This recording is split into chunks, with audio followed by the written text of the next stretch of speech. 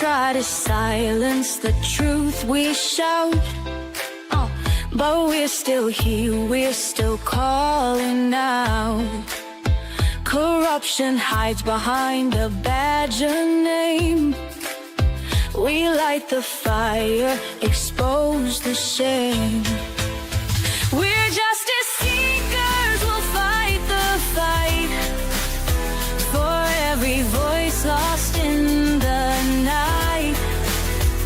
My life mattered is the cry we sing for the ones they tried to bury within. It's just us, we're a movement wide.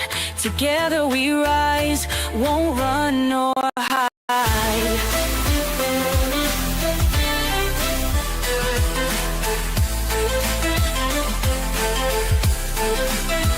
The stories echo, the pain runs deep. For stolen lives we can't just weep. Elected power, but their hearts are cold. We'll bring the truth, let it be told. We're justice seekers, we'll fight the fight for every voice lost in the night.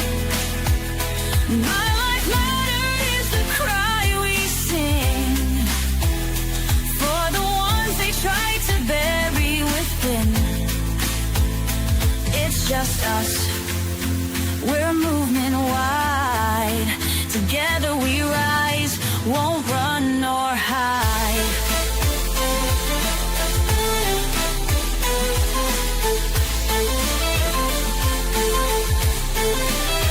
We're justice seekers, we'll fight the fight.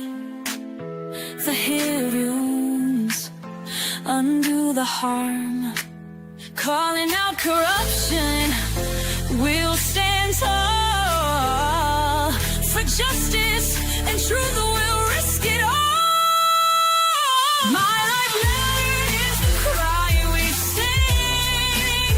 Together we rise, let freedom ring.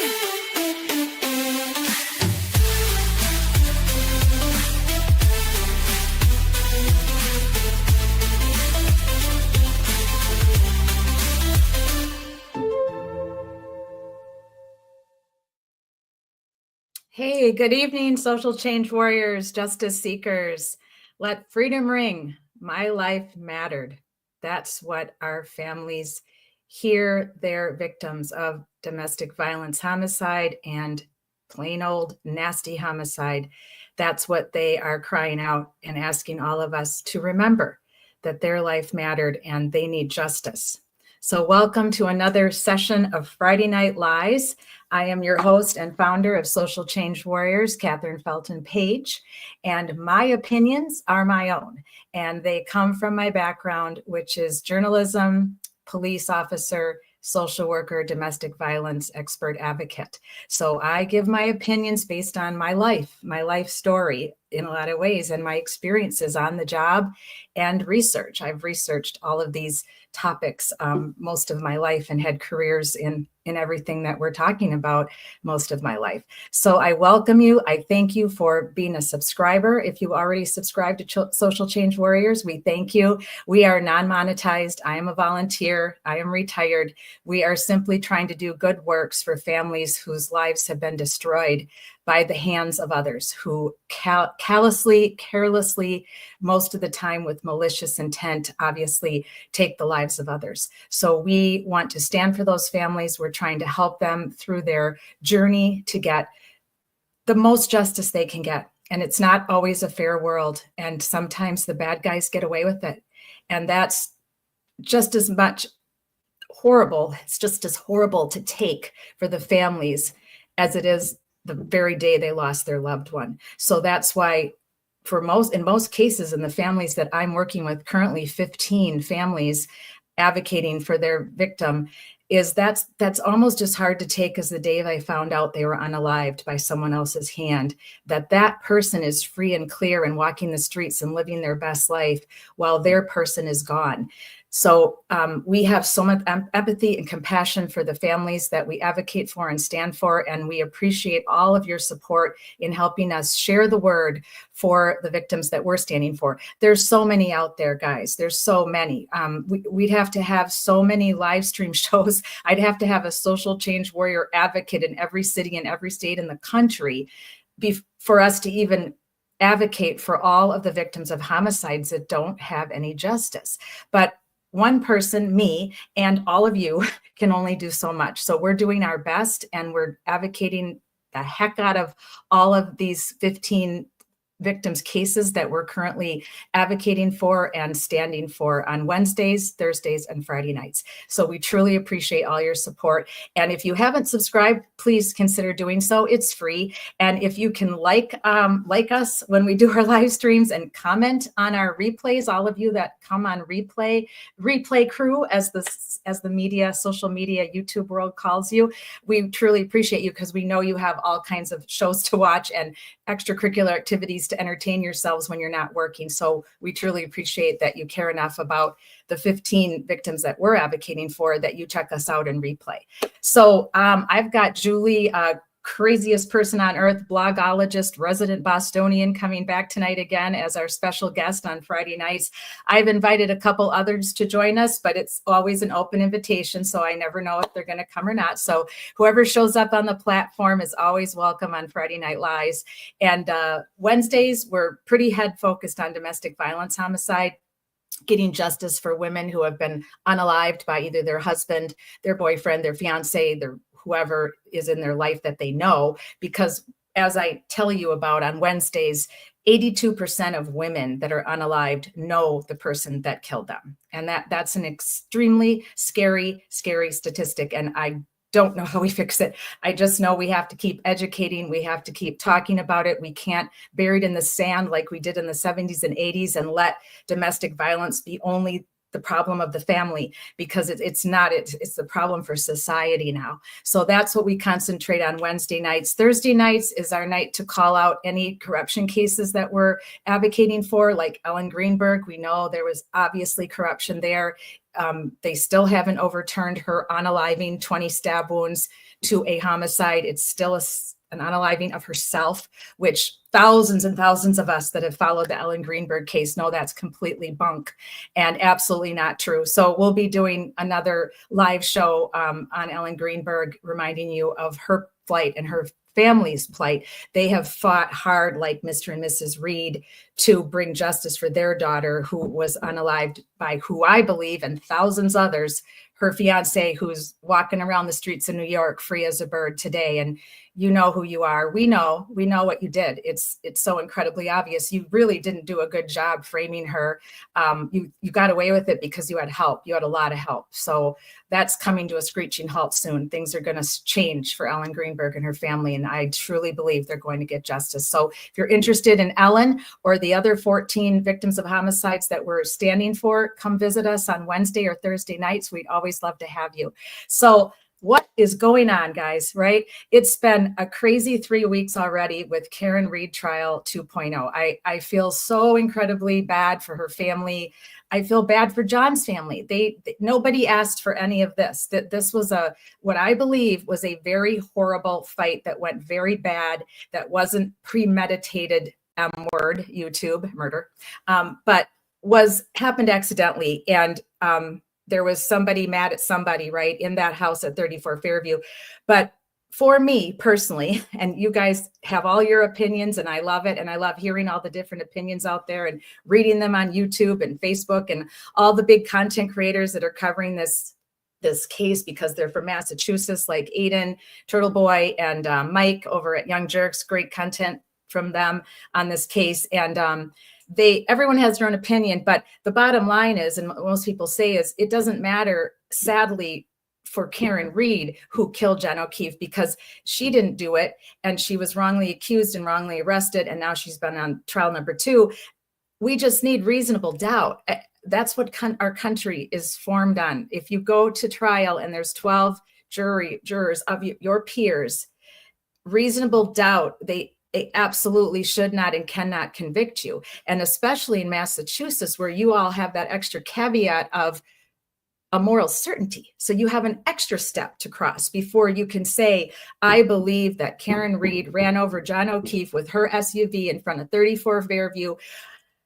Man, I know that happened, and I have no doubt. There's no doubt whatsoever. The prosecution proved their case. They left me with absolutely not a reasonable doubt in the world, and I'm so up there on moral certainty, and I'm saying, yes, she did it. There is no way in HE double hockey sticks that any intelligent person can listen to this trial, and we're not even close to being done, but who we've already had on the stand, and we're going to go over them a little bit tonight with Julie. There's no way they can say that. There is so much reasonable doubt. It comes in truckloads in this case. And most people agree with me and agree with all of the other Massachusettsans who are for freeing Karen Reed and all of the amazing people that have stood out for her week after week in the snow and the cold and the rain. And we've watched them all do it. I actually participated in a standout in Madison, Wisconsin last summer. I was in the rain in one in Orlando, and I did my own in Daytona Beach by myself. But lots of people came up and talked to me, and I handed out flyers. And it's very empowering to stand out for something you believe in. It gives you the feeling that you really can make a difference, that I really can make some kind of an effort to change what's going on in my world and in my community and in our society. And we need that. We need more people. We need more villages to step up and behave like Free Karen Reed has behaved. They've been amazing, backing her and going to bat for her and constantly showing up with their signs and their voices. And when I worked for Special Olympics, I made t-shirts for everybody one year because a lot of people would come to me and say, I feel so bad. I don't have any money. I can't donate to Special Olympics. And they're always sending me letters. Because I come and volunteer, I get letters asking for money. And I felt really bad because a lot of people just can't squeeze it into their budget, or they're already giving what they can give to their church or to other really great causes because there's so many. And now we've created a month for almost everything in the world, and everything has a color. So you can really like show, your pride when you stand out for causes that help people survive terrible diseases. And I made a t-shirt that said, my gift to Special Olympics is my time.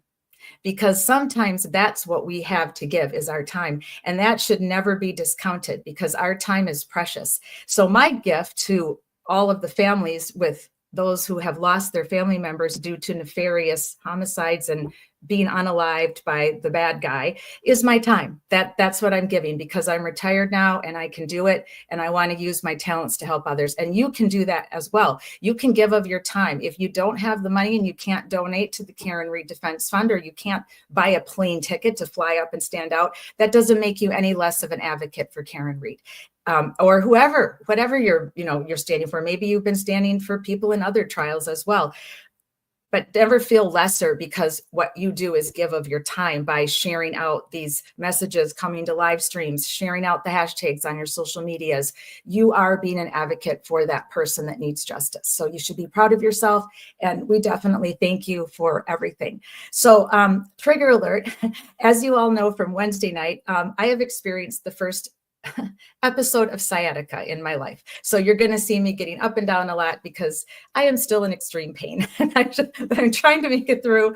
I'll do my best. I'm on 800 milligrams of ibuprofen. So little club soda tonight, unfortunately, no wine and no pizza tonight because my sister spoiled me and made dinner for us here at my mom and sister's house. So I'm still in Wisconsin, and I'll be hitting the road back to Daytona Beach here in a couple days. But I love coming home to my hometown of Madison and being with my family and my younger son and all my friends. Madison's a great town. If you ever get a chance to visit here, come on in, check us out. We've got a beautiful capital. The University of Wisconsin is here. Come on in for a game or two. You won't be disappointed. So MCAT is usually here with us. She is an Iowa grad. So in the fall, things are going to get dicey here on Friday Night Lives with MCAT and I. We'll be prepping for Saturday college football. And any of your other, we do a lot of sports talk on this channel because I'm a sports geek. So you're always welcome to talk sports with me if you want to. All right, Julie. She wants me to email her the link. Yes, dear. I apologize. I only texted it to you. Okay. Stand by, everybody. I'm going to put up something for you to see while I email Julie the link. So stand by.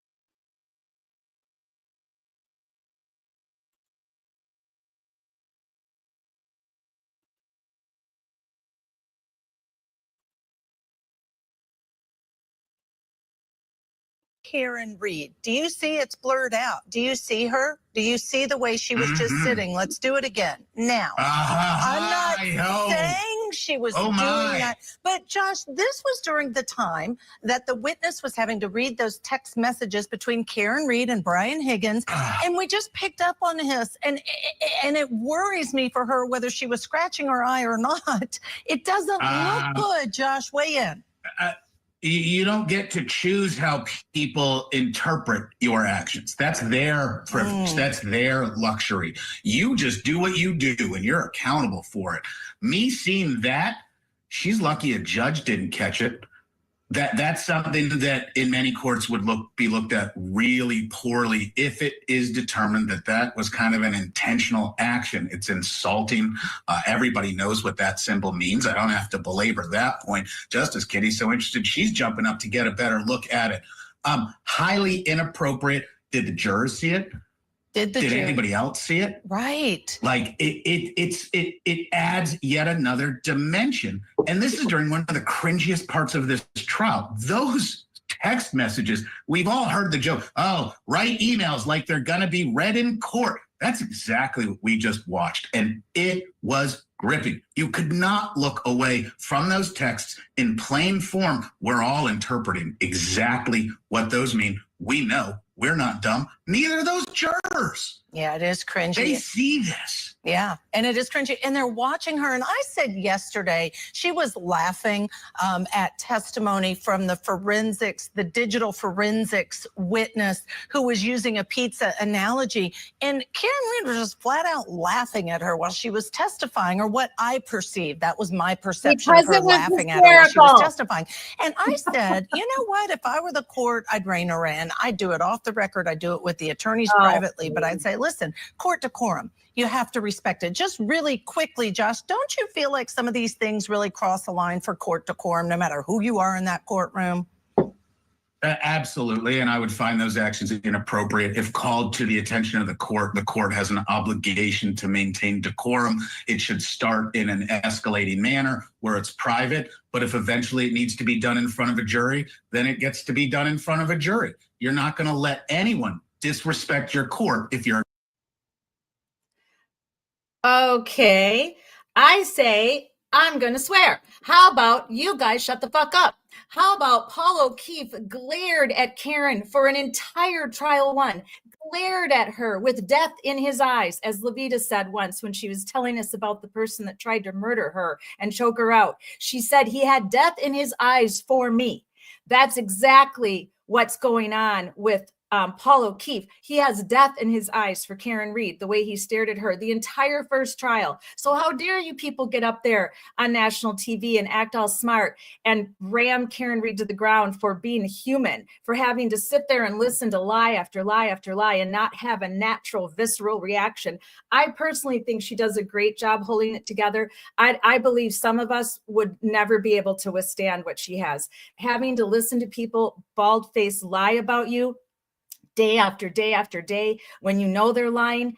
When I saw this today, I had to pace around with my limping walker because I could not believe that they are such hypocrites, that they have the audacity to call her out like that when Paul O'Keefe has gotten away with murder, literally visual murder. And the family, the O'Keefes, all of those little Aruba girls with all of their nasty faces and all the faces they make and the whispering and the snickering and the passing notes. I'm like, come on, you've got to be kidding me.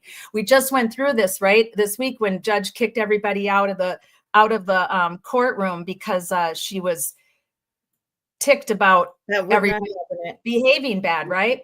So, all righty then. I just wanted to show all that to you. Let me know what you guys think about that. Welcome everybody in the live tonight. If you want to chat with us in the friend zone, you are always welcome. If you want to come on the platform and say your piece, you are always welcome. I can put the green room link up in the chat for you, or I can email it to you. So I just wanted to start out. Let me stop screen share. There we go. So welcome back to our resident Bostonian and blogologist, craziest person on earth, Julie. Hey, everybody. Oh, shit. Let me turn this down. Hey, everybody. What, it hasn't even been a week. It's been, look, see, Nagelblob's throwing solo cups because that's how crazy it was. What a goddamn week. What a shit show. Jesus Christ. Yeah, MCAT says, I agree 100%. Court TV is out of control. I can't even watch them anymore. Oh guys. yeah, that guy. Well, see, that guy had a lot of opinions about Karen, and I mean, it is what it is. I mean, we read the text last year. This year was something else. We know what she does. There have been rumblings, and like Kat and I were talking today. I watched on a channel where you could see the quote unquote Karen cam because there were rumblings that people were. Wait a minute, is that the guy in the cottage? Oh yeah, well, he's the not guy in the there. attic. I mean, yeah. So I watched in the attic because they had Karen cam. And you suffered through this. You suffered through that for us. Well, I mean, it wasn't exactly suffering. I mean, most of the time they're quiet, and I wanted to hear the reaction to a lot of things. And like you hear like rumblings of like, you know, like what the other side's doing. So you get to hear like, okay, who is Jen McCabe allegedly? Again, allegedly. Well, I mean, it's not really allegedly, but like they all talk to one another. So you kind of hear like the rumblings of like what's going on, and like you hear reactions to like, for example, when Jen McCabe was on the stand, when Kerry was on the stand, how the conversation switches from like, oh, she, you know, was visited by the ice cream man with the FBI, and Kerry, you know, said, well, I lied, but you know, it was a misrepresentation or whatever she said, it was an accident.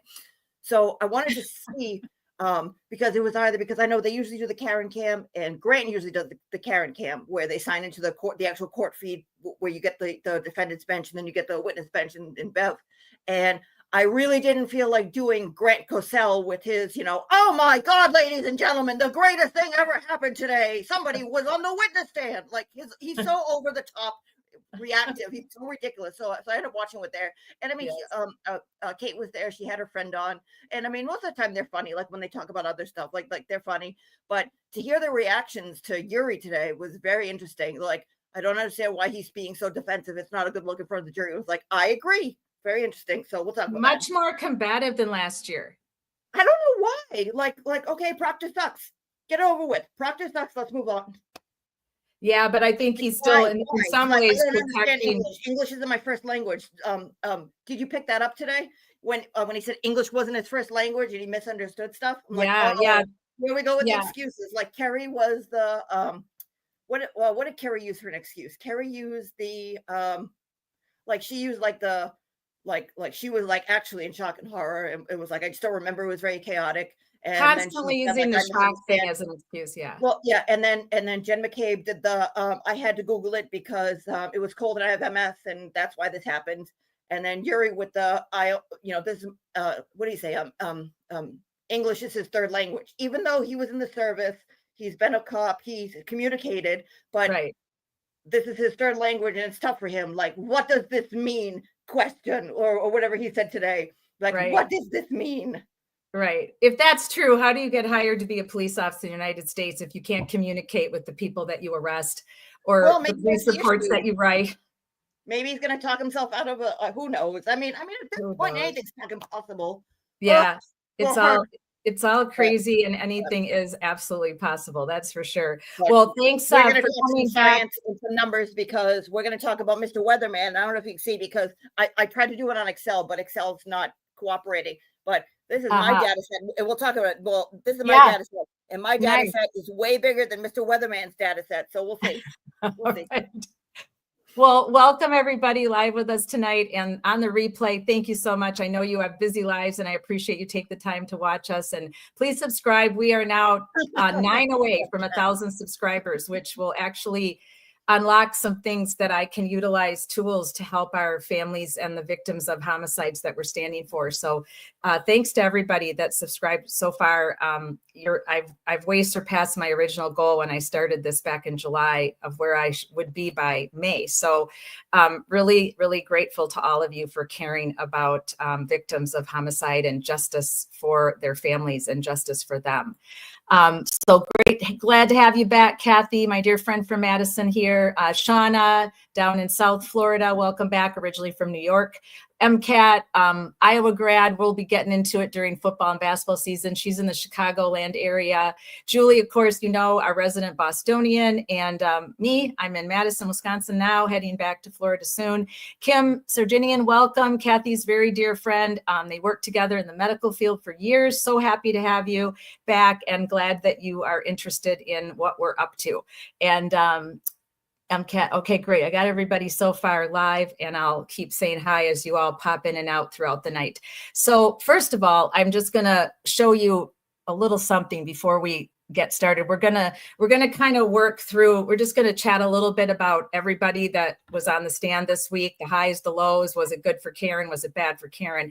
And then we'll kind of hone in a little bit on Gallagher, and Julie's got some interesting video to show you as usual, and then we'll kind of just talk about Yuri, because that's a lot.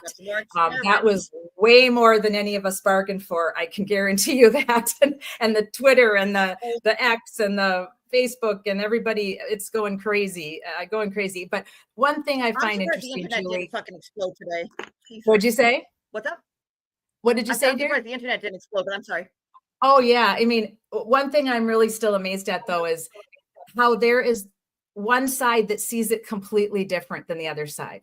I go on there and I look at all the comments of some of the antis that I follow and that I've had some banter with, and they see it completely different than how I see it. And I'm just kind of like, my head hurts from thinking, how in the world do you see this so differently?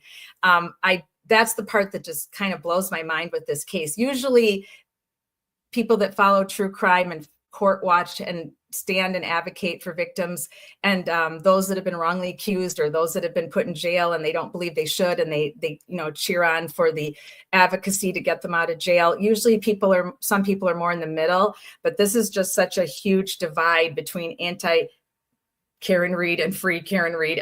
And a sad part is that justice for John O'Keefe kind of gets lost in the shuffle there, because when it's all said and done, that person, that individual needs justice. John O'Keefe is telling us, my life mattered, guys. I need justice. I want the right person arrested, and the right person should go to jail. So I kind of get a little bit weirded out by how many people just aren't seeing what we're seeing, how wacky all these witnesses are, and that you cannot make this shit up. The behavior of the witnesses, again, in trial 2, are just as crazy and wacky as they were in trial 1. They're evasive. They obviously lie. You can tell they're lying. They have visceral signs of lying. Anybody that works in psychology, psychologists, police, even a lot of teachers become very good at detecting lies, because kids lie to them all the time. So those of you that are good at detecting lies, regardless of what field you're in, they're lying. It's obvious. And I don't know how the Jennifer Kuffendoffers and the Julies and the Mama Lama, or whoever she is, and all of these other people get on there every day and completely ignore that these witnesses are lying. Good time, Jewel Carp. What? Good time, Jewel Carp. Oh yeah, Julie Carpenter. That's who I was referring to. But there's the other Julie too, the court TV Julie. Oh, Julie Grant. Yeah. And then there's Wendy, and isn't that Witchamajigger's mother, right? You know what? It's funny. What's his name again? Grant Smith Ellis. Towel. Towel. Yeah.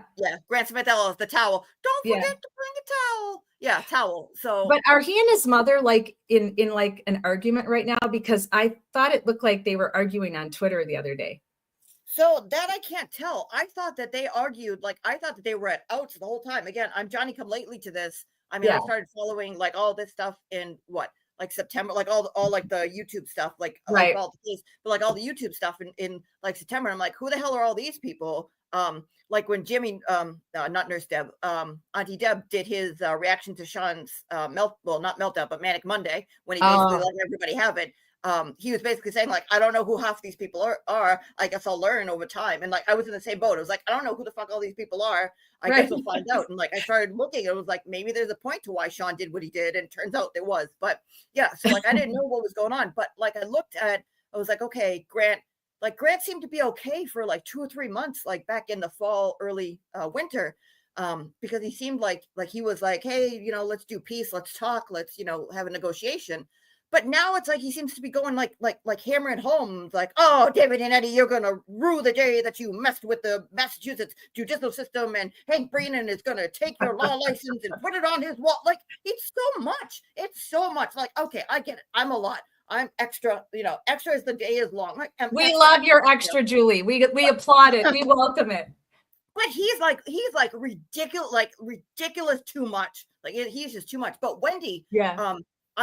So like, I know that she has like ridiculous takes and everything else, but like, I looked into her, and like, aside from the stuff about court cases, she writes books and like talks about like the 19th Amendment and women's rights and suffrage and everything else. And I watched a series, well, not a series, but like, she did a sit down in Belmont, Mass.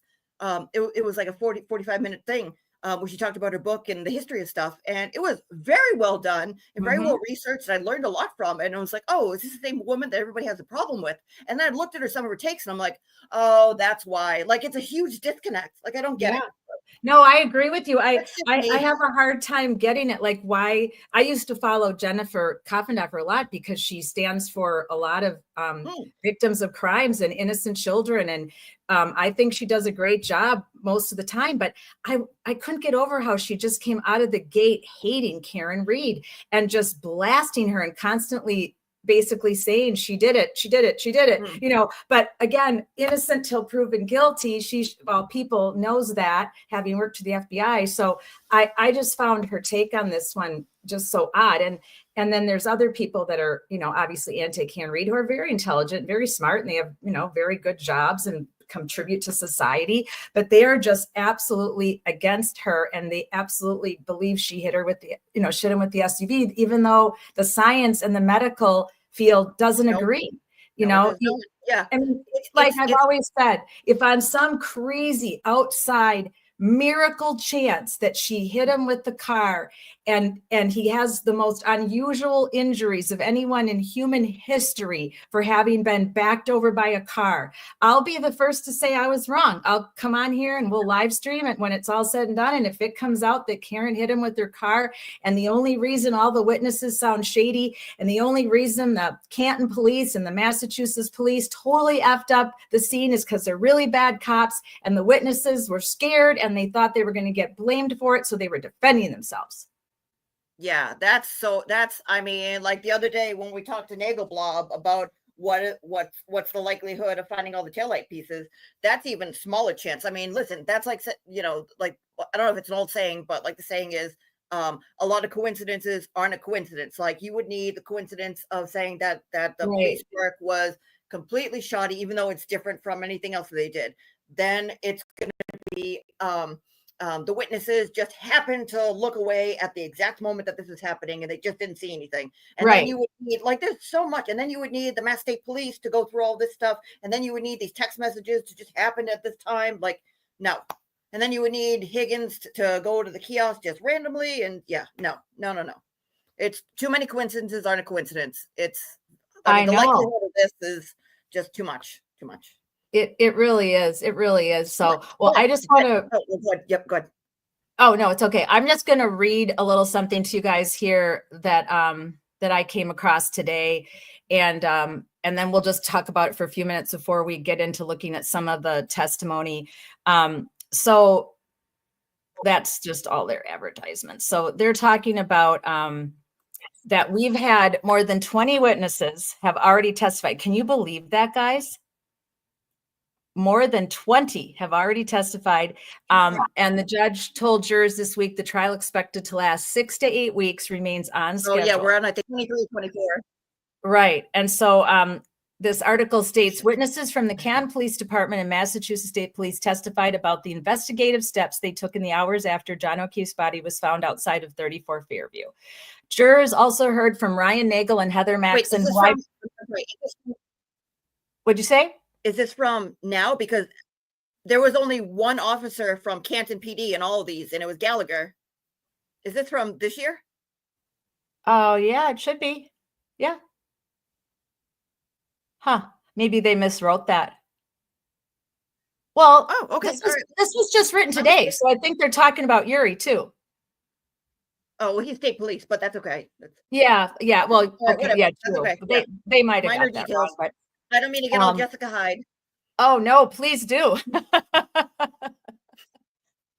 So Ryan Nagel and Heather Maxon, who in my opinion are the only ones completely telling the truth. When we reviewed their testimony from last year, we agreed that Ryan and Heather really had no reason to lie, and we concluded that we really didn't feel they lied at all. Did you guys catch Heather Maxon's little smiles though on the stand? I didn't. You What didn't happened? She catch was it? smiling. I know I might, Sarah did. I'll try to pull her up.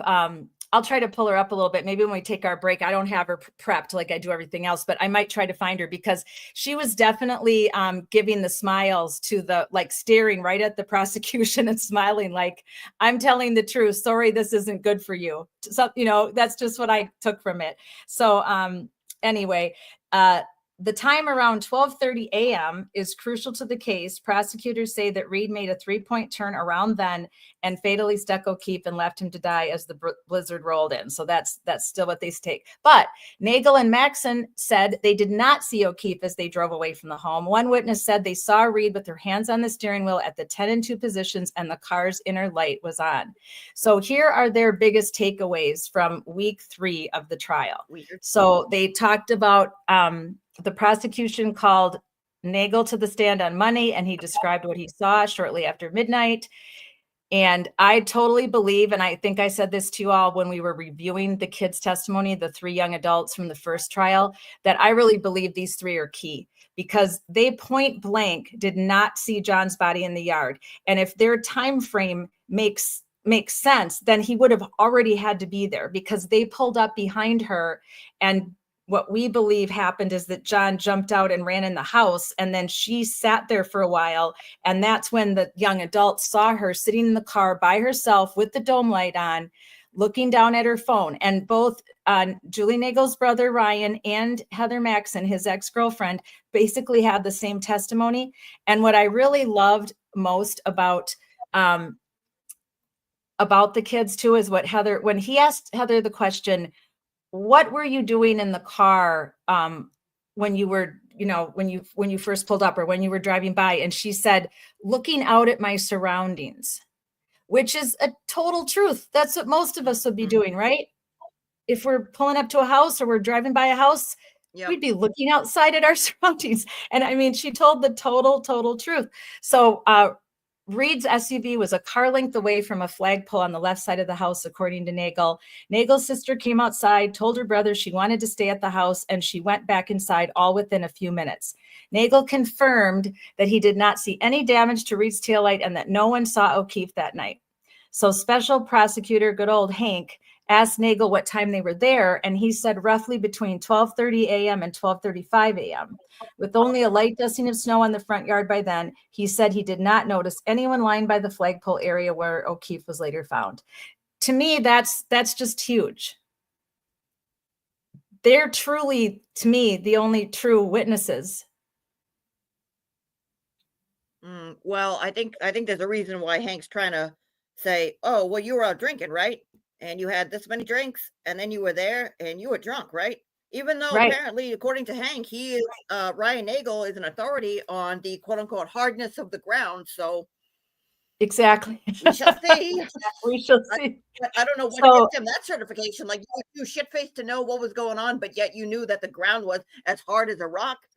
Right. So Betterow was interviewed, and Betterow said, important to the timeline, both are adamant that they saw Karen sitting in the SUV in the area where this is alleged to have happened. They saw no accident, saw nothing suspicious, and most importantly, did not see O'Keefe in the car or anywhere outside, which could support a defense claim that he was not in the car, that he had already gone inside the house. And that's what Betterow talked about today. Yeah. And then last week, an expert witness for the prosecution testified that O'Keefe took 36 steps for a total of 84 feet between 12:31 and 12:32 a.m. So I'm just checking here, going down to see what else. And they talked obviously about the jurors learning that former lead investigator Michael Proctor, that was a big deal that they found. I mean, they found out about a lot of stuff in the last 2 days. Their brains must just be so tired. And then former Canton Yes, Police Lieutenant boy. explains why no search inside of 34 Fairview. So we're going to get in and talk a little bit about Paul Gallagher here in a minute. He's the first person we're going to talk about God. before we get to Yuri. And the defense plants the seeds for the third party theory. So that's good because we're already, what are we on, day 13? So we I need think so. these. Yeah, day 13, Yeah. witness number 24. Right. So by the end of the week, with Yuri still on the stand, Reed's defense began hinting towards its theory of the case that O'Keefe was beaten up inside 34 Fairview Road. One of the three people publicly accused, Brian Higgins, an agent with the Bureau of Alcohol, Tobacco, Firearms, and Explosives, exchanged a series of flirtatious text messages with Reed in the weeks prior to January 29th. And we'll go over that in the second half of the show tonight. So today, obviously, the jury got to hear all those messages. It took an hour and 23 minutes for Yuri to read all of those flirtatious texts exchanged. I like the way Jackson started out by asking him if he would describe them as flirtatious, and Yuri didn't want to go there. So then he basically said, okay, let's read them. And I was stunned. I did not know that they were going to try to get the jump on Hank with the reading of the text messages, but I think it was brilliant. And then after it was all said and done and the hour 23 had gone by and he read all those text messages, he asked him again, now would you say it's flirtatious? And he still didn't want to go there. He still didn't want to go there with the word flirtatious, which I find to be very bizarre, right? Nope. Very, very bizarre. So that's pretty much, those were your highs and lows. Well, I mean, the most interesting thing is that. Go ahead. What's going on with this? Hey, Amanda. No, I welcome think I don't know what the crisis is going on with my internet. Hey, Queen Olive is back back. and forth. Huh. Great to see you, Queen Olive Ruth Ann. Awesome to see you. Bert Howell is back in the house. Hello. Hi, he says, what about the judge? She is biased. I gave her a chance, but she lost me. Yeah, I think all of us gave her a chance in trial one, Bert, but she's something. I'll tell you. There's times when I actually kind of like her because I like the way she treats the jury. And there's times where she does seem fair. And then I kind of lean towards liking her again. And then she just pulls some crazy bullshit. And then I don't like her again. So I'm in a love-hate relationship with her. Most Free Karen Reed, especially over on Turtle Channel, Aiden, hate her basically. So I kind of have a love-hate relationship with her, but thanks for joining us tonight. You're welcome here anytime. Again, great to see you, Queen Olive. She said they only started investigating when Karen started fighting for her freedom. Yes, absolutely.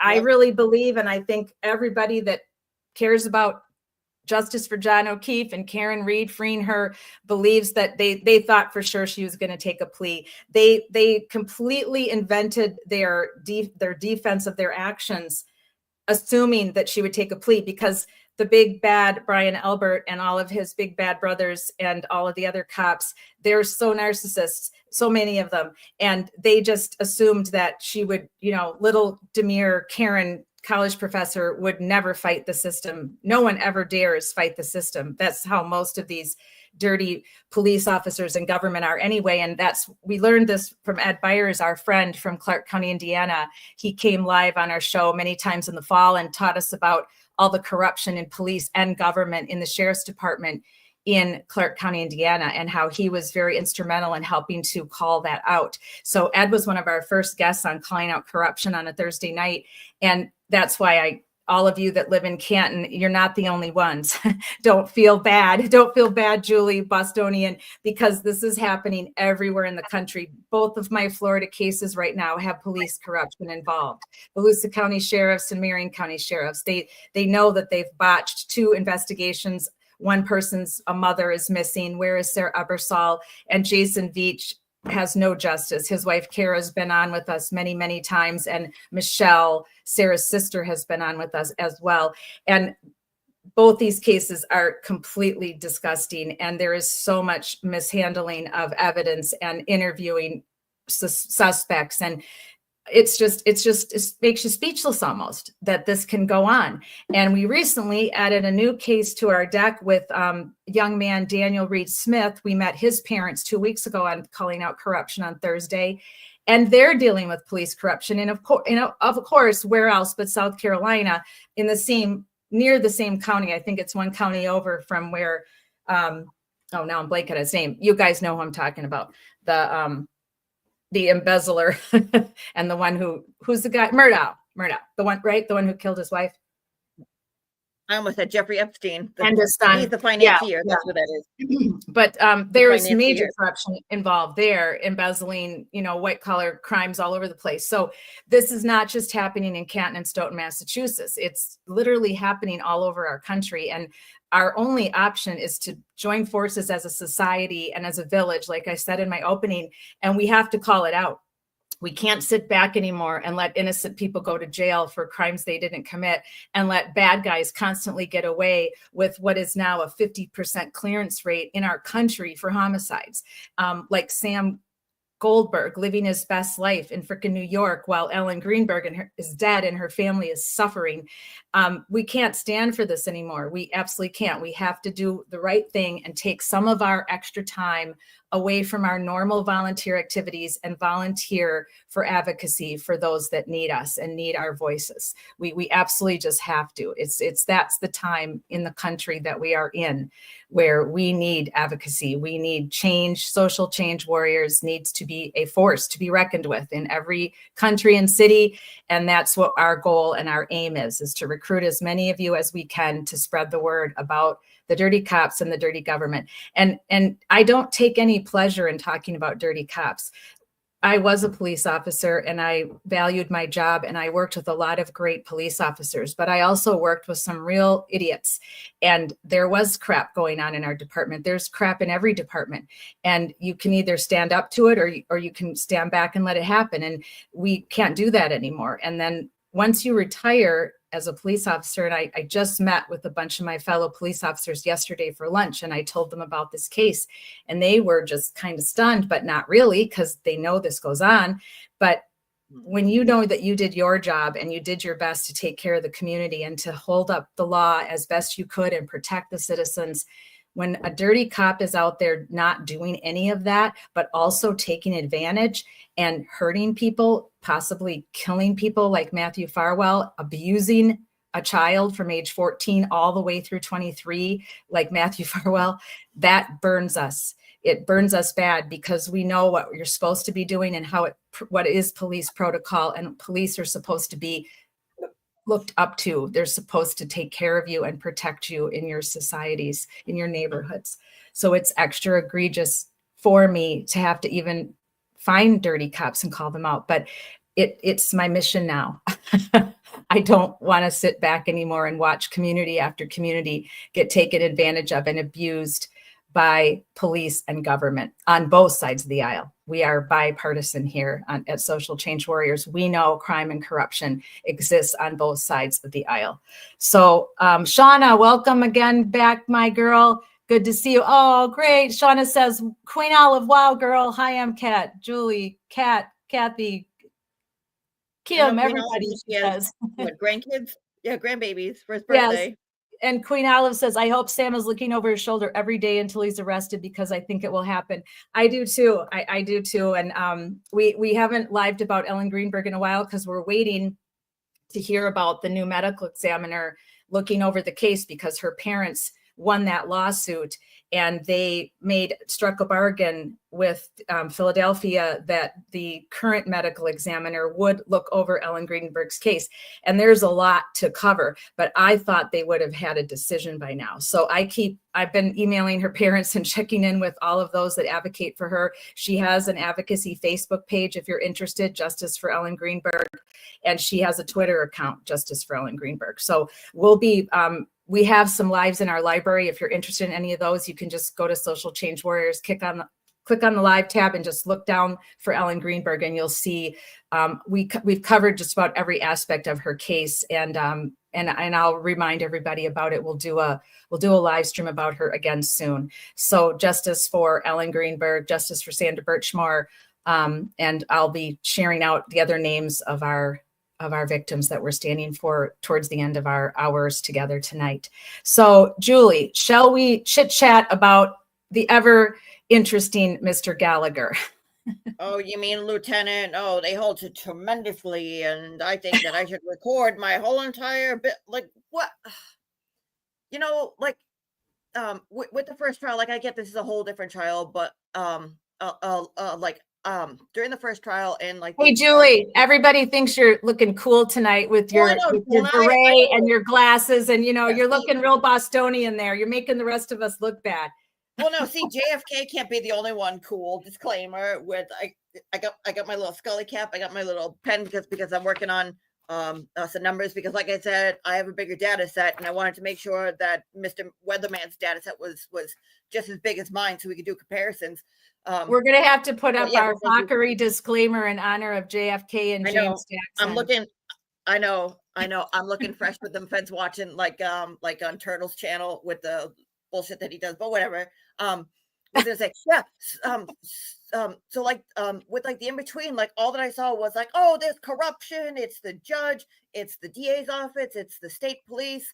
It's this one, that one. It's Maura Healey, the governor. It's this. It's this. It's Tiggy. It's Brian Albert. It's this one. But nowhere did it mention this guy, Mr. Leaf Blower himself, who is ground zero, in my opinion. Again, this is my opinion. Look, see, B. Arthur fell over. That's how bad it is. B. Arthur fell over because B. Arthur knows this guy was first on the scene, and I think he got overlooked the first trial. He was first on the scene, and at a novel crime scene, took a leaf blower that was gas powered, that was not underpowered by any means, which means it blew the fuck out of everything. Right. And he blew shit all over the crime scene. And then he blew stuff that was there away. You want to talk about who killed Officer John O'Keefe? The answer is blowing in the wind because of Officer Gallagher, or Lieutenant Gallagher, whatever his name is. Yes, Ridiculous. retired Lieutenant Gallagher. You really can't make this stuff up. He literally scattered it to the wind. He's like, oh my God, we need to investigate.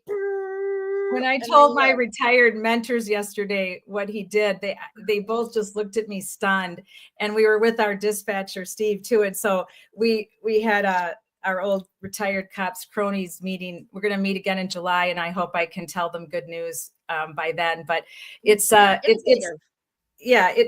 thing that really amazes me is how defiant he was. He refuses to even remotely admit that anything he did not do was wrong. That he just is so like defiant on what he did. He just won't back down. Such an asshole too. He's like, well, I need to memorialize this because this is brilliant, because I think I saw this once before, but then again, I've never seen it before, so we need to memorialize it so I can teach this. Right, no, right. Take that video and throw it away with all the evidence that you just allegedly threw away, or what it looked like to me.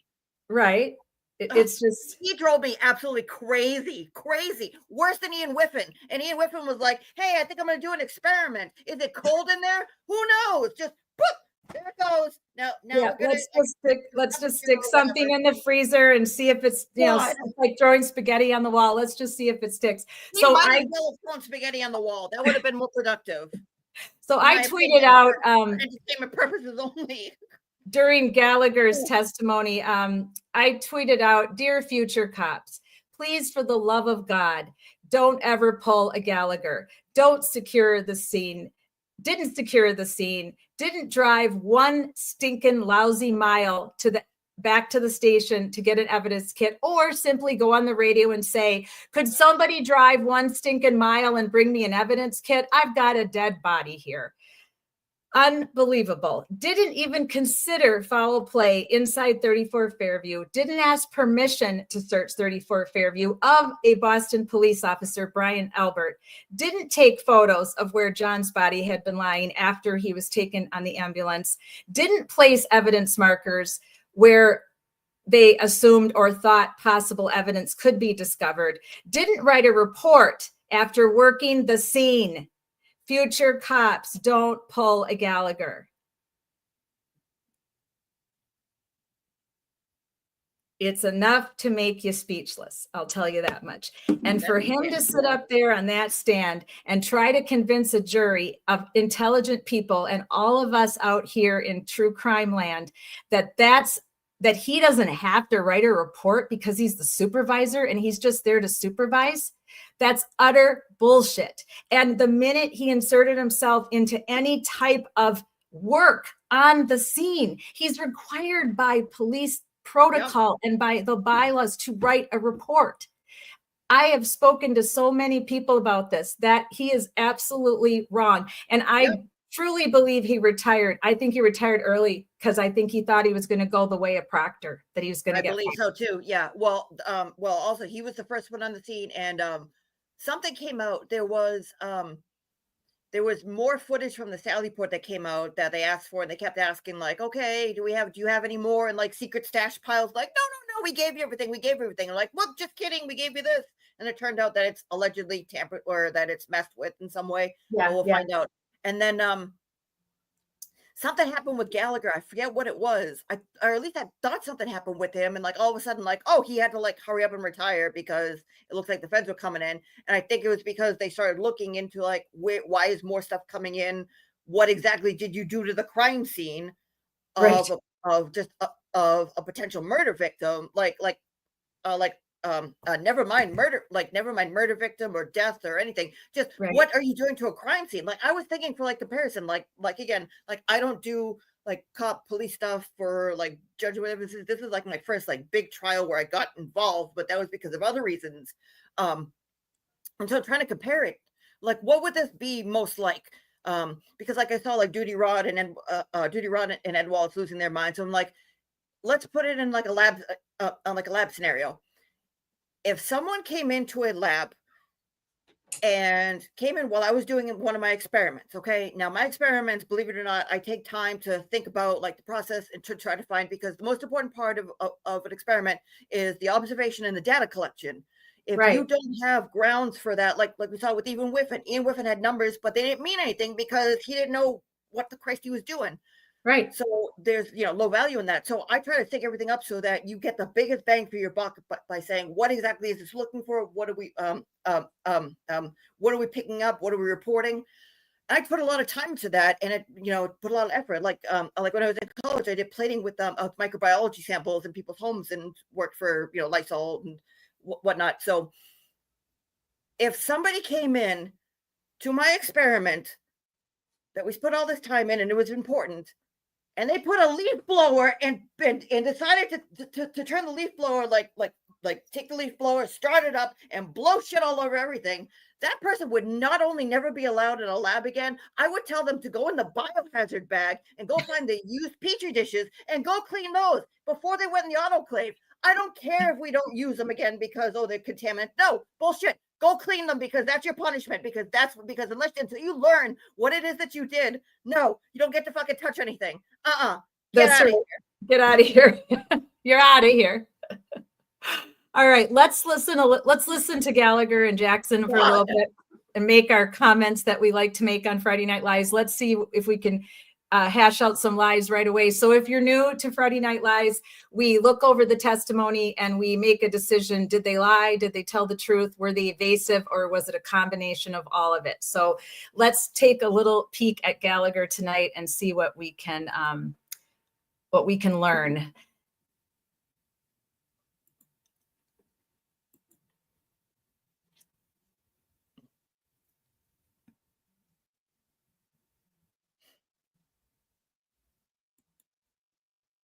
So I actually listened to the trial today on a new channel, and I'm going to tell you about that in a little bit.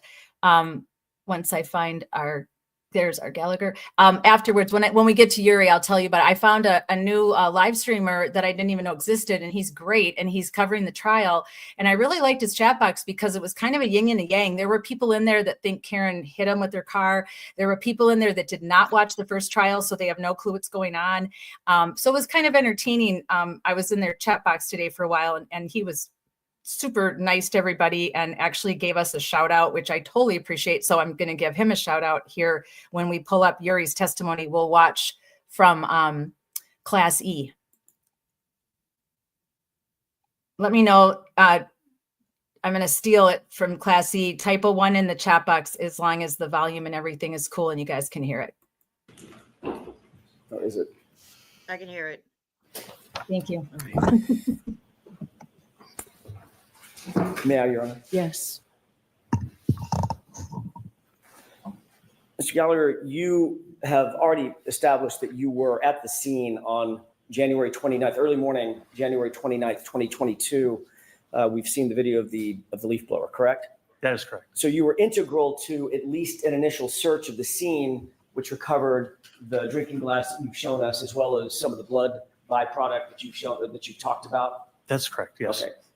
You were the ranking person on the scene. You've already described that. Yes, that is correct. There were also several other officers from Canton PD who were there with you. Yes, there was 3 of them. officers. Can Yes. you just name those other officers? Yeah. Detective Sergeant Lank, Lank, Detective Sergeant Good, Goode, Officer Mullaney, Mullaney, and Officer Sarif, SA. Oh, I forgot about him. When you initially, let me back up and ask a different question. Given the fact that you were the ranking officer, the way that it works in a police department is everybody sort of reports up the chain of command, correct? That is correct. Yes. So they would have all reported up to you in some particular. That's correct. And then, of course, you report to I think you're the deputy chief, and then the deputy chief reports on up to the chief, correct? That is correct.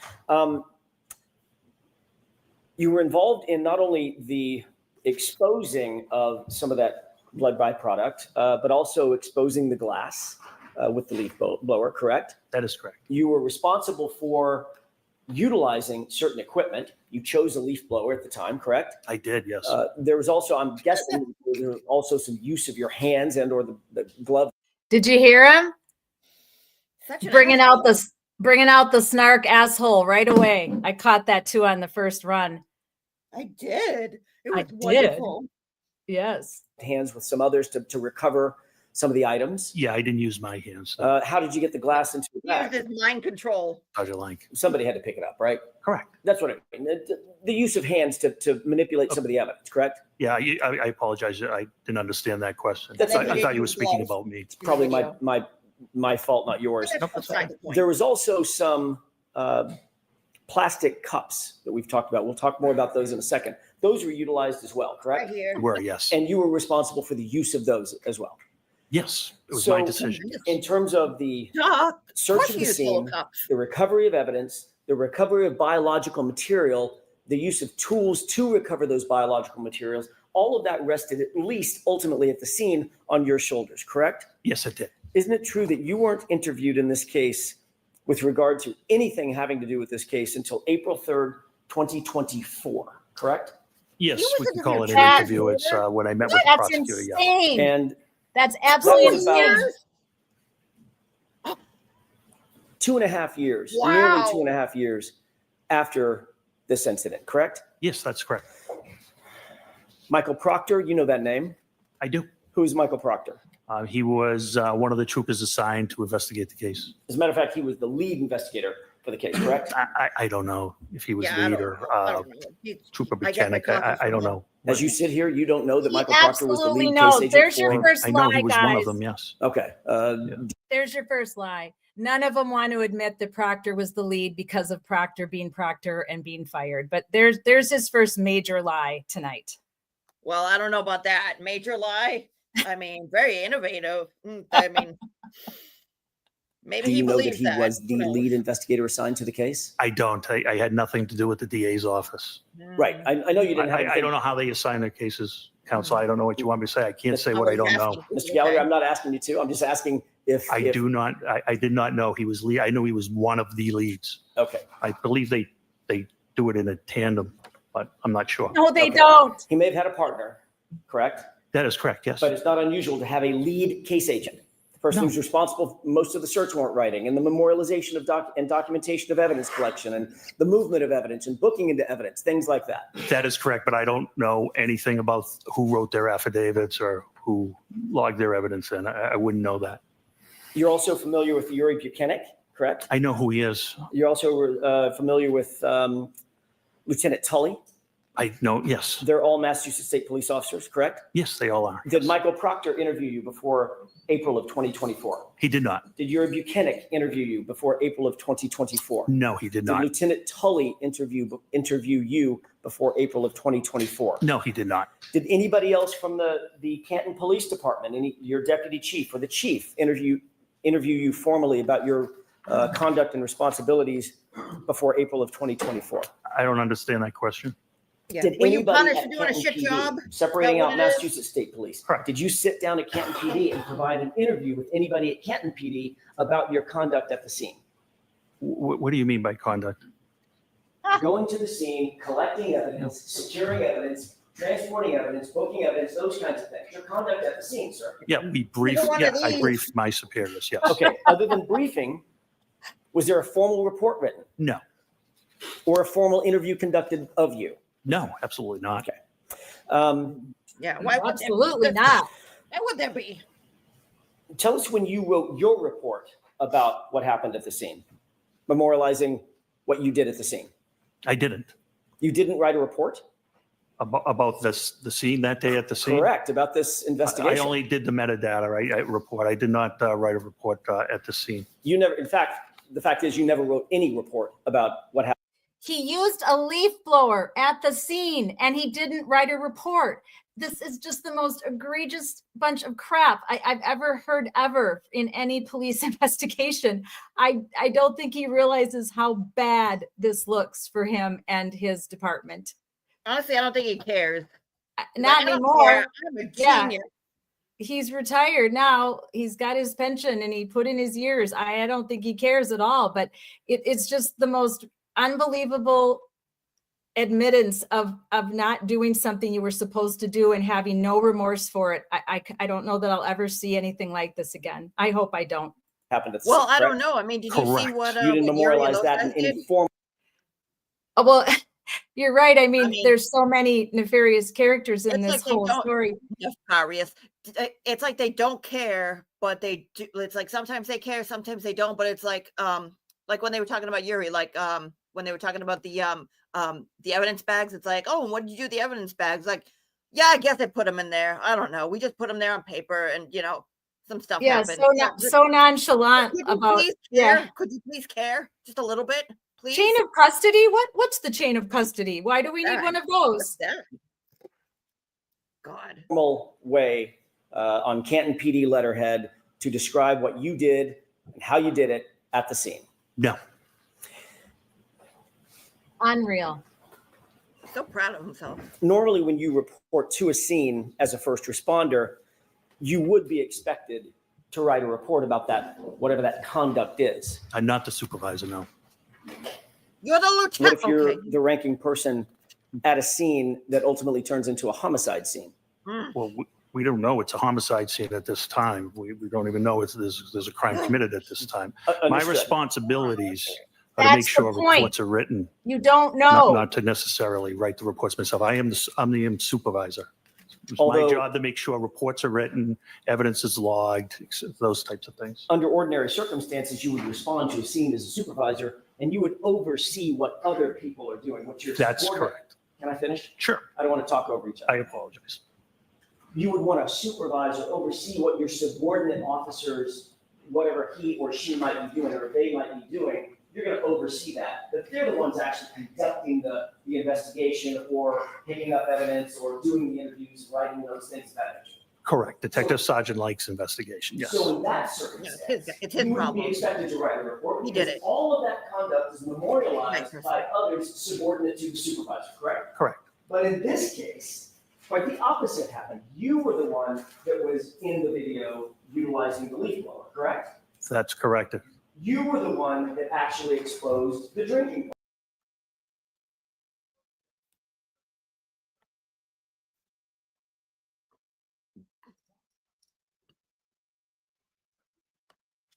What happened? Coagulation of blood in and around that area, correct? That is correct. You noted where you believe the drinking glass was, in other words, what location, if there were grid coordinates, where it would be, correct? Correct. And you instructed others to transport that important evidence back to Canton PD to have it booked, correct? That is correct. You also secured the plastic containers in which to recover the blood. That is right? correct. You also directed someone to get a bag to put the plastic containers in and ultimately transport it, correct? That is correct. So you would agree with me, Mr. Gallagher, that in this circumstance, you were the centerpiece of the recovery of evidence and the investigation as it was at that time in that limited context. You were the centerpiece of what was happening at the scene, correct? And I made sure it was documented by Detective Sergeant Lang. But you didn't find it important enough to write a report yourself. I think that's poor misrepresentation. There's a person fighting for their life. It was very important. When you were there at the scene at what time was it, by the way? I got there shortly after 7. Okay, you knew that that person who was fighting for his life had already been transported and was in good care, as best care we can provide at Good Samaritan Hospital, correct? That is correct. So certainly you're not excusing away the idea that you didn't memorialize your conduct because you were too busy fighting for someone's life. That's not what you're saying. No, definitely not what I'm Okay. saying.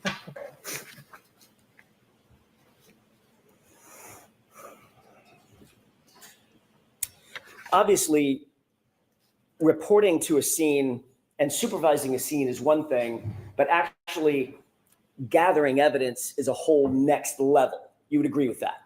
Sure. Because just to put a fine point on it, responding to a scene as a supervisor, you want to make sure everybody's doing their duty, but the officer or officers who, for instance, uncover, let's say it's a knife or a gun or some weapon or something like that, actually documenting and picking up that evidence and handling it in an appropriate way, that is all highly, highly technical. It's very important to get it right and memorialize it all, correct? That is correct.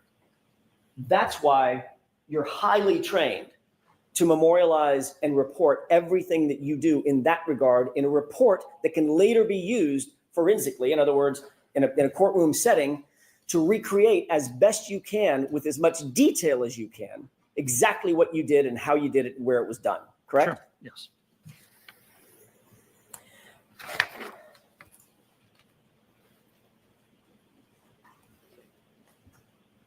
Officer Lank wrote a report in this case. Sure. Did Officer Mullaney? I believe he did. Yes. Did Officer Seraph? Yes.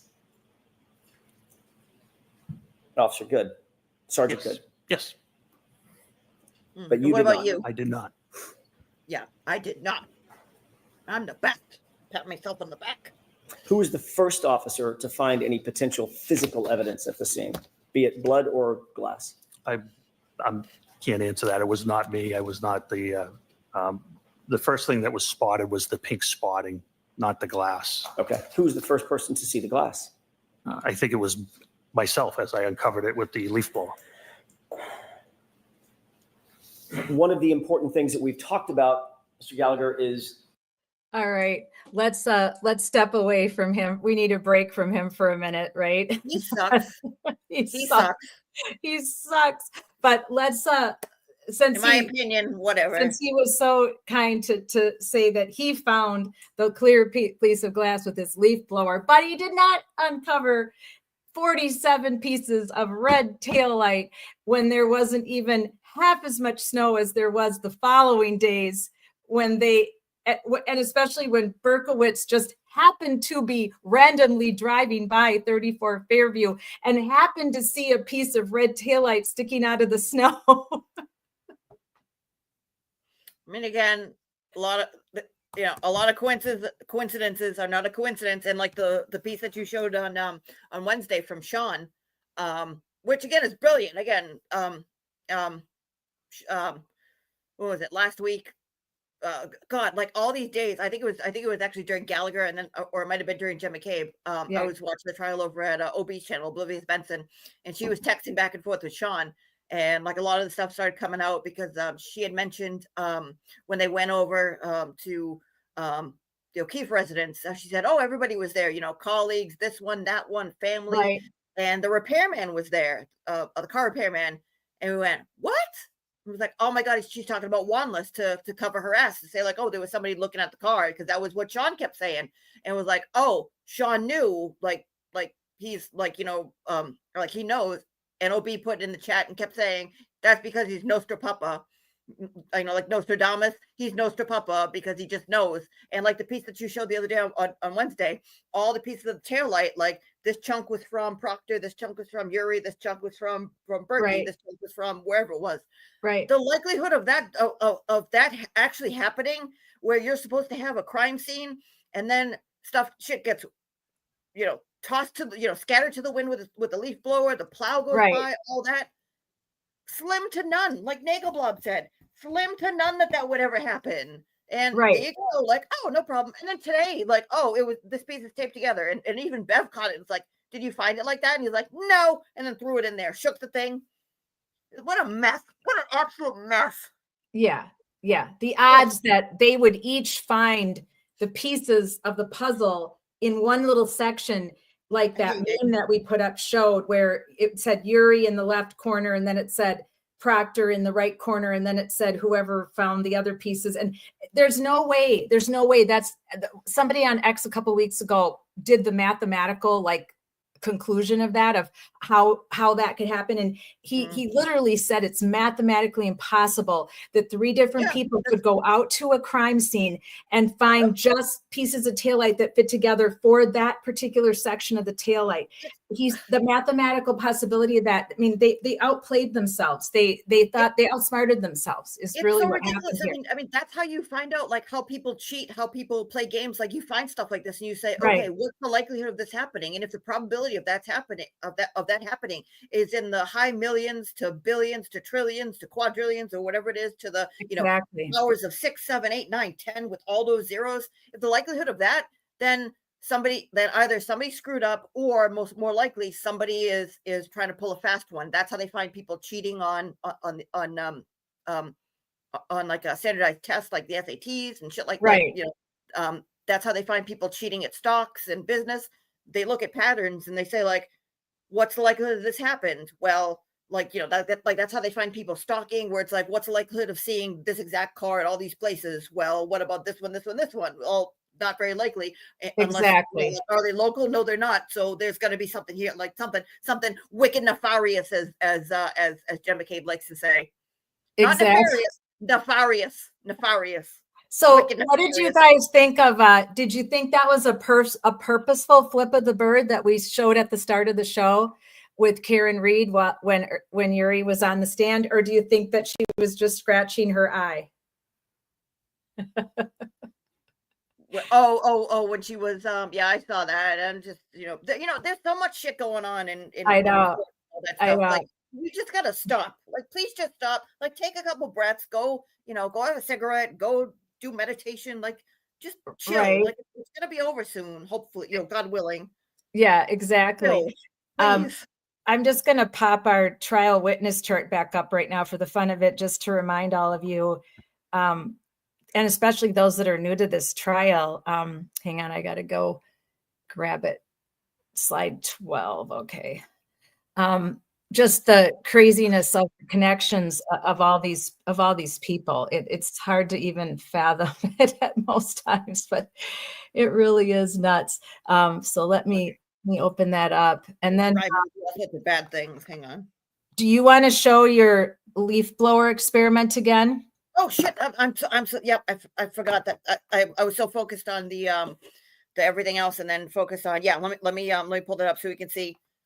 Like, I'm gonna open this up. Hang on a second. Do you still have the tab open for Gallagher's? Because I want to show Gallagher's leaf blowing, because we can fast forward to that. Hang on, I'm just gonna pull up this chart real quick. He did that on direct, so comes up. Oh, that was on direct. Yeah, that was on direct. Okay. Do you have the link? If not, I'll grab it. Hang on a second. I'm going to go back to it. I'm just trying to quickly pull up this chart so then I can just get rid of it. Where is it? Here we go. Here we go. Can you guys see that? Hang on. Oh, get out of my way. No. It didn't come up yet. Hang on. What do you I got to say? add it to the stage. There Now we go. So yeah, let me go. Where is that now? Here we go. So doesn't let me show the whole chart, but it says a tangled web, how the key players in Karen Reed trial are connected. And then it shows, let me see if I can make that bigger. Where is that window? This is kind of an interactive scrolling one, so I probably really can't, but let me go down to the bottom. So here at the bottom, in this bottom, can you guys see the bottom row now, Julie? Hang on. Oh, hang on 1 second. Is the bottom row showing up? I see 1, 2, 3, 4. I see 7 people. Yeah. I see. When I see I'm 3 when I'm rows. in this Yeah. when I'm in this tech room, I can't see what you guys see, but I want to make sure you're seeing what I see. So Was just it this turtle? last, but yeah, just this bottom half, it shows you, on the left, Julie Albert, Michael Proctor, Caitlin Albert, and then next row, Karen Reed, Nicole Albert, Julie Nagel, next row, Kevin Albert, Aiden Turtleboy Kearney, Allison McCabe, Matthew McCabe, Katie McLaughlin. And then it shows you all the spiderweb connections and how they're all connected. It's literally a maze. You couldn't write a screenplay like this. You almost couldn't. Like, this trial and this case is going to go down in history probably as one of the most convoluted, messed up, crazy cases and trials of all times. And then you've got Brian Albert Jr. across the first row, Brian Albert Sr., Brian Higgins, Chris Albert, Colin Albert, Courtney Proctor. Somehow we don't have a picture of her. Jennifer McCabe, John O'Keefe, Julie Albert, Karen Reed, Kevin Albert, Matthew McCabe, Michael Proctor, Nicole Albert, Aiden Turtleboy Kearney, Katie McLaughlin, Caitlin Albert, Julie Nagel, and Allison McCabe. They are all connected in all different ways, shapes, and forms. And it's just absolutely unbelievable at times when you think about this trial and all of these people that are involved. And then this, I'll put a link to this in the replay comments, because it's kind of an interesting thing. You can hover over Chris Albert and then it shows you all of his lines, and you hover over Higgins and it'll show you how he's connected, and then McCabe, Jennifer McCabe, and then it'll point lines to how she's connected. So it's kind of an interesting thing to do if you've followed this trial, and especially if you're new to it and you're like, wait a minute, how does Kevin Albert fit into this? And then it shows you exactly how he fits into it. And today when I was watching Class E, there were quite a few people that didn't know who Colin was. And isn't that amazing? Because all of us that have followed this trial from day one, we know exactly who Colin is, and he was so huge in trial 1. And now people watching trial 2 don't even know who he is. So I wrote in the chat box, who he was, who his dad was, how he was connected to Brian Albert and Kevin Albert and all of them. So it's a great little tool. So I'll share this link. I'll put it in the replay chat box if any of you want to take a look at this and play around with the interactivity of it. So, all right, let me pull us back over to remove that. And you want me to go back to our good friend Gallagher? Oh, yes, please. On direct. I think it was towards the middle of it. I mean, I think if you flash through. Let me see if I have him on direct. Did I have it? The middle of direct, you said, right? What's up? This should be his. Yeah. Oh, there we go. Yeah. Okay. Let me get a little bit further back. We'll just go about right there.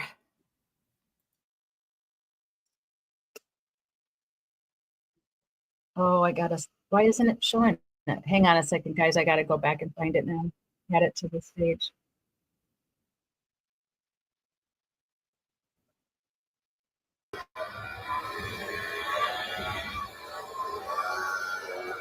Oh, okay. All right. Hang on. Can you go back 1 second? Yep. Hang on a second. Let me take it back. So can we go back to the just before it shows him start. Hang on. Let me take my cool guy glasses off so I can see nice and close. So I'll just start it here. It's kind of the lead into it. Yep. Perfect. It was at Perfect. 32. Did you ask him to come over to the scene to help you? No. Did you expect him to come over to help you? No. Did you prefer he not? Hi, Vermont Bread Smith. So glad to see you. You get the containers, were they plastic cups? Yes, they were red Solo cups. And what was the purpose of using the red Solo cups? They were plastic. They weren't going to leak. They weren't going to get soggy. They were large. I needed a small sample. So bad. My 1 thought mile was, from the police department. because it was frozen 1 or mile. coagulated, that we could frozen or collect it, coagulated. Not the same transport thing, it, by and the way, transfer but it to the crime lab, who could extract the DNA however they saw Sure. best fit.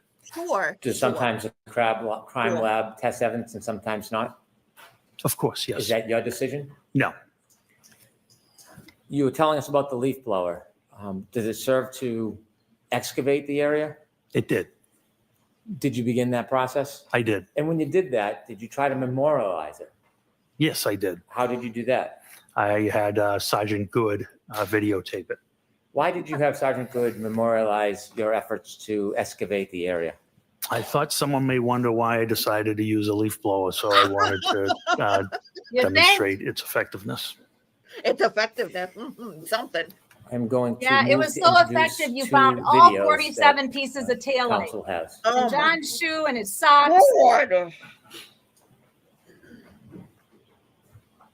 Okay, Kat, when he brings up the video on the screen, can you pause it? To these videos, right?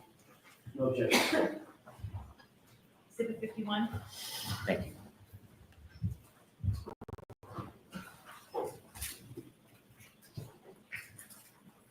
With the court's permission, can I show the jury the videos? Yes. Ms. Gilman, can we show number 1, please?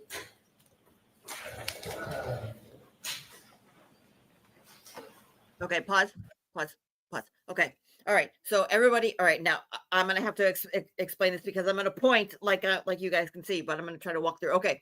So everybody sees that on the left hand of the screen, he is standing there like a dinkus with a leaf blower. Okay. Hang on. I'll grab my handy dandy leaf blower. Okay. And he's holding it like this. And he's pointing it like this.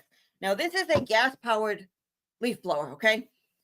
Now, this is a small piece of garbage from Harbor Freight, and we're going to do a comparison. Now, if you look at the tip of his, before he even gets near the ground, you're going to see a big plume of white that's going to come off as kind of like a gray wisp, and it's going to blow very, very, very far away, like at the far right hand of part of the screen, right underneath the duck screen yard. That is the flagpole. It's going to go way beyond. So just kind of focus on that. It's before he even gets close. So he's going to bring it in like this, like this.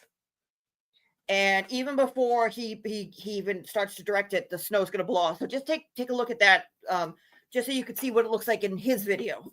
So go ahead, Kat.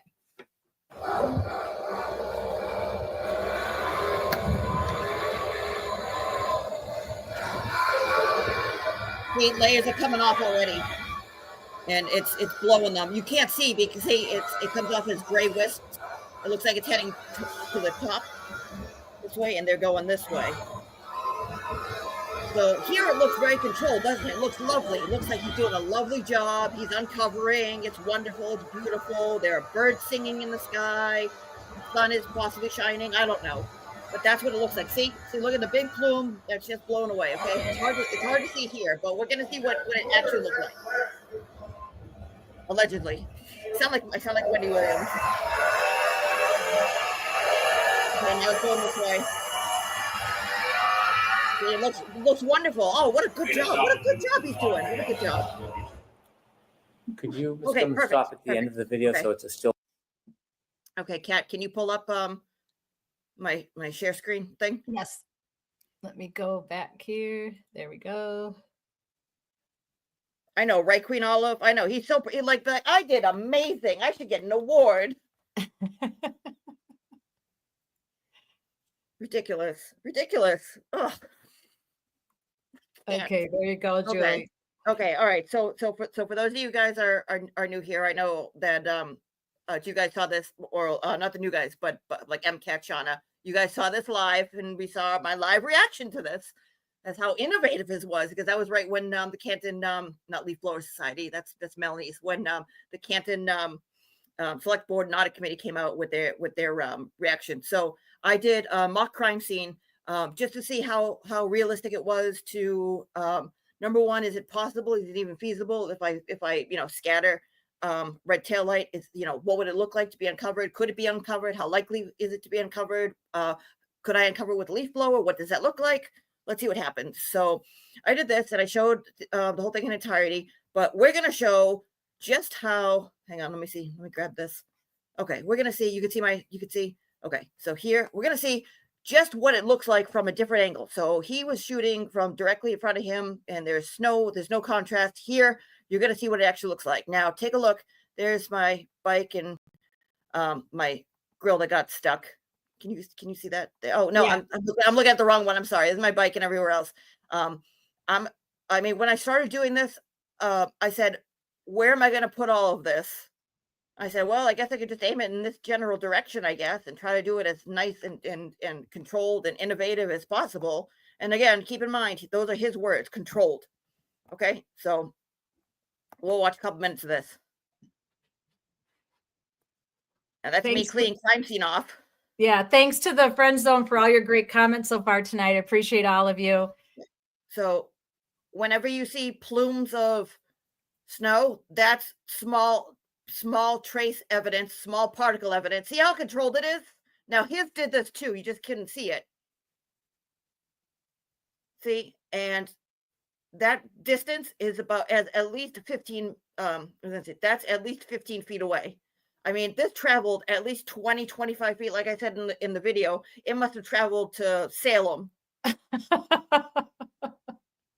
And, oh my gosh. And I mean, you could say like, well, you could put it on a low setting. Yeah, I tried that. I tried putting it on a low setting. The problem is that the low setting, it takes maybe a half an inch of snow off the very top, but everywhere else, you got to crank it up and you got to get very close. And if it starts to quote unquote freeze, as he put it, you got to crank it up to full blast, full steam ahead. And like I said, this is just a piece of garbage from Harbor Freight. He had a gas powered expensive thing that I'm sure had a lot of power to it. But see, look at all that get blown all this way, all down to the next neighbor's yard.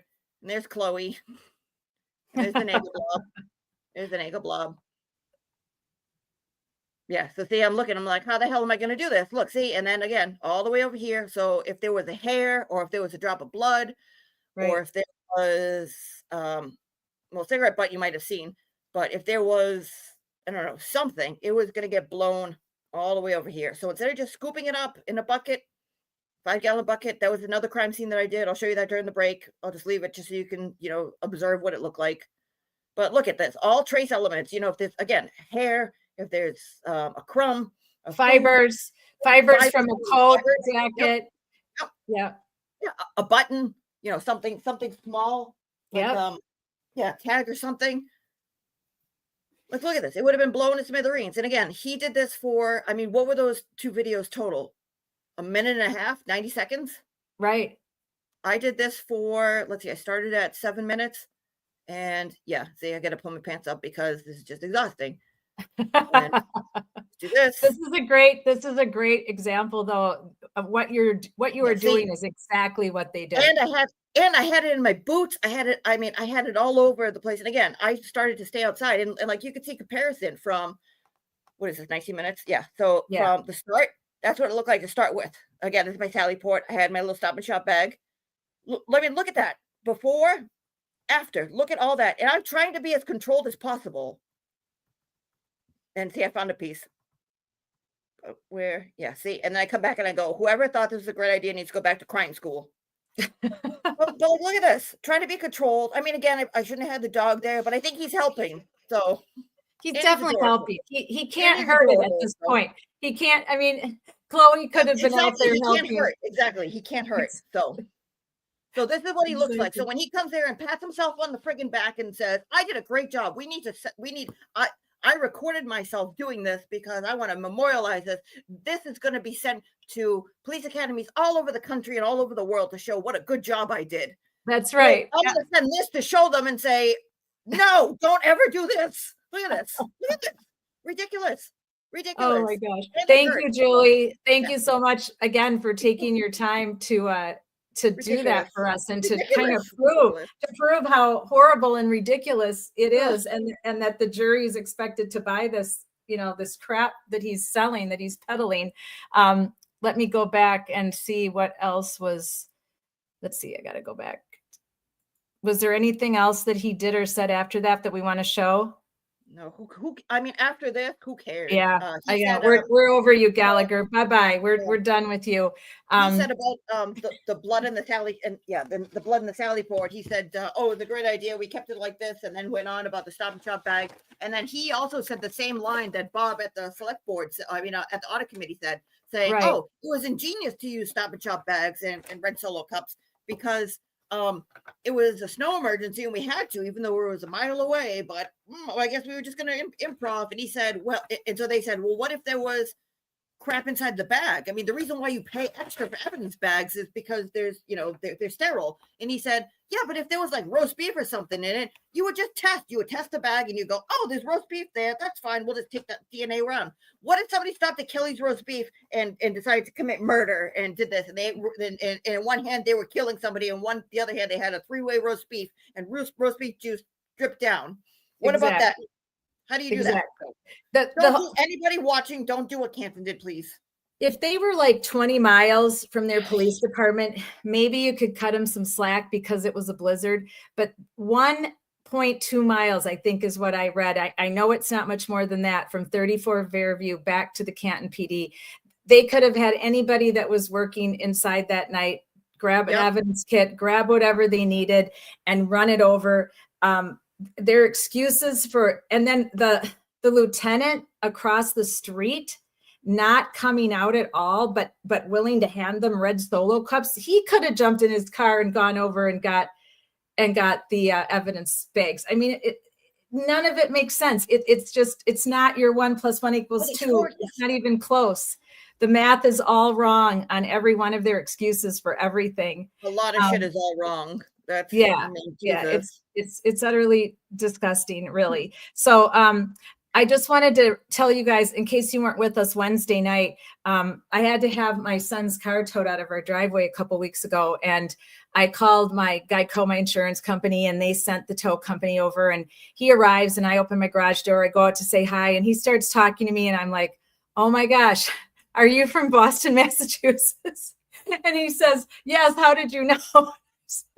Your accent. I said, I'm watching and I couldn't even get Karen Reed trial out of my mouth. And he filled it in for me and proceeded to tell me that he and his wife were watching the trial and that they don't believe that she did it. So we're chatting for a while, and well, then he has to get to work. So he goes to get everything set up to tow my car to the shop. And he walks up with his phone and he starts taking pictures of my car. And I said, oh my gosh, I said, can I get your phone number? Would you be willing to come on one of our Friday Night Lives and tell us the protocol of the tow truck driver, and that when you tow a car, you always should take a picture of it to make sure that you're documenting and memorializing whatever damage is on the car so that it can't come back on you that you damaged the car while you were towing it to the shop.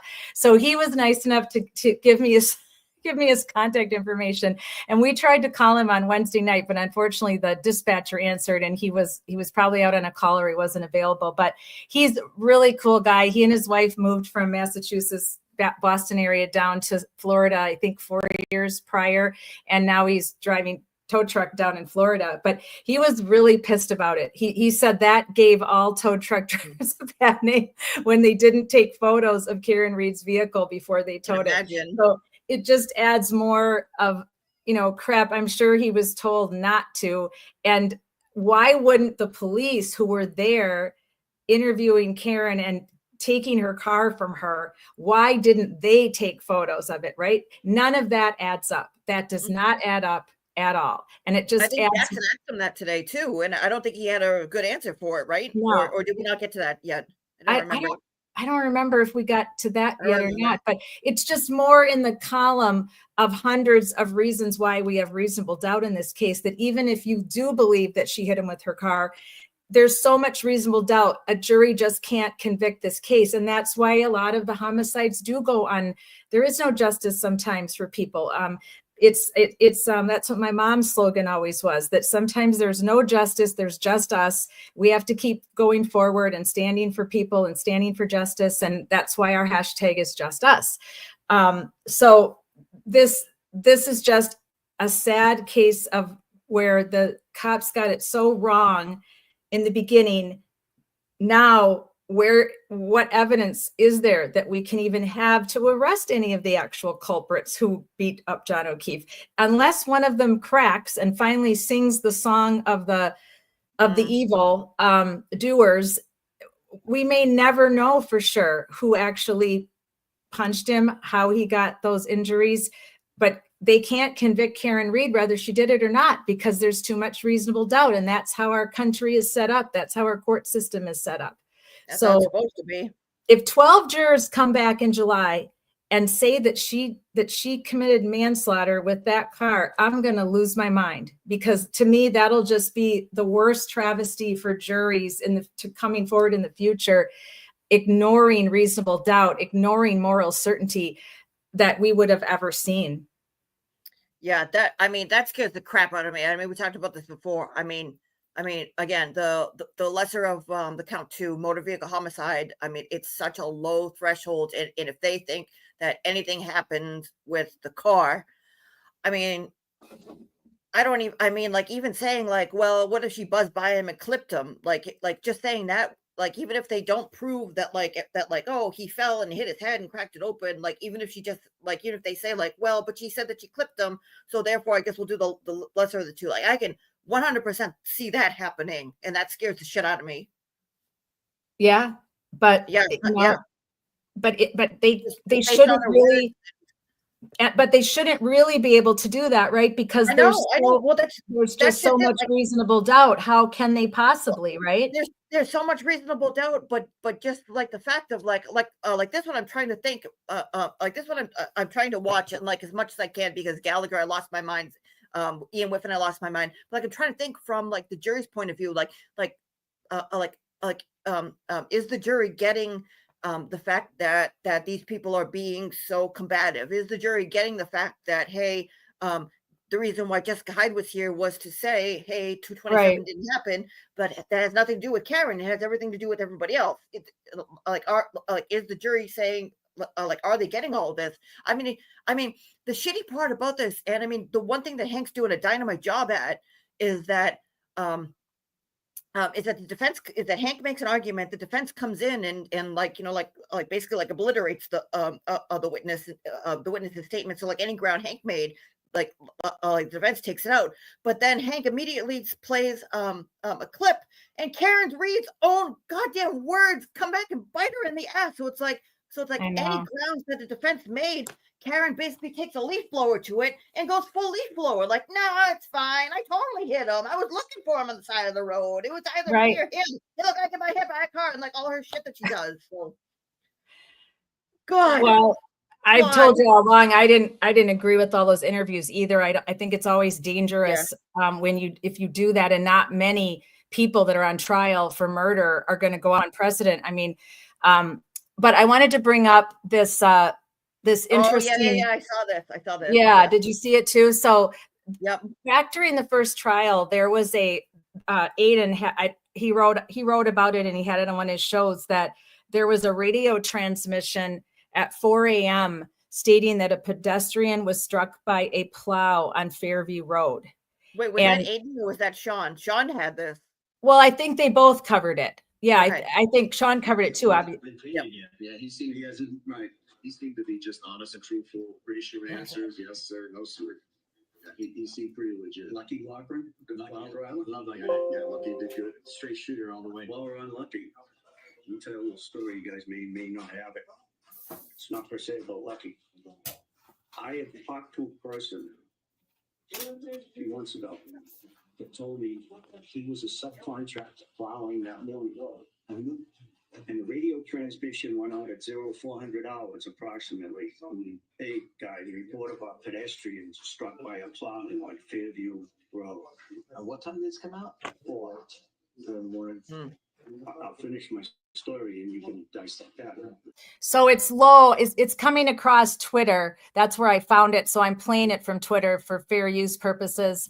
But basically what he's saying is that he was told that a private contractor was contacted on a radio transmission at 4 a.m. stating that a pedestrian was struck by a snowplow on Fairview Road. And he's basically saying that they were then told to never mention it again. And it was just swept under the rug.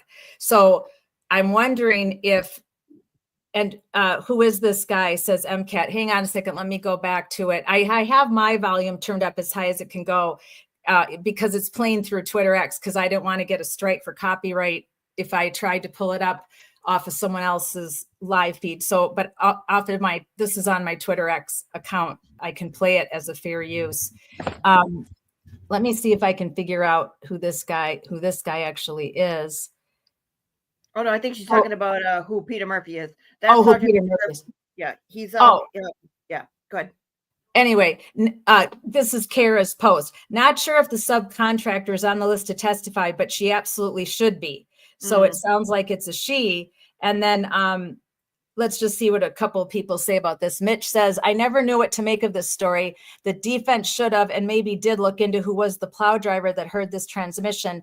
Not to mention everybody who was tuned into that channel would have heard it also. And what would it mean if it was true? Probably just a story. And then if it's true, it's more proof Karen is being set up. That's interesting. That's interesting. We got follow up on this. Yeah. If JLK was hit by a snowplow, why would the Alberts or McCabe's want to cover that up? Or is the theory that the snowplow company covered it up? And then Kara says, it happened in the house and the initial plan was to blame a snowplow driver until Jen McCabe found out Karen's taillight was cracked. Then they changed plans.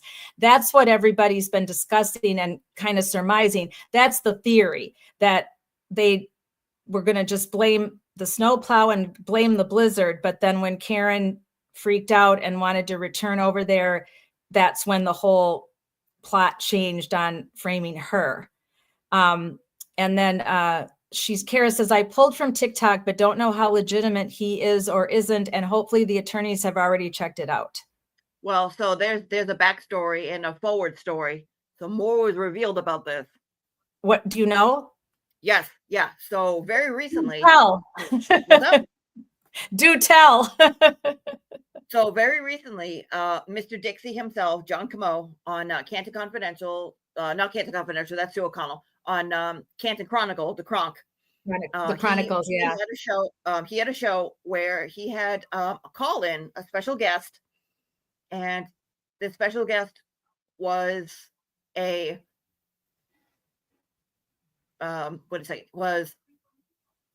he was a guy who was plowing for a company who does, I think, landscaping or something like another like a private company, right? Who's plowing because a lot of these guys around here, they get contracts, like they'll do other stuff, like they'll do landscaping or they'll do like masonry work or contracting, but during which time they'll plow and they'll get contracts for the city. So they got contracts with the city, and when you have contracts with the city, you have radio calls. And I guess this company is owned by somebody who is familiar with the Alberts, in the police department. Right. And this person, I guess at 4:00, heard the call that went out saying that there was a strike on the side of the road. And it just kind of went out and then just kind of sat there. Then nothing happened about it. Then come to find out what happened with Officer John O'Keefe happened.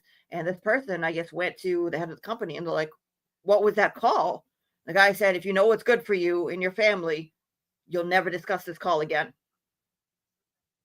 So now everybody's looking at the dispatch, like MCAT said, like there must be records of this. Well, we know how records work. Allegedly, we're speculating how records work in places like this. So right.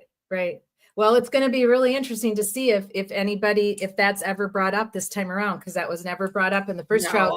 I don't think so. That's more for like step 2. Step 1 is just saying like, hey, the Commonwealth theory is that Karen Reed did this to John O'Keefe with their car. Is this true or not true? Not true. Right. Quit. Step 2 is what actually happens. So we're not there yet. Right. We got to get past step 1 first. But it's interesting. Exactly. All right. Well, I need a stretch break. I'm going to bring up the weatherman. No, wait. Before you do that, can you during our break, could you play? Do you mind playing the video that I have up posted? Oh yeah. Good idea. Wait, did I do present? Yeah, I should. Right. Can you see what I have? Did you send it to me in the private chat room? No, it's on the present. Oh, okay, great. Sharing. Yeah, so just let this play and just watch, stretch, go pee, go get a break. There it is. I see it. Is you're yes, got it. Your experiment. Yeah. All right, 5-minute stretch break, everybody, and we're going to play Julie's experiment for y'all to watch, and I will be right back.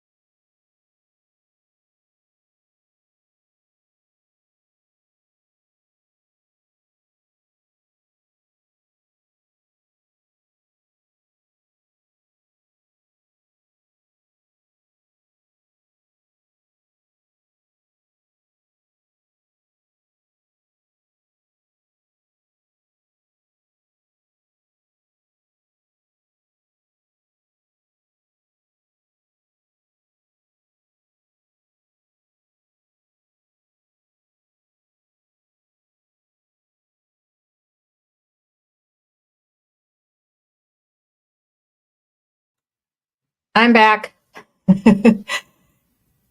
Shauna says, wow, Julie. Kathy says, should we be getting volume here, Julie? I can imagine you had a lot to say. Oh, during this? Oh, well, this, okay, No. so this. We were so this- taking our stretch break, Kath. I put it up on I put it up so you guys knew we were on a stretch break. We left that up so y'all had something to watch if you didn't take a stretch break. Go ahead, Julie. Tell yep. let you tell them about this. Hang on one second. Oh, wait, hang on one second.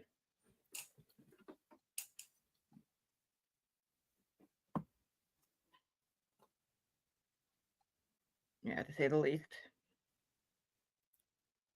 Okay. Yeah. So just like we saw on the first one, and again, those of you guys that were here a couple weeks ago when we showed the original one where I went through the whole entire crime scene. So basically, you see, well, there was an area tape off. I moved the caution tape, just so I can go back and forth, and you can see me doing this in double time. So what I did here was I had two crime scenes. There were two places where there was a quote unquote strike, where I basically just hit my hand and tossed pieces of taillight, and then I had the taillight in front. Well, that's okay. I can go. Well, these are the people. These are the other pieces of taillight that I had. Hang on. These are the taillight that I had. And of course, I put them in solo cups. I mean they vary between pieces. If you could see, I mean that's basically about 2 inches. And then there's another one. Oh nope, that's debris. So I mean I also found other stuff. But so what I did was the two crime scenes. One I did with the leaf blower, and the second one I did.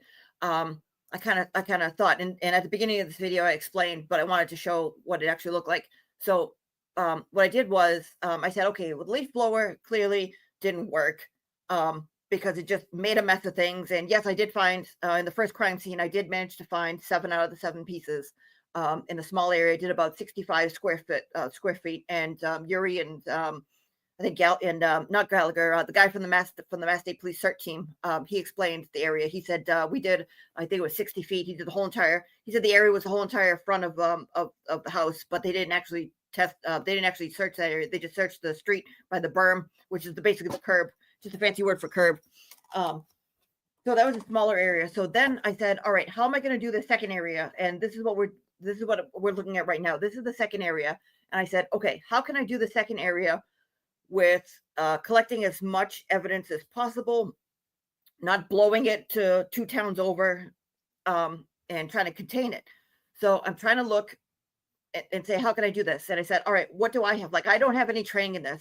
I again come from the lab. I come from science and math background and data collection. But I said, how can I do this in kind of a controlled manner so that I don't disturb anything? Because like Gallagher even said too, he's like, well, I used the leaf blower because I didn't want to crack anything and I didn't want to disturb anything. I didn't want to break anything like a glass or a taillight or whatever the case may be. So I said, all right, how would I go ahead and do this? And I said, well, what's my reference? My reference is like antiquities and artifacts from like ancient times, like ancient Egypt. It was like, well, how would you excavate a historical area? I'd say, well, you're going to do it carefully, where you would like take where you take like each like shovelful and you would sift through it like piece by piece. I said, well, could I do this with a shovel? And then I thought the same thing. I said, well, if I do it with a shovel, I might hit something or break something or smash something. What else could I do? And so I said, all right, let me take this 5-gallon bucket, which you see right there, that's orange. Let me take this 5-gallon bucket and let me, so as to not disturb anything, let me scoop it and basically kind of just drag it like with here, excuse me, nickel blob. Let me just take the 5-gallon bucket, and if the snow is here, just kind of drag it along the bottom so as to not disturb anything. And everything that I have would scoop and fill up the 5-gallon bucket. And that's why I showed in a little bit earlier that the 5-gallon bucket was filled up with snow.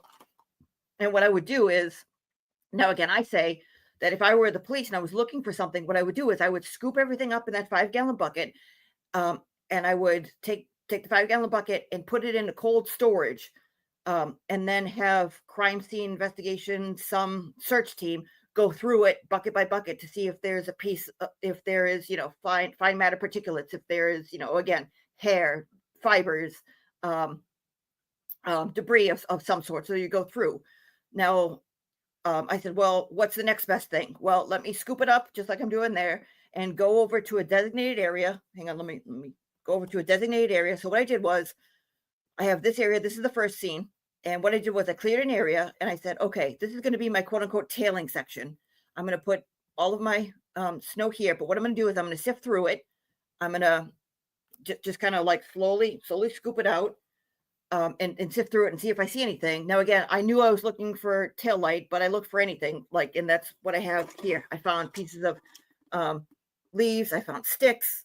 I found pieces of ice, which I know everybody's saying oh, well, you found something clear and colorless, but you didn't see red. Yeah, you would see red, but you would also see clear and colorless. So it's not that impossible. I mean, it's unlikely, but it's not that impossible. And I basically sifted, and after I sifted, I would get the shovel and I would clear that area and put it in the tailings pile and I marked this as my tailings pile so that if I missed anything, because again, I wasn't sure if I was going to see anything, but I left it in this tailings pile so that at least there was a designated area so that we would know, hey, this was a searched area right here.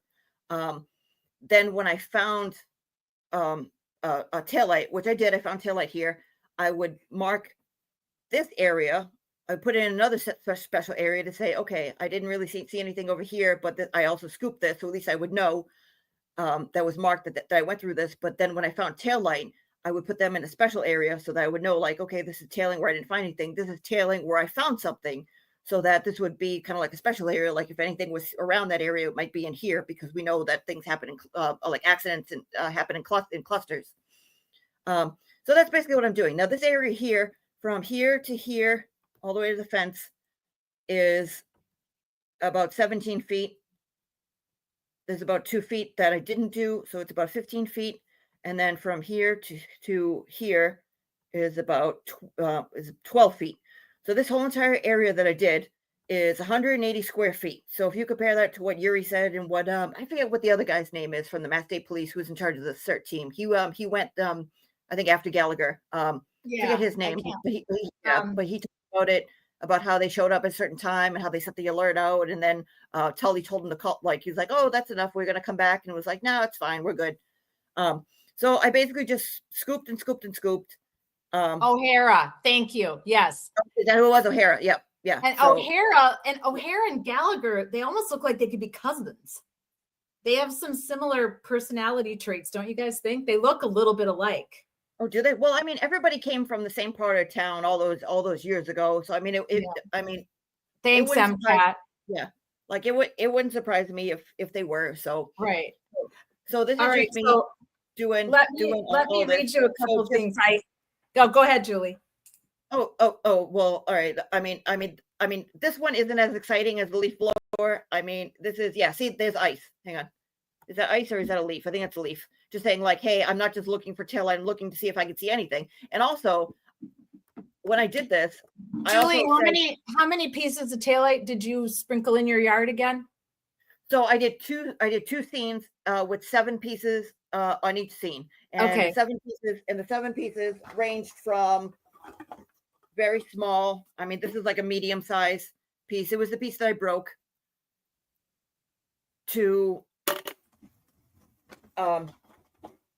and then to very large, but they were also small too. So they were, if you look at this one, I mean, look, that's about the size of my nail. And I was still able to see this.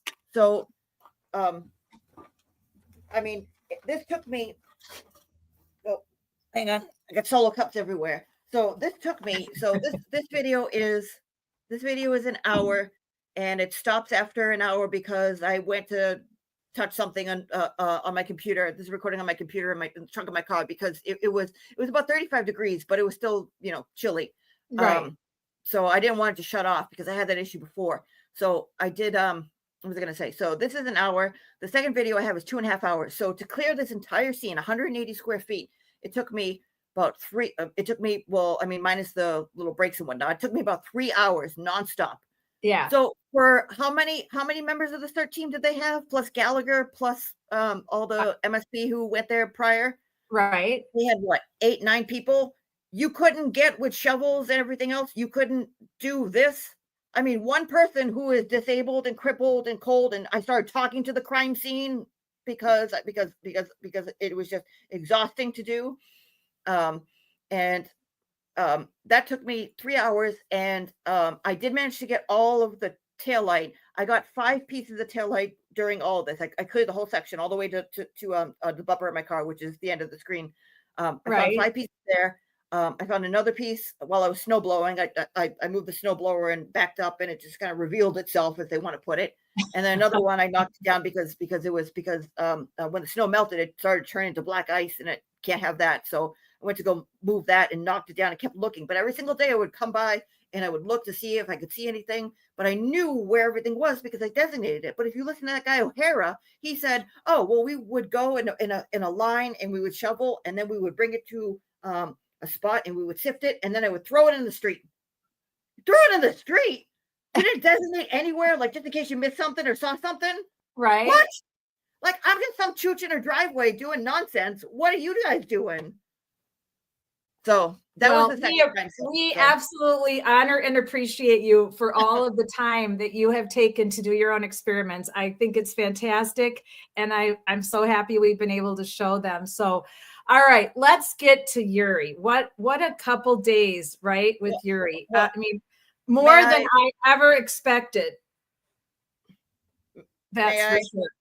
Before we do Yuri, just because I know that's going to be a lot, I want to because again, we did talk a lot of science, and one of the things that Hank Breenan brought up a long time ago, he started in November bringing this theory up, saying that, well, what if the ground was as hard as a rock, frozen? It was frozen, hard as a rock, and what if there were rocks and stumps, and it was so cold. So the weatherman, which his one reason why he came here was to show how cold and frozen the surface temperature and the ground was. And for whatever reason, he decided to ask Ryan Nagel about that, like he's an authority on that. So I'm going to show you, and this is a short video, and then we can talk all the shit about Bukkake. But let me go grab this. Hang on 2 seconds. Here he is. Well, that's right. We don't really need to talk about him. I mean, he basically said, like, hey, I do my own stuff. I find historical weather, and we do when we do stuff, we do surface temperature. But all he's talking about is surface temperature, which is literally right on top. Now, you could take a flamethrower or a flame like a torch, like a butane torch, and put it to an ice cube, and then take the surface temperature of that, and it would show that the surface temperature was not frozen, but the ice cube is frozen. So that's not really gonna.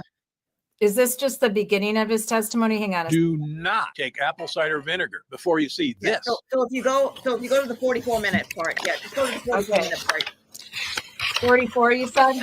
Yep.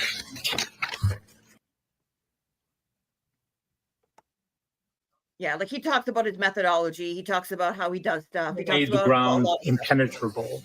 That hard, as hard as too difficult. You wouldn't be able to dig in the ground. Wouldn't be able to dig in the ground. Keep that in mind. All right. Mr. Lessie?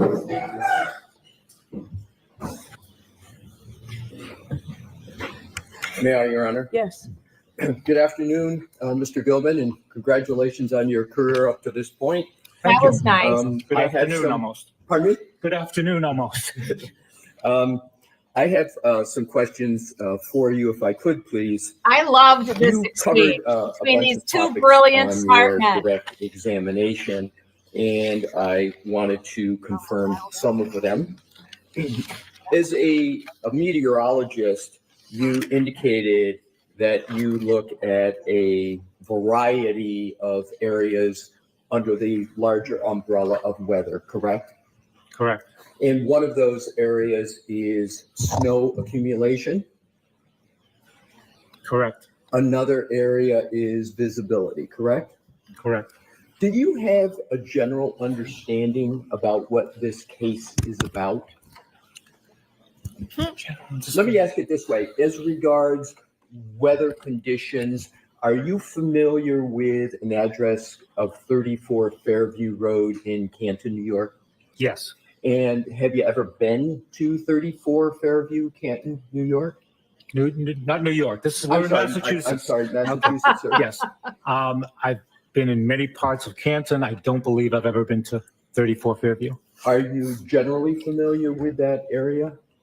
Yes. And you've mentioned the Norwood Airport on your direct testimony, correct? Yes. And is the general area of Fairview, is that in close proximity to the Norwood Airport? I mentioned it's a mile away. Right, so it's fairly close, right? A mile. Right, so you would expect that the readings you talked about on your direct examination would have a direct bearing and relevance to the 34 Fairview Road in Canton, is that correct? Yes. Relevance. Yes. Yes. So what I would like to do is to draw your attention to the exhibit that was just marked, if Your Honor. May I approach, please? Yes. Thank you. Mr. Gilman, this is exhibit 64. If I could hand that to you, please. Thank you. And you can keep that in front of you. Excuse me, Your Honor, may I publish? Yes. Thank you. If you could enlarge, just, no, not the whole thing, just the chart up above, and make that as large as you could for the jury, please. All right, take a look at his That is numbers. Very good, thank you. You see where we are, and Mr. Goodman, you can either look on the screen or look on the document, whichever is best for you. Thank you. You're welcome. So let's start with the I thought these were the other top, numbers. which is Okay. estimated All right, Kat, that's hourly snowfall That good? ending Yep, at. that's good. This is for January 29th, 2022, Yeah. correct? So they go Yes. on and they say, like, you know, And- they go on, they do math. All right, can you bring up my screen? Yes, ma'am. Thank you. All right, so this is the very, very, very first experiment that I did, and it kind of came to me in the middle of the first big snow that we got this year. This is the night of January 11th, January 12th, 2025. During the time we had a cold spell, and it was a very big cold spell. I mean, they were, local here, it was maybe like high of 12, low of 2. And it was cold for some time. Now again, I am north of Canton. I'm north of Canton. I am about 25 miles north of Canton. I'm on the north shore of Massachusetts, which means I'm just north of Boston. So just keep that in mind. So this is the first. So what I did was I said, you know what? The year prior in 2024, we didn't get much snow. And while it was snow blowing, I said, you know what? We really had conditions that were very, very, very cold. Who knows if this is if it's going to be colder or if we're going to get snow again. Let me see what I can do to demonstrate how cold it actually is, the firmness of ground, hardness of ground. Let's see if that's actually true, because I know that like a lot of people that work like construction or like yard stuff, digging, like digging, they don't like to do it around this time because the ground's quote unquote frozen. It's tough for them to do. So I said, you know what, let's see if it is, as hard as a rock frozen. So what I ended up doing is I did 2 experiments, but I'm going to show you one because we can't show the other one because we don't know what's going to happen. I think next week is when the accident person's coming in. So we're going to show how hard as a rock the ground is. Can everybody hear this? Okay, so alrighty, so my car was running for a while. This is 4 o'clock in the morning, so this is the darkest that it's been all night. So this is the darkest part of the night. The reason why I did this and kind of rushed to kind of put this together is because the next day was actually warming up. And by warming up, I mean it was in the low 30s, and that was warm for this time. So if you look at the car temperature, it says 29. It was actually about like 25 degrees. Just the car was running for some time. So I just want to show you that. Now we come over here. See, the ground is frozen. It's all icy. Terrible, terrible, terrible. And here we go. It's an undisturbed piece of land, dirt, that nothing has See, all undisturbed, Stepped on, uncovered. aside from snowblower Started stuff. anyway, except for snowblower Huh. throwing snow all over it. Again, this is January 12th, What I'm gonna do 2025. is take that shovel there, dig right here. That's right there. And see how far I can get. Okay, And like everybody I saw that? said, the sun went down at around 1700 hours local time, 5 o'clock p.m. Eastern Standard Time. Sun's about to come up in about an hour. And temperatures the last week have been approximately 20 degrees. So ground should be pretty much. All right, so that was all right. So that video, just because there's not much to see in the rest of it. So that video was about 3 minutes long. Hang on, I'm gonna bring up another one. Hang on, let me present. Can you play this? Hang on 1 second. Can you play? Yep. Oh, wait, hang on. I gotta open it first.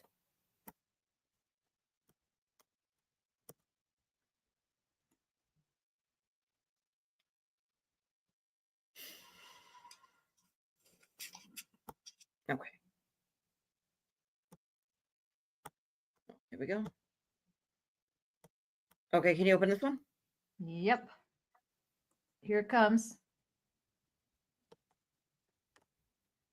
Is that one up? Yep. Okay. Yep. All right. So this is just a continuation. I mean, I have gloves on, and I'm not the well, as you'll see, I'm not the greatest when it comes to pointing at things. Why I can't flip this around. but Yeah. See, I'm trying to make it in different directions. Okay. So I'm just gonna skip ahead. So, so that's the area. You see X marks the spot. Now, if you see right here, I thought I was lining this up where you could see me digging, like I just said there. Yeah. Okay, so we all see the ground, what it looked like. There was an X there.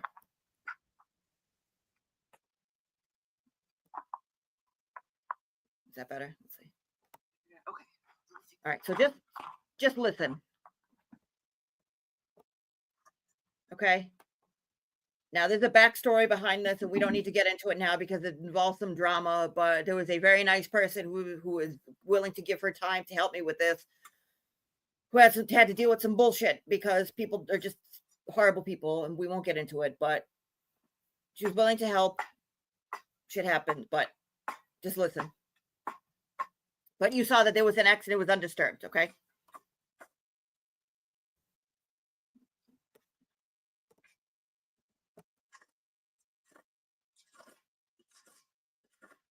I'm gonna speed it up. You can hear that's just the ground. That's just me shoveling. Well, attempting to shovel.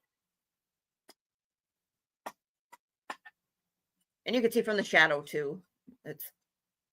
There's no tricks or anything here.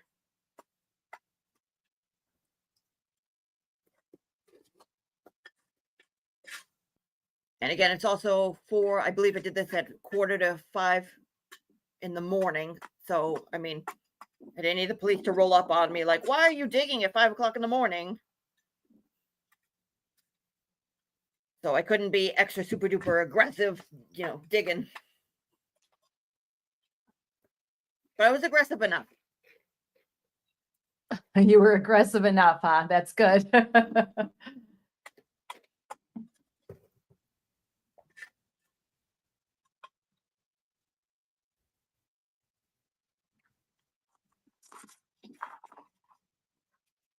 Oh, hang on. Over there, rock. Okay, there we go. I think this is just when I find. Okay, so I found a rock. But you see all that dirt? See all that solid as a rock dirt? Right. The hole. And see all the other solid as a rock dirt? How did I move that solid as a rock dirt? Amazing. I mean, is it tough? Yep. Is it cold? Yep. That's about 3 inches of dirt. Topsoil.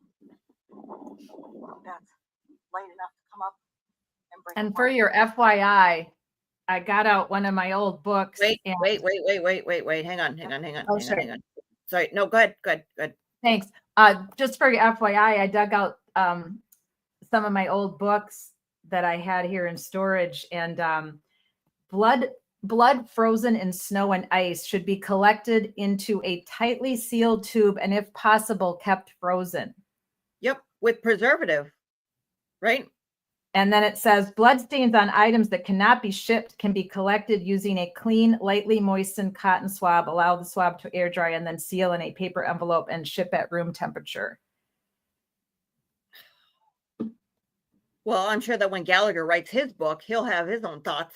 Exactly. And then they were talking about, how inclement weather can really be a problem, but the larger departments have specialized teams that can be brought in that know what the frick they're doing. And that as long as the smaller agency secures the scene and protects the scene, then they can come as quick as they need to, but they don't have to really rush. But again, we know that none of that happened. And one of the big keys is photography, taking, so at least they did their video of the snow blowing, at least they did that. I mean, what good did that really do? I mean, all I did was just say like, oh, I did a great job. And the audit people are going to tell me that I did a great job, but we paid them to say they did a good job. But yeah, ridiculous. Exactly. But, okay. Light enough to come up and break apart to find pieces. That's pretty much cushion, but that's pretty much frozen. So we're gonna try something. Okay, so I don't know if you heard, but I said that it was light enough to break apart because when I shoveled, it broke apart. Now, was it frozen? Yes. Okay, so I just go inside for 2 minutes. Okay, so I've been outside this whole time when it's 25 degrees? Right, Okay, 25 degrees. Yeah, okay. So I go inside, I grab a coconut. That's going to be part of this where I'm inside for 2 minutes. That's a coconut. I dropped for another experiment that's going to have to wait, but I dropped 10 coconuts in varying type of conditions to see what would happen. So, okay, so here we go. So everybody watch what happens. Go back. Okay.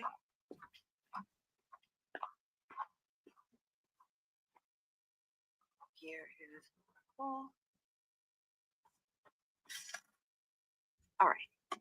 So to do this, I need to raise.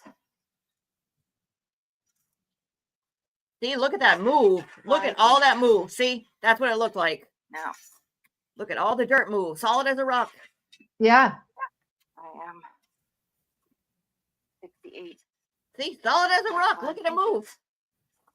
See, look at that. Solid as a rock. 69. Need to get to 7 points. Like granite. I'm able to shovel it with one hand. Exactly. I think we need to send your experiments over to Jackson and Yannetti and hang on 1 second. Hang on 1 second. I'm sorry. I thought we had a little bit more. I'm sorry. Hang on 1 second. MCAT says Yuri Knight has been hijacked. No. But we got 2 minutes. I just want to see. All right, everybody watch. Just watch what happens. I'll give it more space. Okay, and the video cuts out. Now, what happened when the video cuts out? My phone drained its battery and shut itself off because it was outside for 13 minutes in 25-degree temperatures, and it shit the bed after 13 minutes. Oh, really? Yep. So, yeah. So it just cut off. That wasn't me cutting or playing with anything. That was me shitting the bed. So, okay. All right. Thank you. That was it. So that was the solid as a rock. That was it. Solid as a rock ground. That was clearly not solid as a rock that I was able to get through and shovel with one hand. It broke apart and it was enough for a cushion. So Hank with his solid as a rock, it was frozen solid, blah, blah, blah, blah. I am north of Canton, okay? North of Canton. And just for comparison's sake, I found numbers from the Norwood Airport during the time period of 2022. I also have my own numbers from a local airport. And the difference in average high is 4 degrees. Norwood Airport was 4 degrees warmer during the same time period, which was 10 days prior, including the 29th. Which means that it was, again, 4 degrees warmer. The average was average maximum temperature 32.9 degrees Fahrenheit, average minimum temperature 15.3. Now, what happened? The 3 days that this Mr. Weatherman's talking about, the average low was 11, 3, and 32. Wow. But prior to that, it was a lot higher. Wow. So he cherry picked. He cherry picked. He definitely did. There you go. So all right, again, MCAT, let's get to now let's you get talk to about our Buchanan. yes, let's get to Yuri. And this is a channel that I found today. I was on with the Young Jerks for a while because I enjoyed chatting in there with Mike's crowd. He's got a good crowd of Free Karen Reed supporters in there. But I just started for the fun of it. I'm like, let me look around, see who else is airing the trial. And of course, I knew Melanie Little and the lawyers, Emily D. Baker. I've watched both of them. They're great. And Runkle has been doing, I think, possibly doing it live. I'm not sure. Broken Baker, maybe. I don't know if they've been doing it live, but they're all covering it. The lawyer, the DUI guy. I mean, all of them there. I'm giving them all some cred because they all do great job and spend time on this. But today I found Class E, and I was super impressed with him. And I really enjoyed his chat box. We call it our friend zone, but everybody in the YouTube world calls it the chat box. But they were very interactive, and there was a lot of people on the fence in there. There were a lot of people, Free Karen Reed. There were a lot of people thinking, hey, I think she hit him. And I really enjoyed being in this, in his chat today. So I'm going to fair use him to show Yuri because I thought he had some great comments. And I already we both accepted each other on Twitter X now as a friend request. So I'm going to invite him to join us one of these Friday nights, see if he'll pop in and tell us a little bit about his channel and what he's about. But let's start out with Yuri. Let's take a peek. One in the chat, if you can see me, welcome y'all. Welcome back to another YouTube live stream and another episode of the Classy Morning Show on this Friday. I'm your host, Classy, of patreon.com/classybeats. Make sure you check out the link that is in the description as well as in the pinned comment in the chat. And we are going to get right into the court proceedings today. We've got Yuri back on the stand. Oh, man. He's probably up there getting cooked already. Y'all got to see the testimony from him yesterday and the cross-examination. We're going to get right into cross-examination today. So hope y'all are ready because we about to get some good old hometown Boston barbecue. First thing this morning. But before I get into it, I gotta say what's up to the people, man. Of course, my awesome, amazing Amy is in the building. Shout out to Amy in here first thing in the morning. Les Cleaver, my dog, is in here as well. If we're gonna do the text messages, which I didn't think was gonna come in, we're not. We are not going over an hour and 23 minutes of those text messages. No. But like basically, the story that I got from the text messages were. Do you love alcohol? I love alcohol. Booze, booze, booze, booze, booze. And yes. What are we doing? Are we fucking? That was basically the gist of the text messages. So I went and got myself some Jameson and ginger, and I'm gonna have a thimbleful of booze while we listen to this. So all right, sounds good. Let's go. The future of trading is here on Robinhood. Gotta get rid of these commercials. I just gotta read. At Jones, we take great pride in crafting high-quality breakfast meats from our original land in Wisconsin. Oh, they're talking to your table at home. About 10 feet from you right now? I would agree with you, yes. Okay. And from the jury bar, probably about 5 feet from there? Yes. So we're talking about a relatively broad area for small pieces of physical evidence to be found. You would agree with that? I would, again, estimate it was the general area, maybe 10 feet in one direction. Here we go with 10 not feet answering in another, questions again. 5 feet out, maybe 3 feet out. They were the general area where it was initially excavated and then expanded with the snow melting, and all the pieces were within that general area. But you were working on an assumption. Shame on me. Cutting off the Johnsonville Brat commercial. At 34 Fairview, correct? Yes. I don't understand what you're asking. Yes, you do. Come Yes, on, you dude. do. That there was an impact of a physical item, in your view, an SUV, with a human being, correct? That was your presumption at the time. He said that yesterday. The evidence was pointing that impact took place because there was damage to the taillight. Large chunks of it was missing. And we were locating pieces that were consistent with texture, color, and size fragments from that SUV on the lawn. So I wasn't assuming you do a mass anything. The spec of it? evidence was I don't speaking think to so. us. Right. You weren't there. He's the evidence whisperer. I was there recovering the evidence, yes. You weren't there at the Of course you were. time of the incident.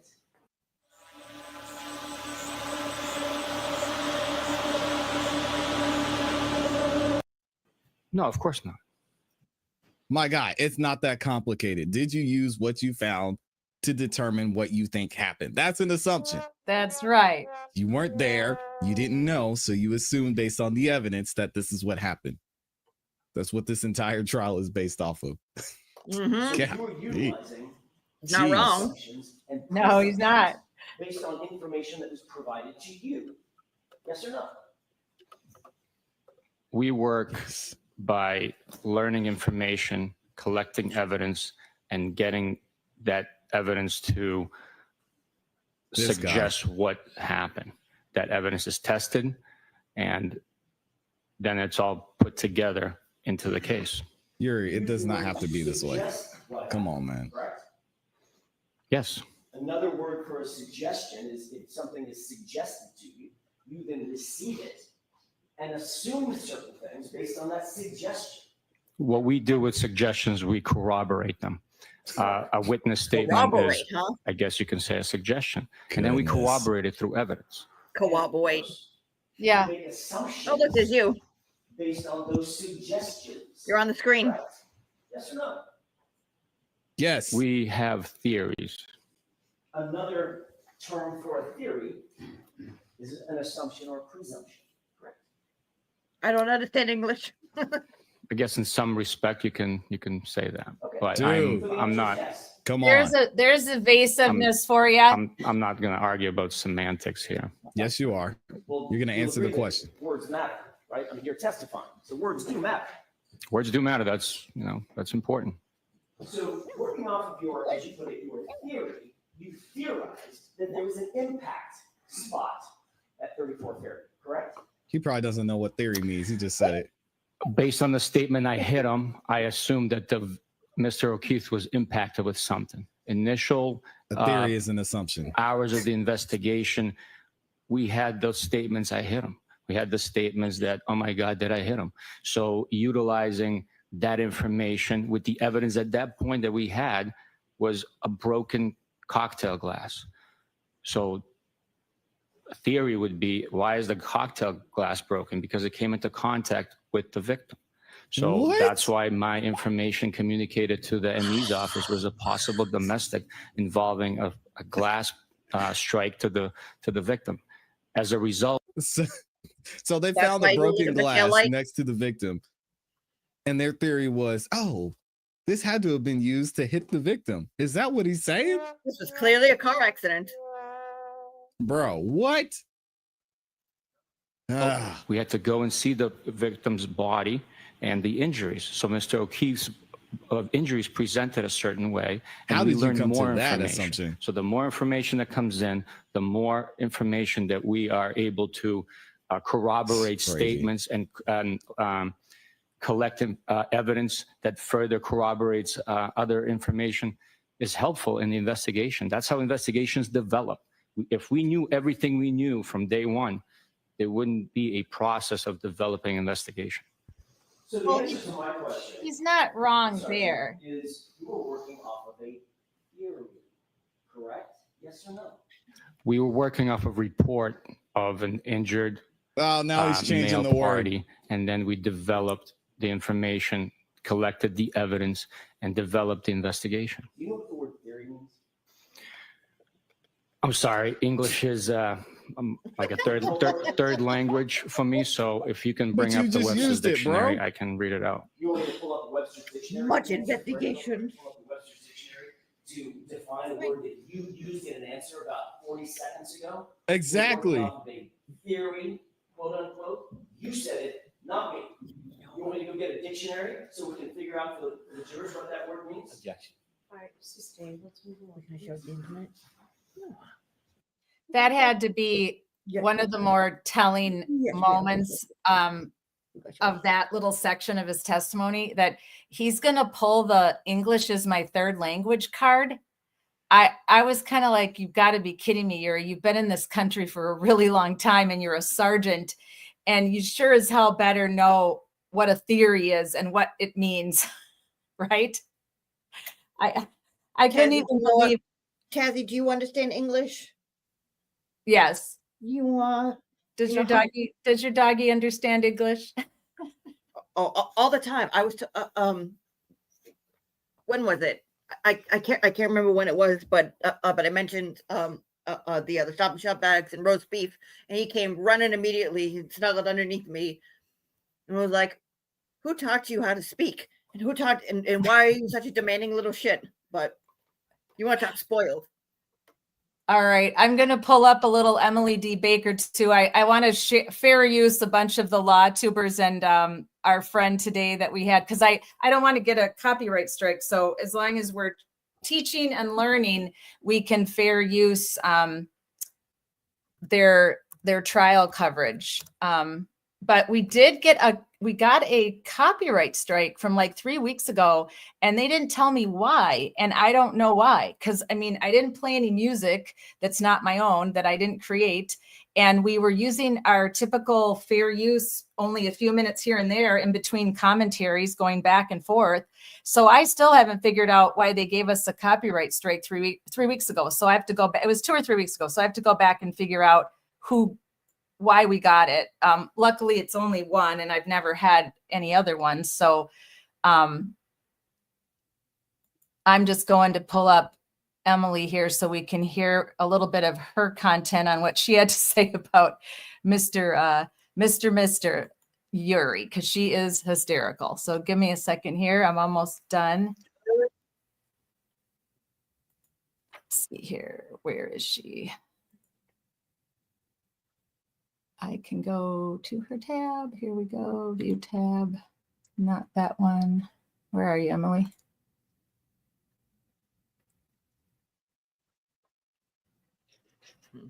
It was very funny. I mean, speaking about being in the cottage, it was very funny to see the chat kind of turn after he read the text messages. I mean, like, that surprised the shit out of me, and that surprised them as well. They're like, well, I guess Higgy isn't coming along. Like, why would you bring this in and bring in the text messages through Yuri? And right. And like a lot of people in the chat were looking at the text messages, and they're like, well, Bev should have stopped this, and it's all her fault, and this judge sucks, and blah blah blah blah blah, and oh, this makes her look bad. All they do is talk about booze, and like, yeah, it's true. I mean, all they do is talk about booze. It wasn't a good look. But then later, when they brought up the waterfall and they showed the heel toe, and when Yuri said, "Oh, it looks like he's doing the Heimlich," the chat completely turned. It was like, "Oh my God, what are these guys doing? These guys look like clowns," and completely turned into, it was like, "Oh, the hell with Karen, this and that, blah, blah, blah. She should go to jail for forever." And then it turned into like, what are these guys doing? Are they playing grab ass or like literal grab ass? Like, what is this? So yeah, it's really interesting to see them turn. And like, a lot of them didn't see that. And like, even that guy who's so hateful, Matt Doherty, Boundless Millennial, he's just so hateful. But like, he looked, he's like, I've never seen that before. That was something else. That looked like Brokeback Mountain of something. And like, they just turned into like completeness. So at least at like a moment, we had a moment of agreement. Like, yeah, whatever they were doing in that bar was like right. Beyond. Did they ever planned on that being broadcast across the nation? Right. Grabbing one another's asses and mounting one another. So. Oh God, of course. I just put the green room link in for anybody that wants to pop up on the platform with us. You are more than welcome. So if you just copy and paste this, well, yes, come on the platform. It's safe here. The water's fine. We won't hurt you. We promise. So just click on that link, and that should open up a StreamYard window for you, and it should let you pop right down into this little section underneath the screen that you can't see where my camera and Julie's camera lives. And then all of the decks and everything I use live in this little backstage area. So I'll wait and see if any of you are brave enough, but you are all always welcome to come on the platform. That's how Julie and I got started. I invited her on the platform, and look where we are now. Driving you all nuts for 3 to 4 hours on Friday Night Live. Now we have Blobdy Blobberty Esquire. Yeah. All right. With the leaf blower. Exactly. All right. So let's pop around a little bit with Yuri. We'll kind of start out and see what we'll go with what we can go with. We'll see what we like best. What is it? May 9th. It is the 13th day of the Karen Read trial. So we are on Friday. It feels like a Monday. It also feels like we've been in trial for 700 years, but that's okay. I think we are getting to the end. All persons have anything to do. I don't know who's doing the hear ye's today, but they sound like they are just dying inside, like Yes, B's I know. I testimony. noticed They're that like, too. They did the hear ye, and it was like, yay. Oh, let me go backwards. Let me go back a little. I missed that today, the beginning. Get it. All persons have anything to do. Whoops. Sounds like Lally's doing them. Still didn't grab it. nerds in the chat, they're here for the facts, not and let's get to court. As we break down the strategy today, I think one of the main strategies for the defense is not to just go like giggity, giggity, giggity, giggity, giggity. Like just be like, let's go, let's go, let's go, let's go. Because this is a juicy cross-examination. And it would be really hard to constrain the lawyerly glee with some of the answers that this trooper is given. So let's get to the hearings. Let's get to the hearings. Let's get to the hearings. Oh, Carrie had a great question comment in the chat. Carrie said, hi, all so far I haven't seen any evidence of a car versus person crash or what actually happened to John. Shouldn't that be known by now? Carrie, I'm with you. I think it's becoming the elephant in the room that the jury does not know what happened to John O'Keefe. I think it's frustrating. But tell me what happened and then tell me how it happened. And so it's really hard to listen to all of this because they're probably trying to piece it together and they don't have that information yet. It is very frustrating. I would be very frustrated. I was very frustrated last trial because day after day after day, I'm sitting there going, yeah, tell us what happened. do we know what happened to John O'Keefe yet? It is day 11 and the Commonwealth has not shown us what happened to John O'Keefe yet. Maybe we should start doing that this case too. It is day 13 and the Commonwealth has not shown us or the jury what happened to John O'Keefe yet. They do have to lay the foundation for their accident reconstructionist, but they could call the medical examiner early. I suspect there's a reason they don't want to. Susan said, as a juror, the first thing I would want to know is what happened and then work backwards. Yeah. Tell me what and then tell me how. Tell me what and then tell me how. Let's go to court. It's Friday. Dr. B brought me Starbucks today. I'm real excited. I'm real excited. Hear ye, hear ye, hear ye. All persons have anything. I don't know who's doing the hear ye's today, but they sound like they are just dying inside, He like did Trooper sound B's bad. testimony. They're like, He sounds like Hear it's ye, like, oh, shit, hear another ye, day I gotta be hear here. ye. Different bailiff than the other hear ye's. The other hear ye's are so enthusiastic. Oh my These hear ye's are just like, it's Friday. It's Friday. I Hear have ye, to listen to this hear ye. again. The saddest hear ye's we've heard this whole trial. Hear ye, hear ye, hear ye. All persons have anything to do with Honorable Beverly County Justice of the Superior Court, now sitting at Dedham, within for the Commonwealth. Draw near, give your attendance, you shall be heard. Draw the state of the Commonwealth of Massachusetts, and when sitting in this court's in session, please be seated. That was a very deflated hear ye Good today, I morning, think. counsel. Good morning, Ms. Reed. I'm going to put the judge at morning, 1.25 as we get to good morning, jurors. We need to ask those same 3 questions. We're just going to speed it up as we get through those questions and get to this trooper being on the stand. Well, she's all perky and sunshiny. Look at her. Do you have to answer those 3 questions? Did you hear them all say happy Friday back to the court? That was You are nice. able to follow my instructions and refrain from discussing this case with anyone since we left yesterday. Yeah, Everyone said yes or no. bailiff might need a Starbucks, You're that's also true. able to follow the Her instructions. hair's crooked. It's Why called is her foam hair gels. We crooked? got chocolate cold foam, cold brew. Everyone said yes or no affirmatively. Did anyone happen to see, hear, or read anything about this case since we last yesterday? Everyone said no. Thank you. Poor Bailiff was just like, hear ye, Mr. Jackson, are you ready? Okay. hear ye. They were such sad hear ye's. It's Friday. Yes, Shauna. Can the defense I like use that idea. the evidence binder in their closing? They can use it as a demonstrative. I think they probably have other things that are equally powerful, but yeah, they can use it as a demonstrative. I mean, I'm sure no one's going to be shocked when I say that Attorney Jackson's not one to shy away from theatrics.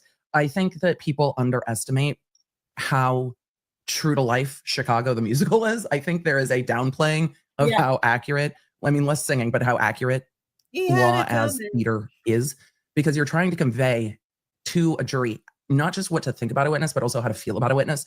And so does the defense shy away from theatrics? No, but the jury has to be with you if you're going to be theatrical. And so if you're going to wave around a giant binder full of Trooper Proctor and then like stacks of I think they were affidavits and talking then about throw it on Bev's the table and be speech, like, Shauna. not involved, wham, I'll tell you who's not involved. Logic. Just kidding. Not really. Yeah, not It really. would be tough, but can they wrong. use it as a demonstrative? Yes, but the jury saw it. They could, I think they could argue the shoe. If they don't ask about it in this cross-examination, I won't be shocked because they won't let him explain. They'll just argue it. Because the Commonwealth did not ask this trooper to explain the kerfuffle with the shoe. If I'm the defense, I probably wouldn't touch it and I would argue it in closing. Like you saw it. You saw it with your own eyes. You saw it with your own eyes in this very courtroom. I wouldn't let him explain it anymore. What'd you say? I'm not giving you a chance to help yourself out. You've had an overnight to think about it. She's talking about the shoe, the kerfuffle She's the talking wrong about the foot. shoe because what the other day, whatever day that was, that the other trooper brought Yesterday. out. Was that just yesterday that Yep. happened? That was yesterday. But then wasn't there a day prior where they brought out the shoe that was supposed to be the shoe from 34 Fairview? He's supposed to be bringing out the shoe from the hospital, right? Right. So it was the day prior. So Wednesday. Right. Yeah. So that, and then, but they both ended up bringing out the same shoe. So where's the other shoe? And why wouldn't you bring them out at the same time? Didn't they fight? Well, I guess because one brought one and one brought the other, but didn't they show both of them? Or were there two rights? Or what happened? Well, I didn't figure it out. Yeah, I missed part of today's shoe debacle. So I was just gonna watch it live with you guys tonight. I thought there was. Oh, was that just Wednesday that he brought the wrong shoe out? So no, so Yuri brought the wrong shoe out yesterday. Oh, that was yesterday. They had a long little sidebar, but then they came back out and then he showed the shoe. And I said, wait a minute, that's supposed to be the shoe from the hospital. That's a right-footed shoe. Right. You're telling me that he kept his right shoe on while he was struck by a car and flung it across, the universe, but his left shoe stayed on the ground? That doesn't make any sense force-wise. Well, and if the other trooper showed that same shoe, that shoe's been shown twice. Okay, so nobody showed the left shoe then. Interesting. I don't believe so. Okay. So who's showing the left shoe and where is the left shoe? Interesting. Okay, that's interesting. That's very interesting. Mm-hmm. Yep. Oh, Laura asked a great question. Oh, I tried to grab it. If someone from the jury happens to know a witness, what then? Do they check that before? Yes, they read the witness lists. Best way to clean your dog's ears? Q-tips? Nope. Chemical drops? Clean our Nope. doggies' Ear ears, wipes? everybody Nope. tonight. Here's what really works. To the jury beforehand. Good morning, Sergeant. And confirm they don't know anything. Yesterday, when we left off, we had been discussing one of the trips you made out to 34 Fairview, specifically on an occasion in which you met Chief Berkowitz. I want to ask you a couple of questions to follow up on those questions that I asked yesterday. Blink, blink, blink, blinkety, blink, blink. Chief Berkowitz ever talked to you about his communications with blink. Brian Albert and or Brian Higgins, either at that time or afterward? Objection. Real quick, Olive, I agree with you. I've never felt good about the shoes. When they first brought them out last trial, I thought they looked way too clean. And obviously they're not supposed to be cleaning the shoes. I mean, he wore those at a bar, 2 bars, and probably had them on for other things. And I know he was a neat guy, and they're always talking about, they're using the word neat freak when they talk about John O'Keefe, but he still was out and about that night, running around for many hours. And he'd been at the pizza shop earlier with his son, with his nephew. So I felt some really kind of way that first trial when they showed that those shoes. I just thought the bottoms just looked way too pristine. That bugged me a little bit. So thanks for putting that up, Olive. Good Lord. Did you learn that Chief Berkowitz had communicated one way or the other without telling me anything that they said? Yeah, the hearsay is the problem. Did you learn whether or not Chief Berkowitz had communicated with Brian Higgins? No. Did you learn that Chief Berkowitz had communicated with Brian Albert? And I'm talking about in the days before you were at 34 Fairview, which was February 4th. So we're starting right where we left off with Chief from the 29th to February 4th. No. You returned to the scene, you indicated on direct examination, on or about February 10th, 2022, to conduct yet another search, correct? Yes. And on that particular occasion, you recovered some 6 pieces of red and or clear and or black plastic. Red and or clear and or black. There was numerous pieces. The exact number, I don't know. You'd have to refresh my memory with a report that you didn't write. I'm just kidding. No. There were several pieces. The exact number, I'm not really worried about. There were several. There's more than one. Yes. Okay. There were also some clear glass pieces, correct? Again, I don't know exactly, but if a report can be presented, it would refresh my memory. Okay. Let's do that. And Jackson probably grabbed every single report that he wants to talk about for today, or should have. Oh, sure, because he did. He knows he wants to talk about all these things. And you need, as I said, to have I used a folder, but you need, because we've talked about the 3-ring biters, but so you can pull them out as you're going to ask about them, because you don't want to give the witness too much time to think about what you're asking them about. So you want to have them on hand. And Jackson regularly takes his train of thought sideways and then has to catch up and grab the reports that he wants, because there are things he wants to talk about that he has not already pulled the reports for in his own prep. Thank you. Let me know when you familiarize yourself with that report.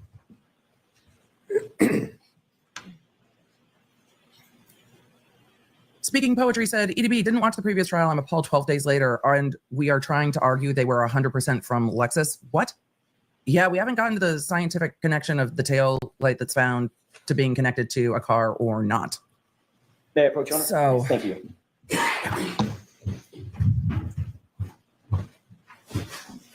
Foreman and me said bailiff today, why are we even here ye? I did. Did that refresh your recollection as to the items generally that you recovered on February 10th? Yes, it did. Did you recover approximately 6 pieces of red, black, and clear plastic and 14 pieces of glass and plastic fragments? Yes, I did. Okay. You would obviously consider that to be an incredibly important So there is a report for that part one. of the investigation, recovering physical items at I'm being facetious. Those are the reports that were written in November 2023. So yes, there is a report, but they weren't written for like almost 2 years. the scene of the incident, correct? Unbelievable. Every piece of evidence is important. Can you describe for the jurors Important, you say? exactly where each of the, let's take them one at a time, where each of the 6 pieces Oh, of AJ, plastic you know fragments he were found? can't. All items recovered that day were found in the general vicinity where the other items were also located. The area had been excavated. I've been to that location several times, and it was all located in the general vicinity where it was initially excavated, but also where I was told Mr. John O'Keefe was found on the morning of January 29th, 2022. So other than saying in the general vicinity, Do did you know?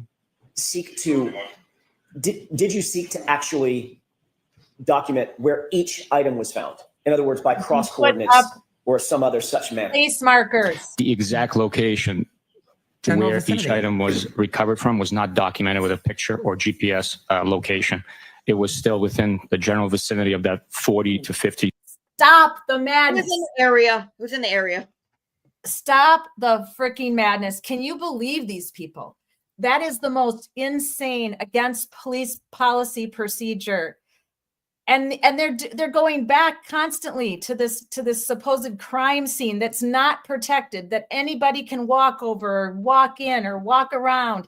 It's utterly ludicrous that they were allowed to bring this to trial 1, much less trial 2. It's disgusting. It's just disgusting. And I just can't. I get so upset listening to these cops completely destroy all the training that is required in the police academy, all the training that's required in services that all the police officers go to. They're making a mockery of a very important job. And it's a disservice to all police officers. absolutely is. It makes me so mad. If I ever get the chance and I'm coming to Boston because I want to meet Julie, and I go to the trial and stand out there with, there's not very many protesting now or advocating out in front of the courthouse, but I'm going, Julie. I want to run into this MNFer who claims to be this great, important detective, and they don't even know what the frick they're doing and breaking police protocol on every aspect of this case. It's just ludicrous. Well, there's something else that I saw, and I didn't even think of this until I saw pictures.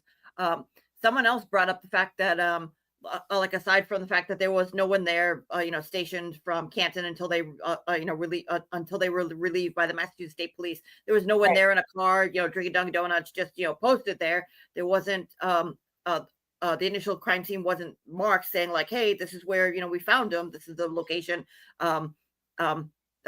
It wasn't roped off or taped off or just anything to say like, hey, don't come here.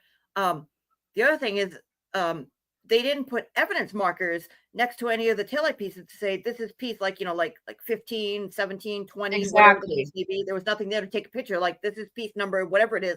This is when this was found. This is when this was found. This is when this was found. So at least you would know when everything was found. If you don't believe us, guys, go watch an old episode of CSI.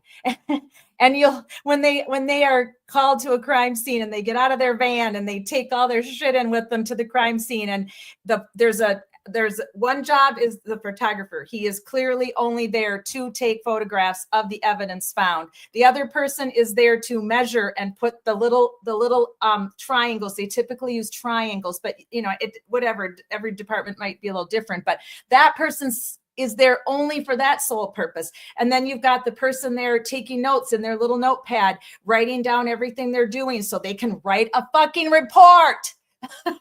Yeah, but he didn't want to bother the guy. I mean, he said he was there and, he was there. He didn't want to bother him. I mean, he just came out the day before to take some pictures, I guess. He didn't want to bother him to come back when they found critical evidence. Why bother him? It's disgusting. It's utterly disgusting.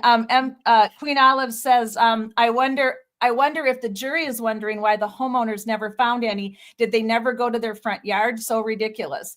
And then Queen says he likes to go to women's homes and intimidate them. Yeah, there was videos of that.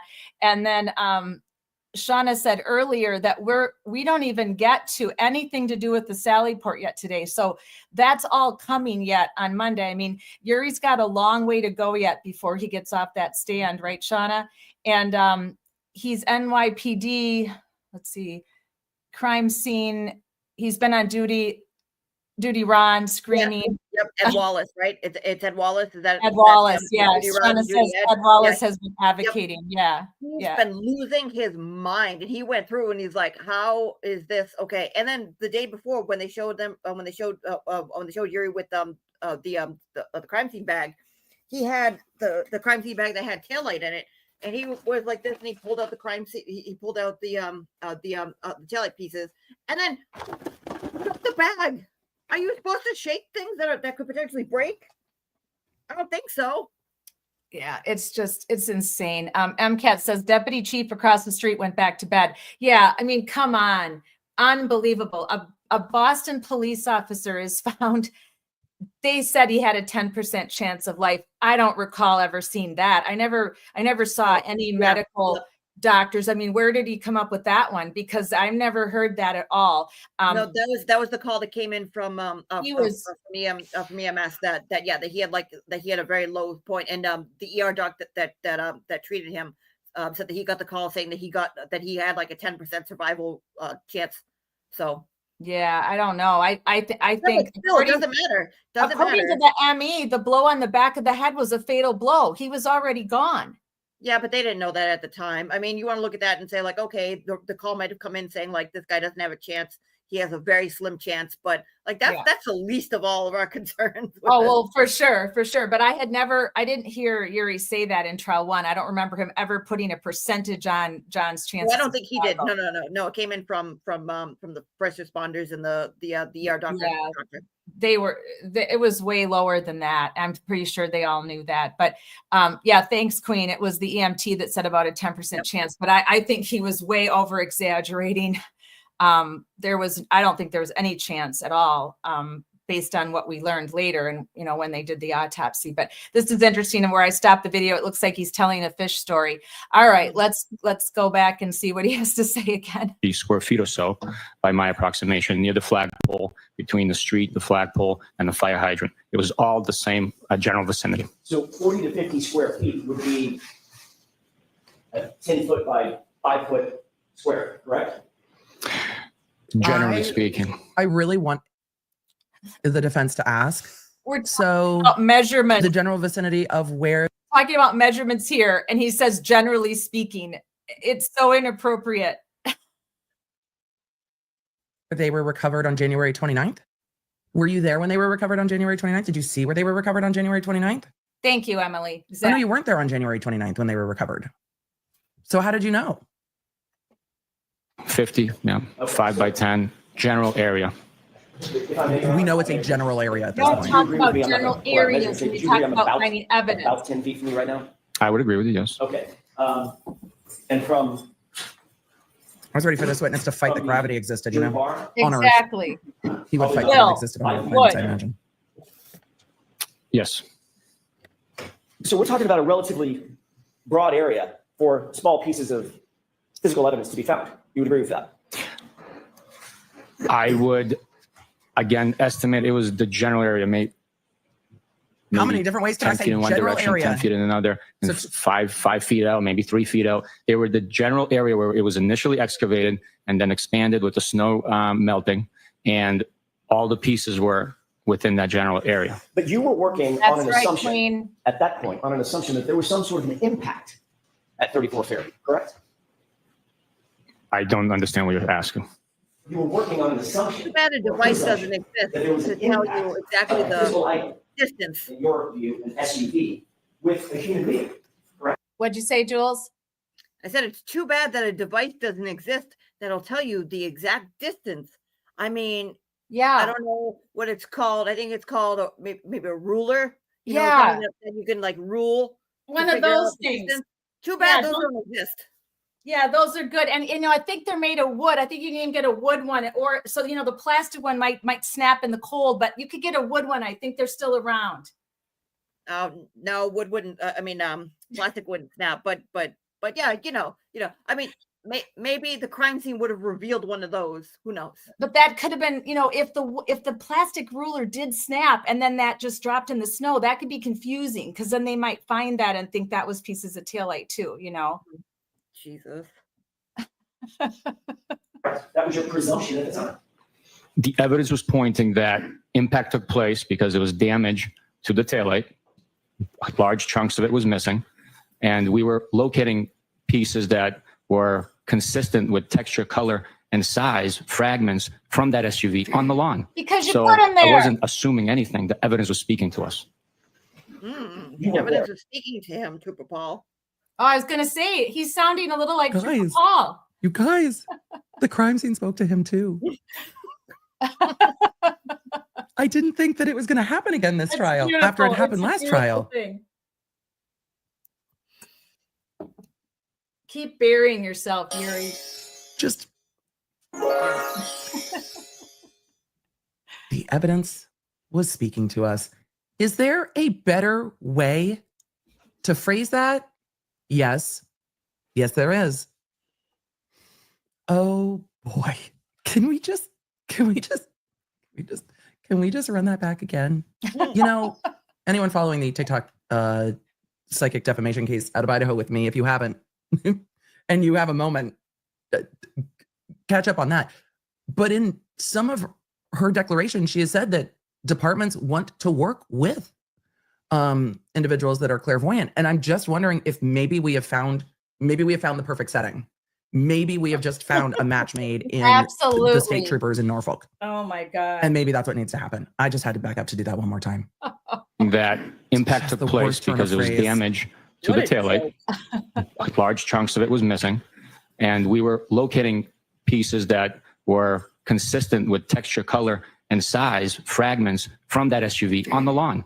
So I wasn't assuming anything. The evidence was speaking to us.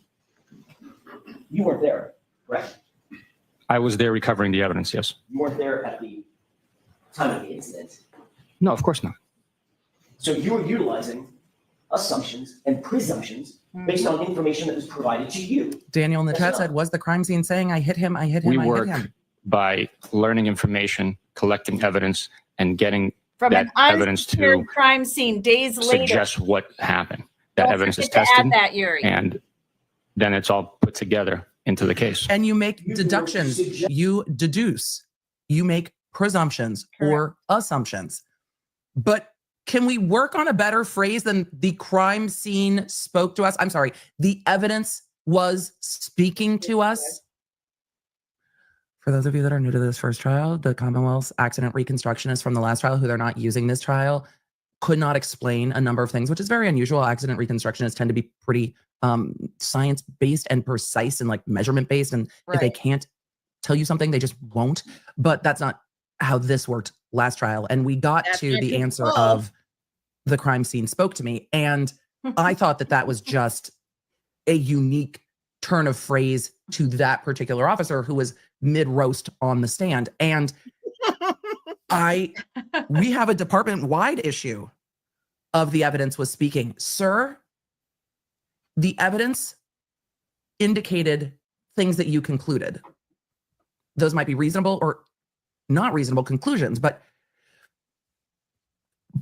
boy, oh boy, is it going to be spicy. And thank you, chat, for all of the lols. We will get to them, but I appreciate all of you.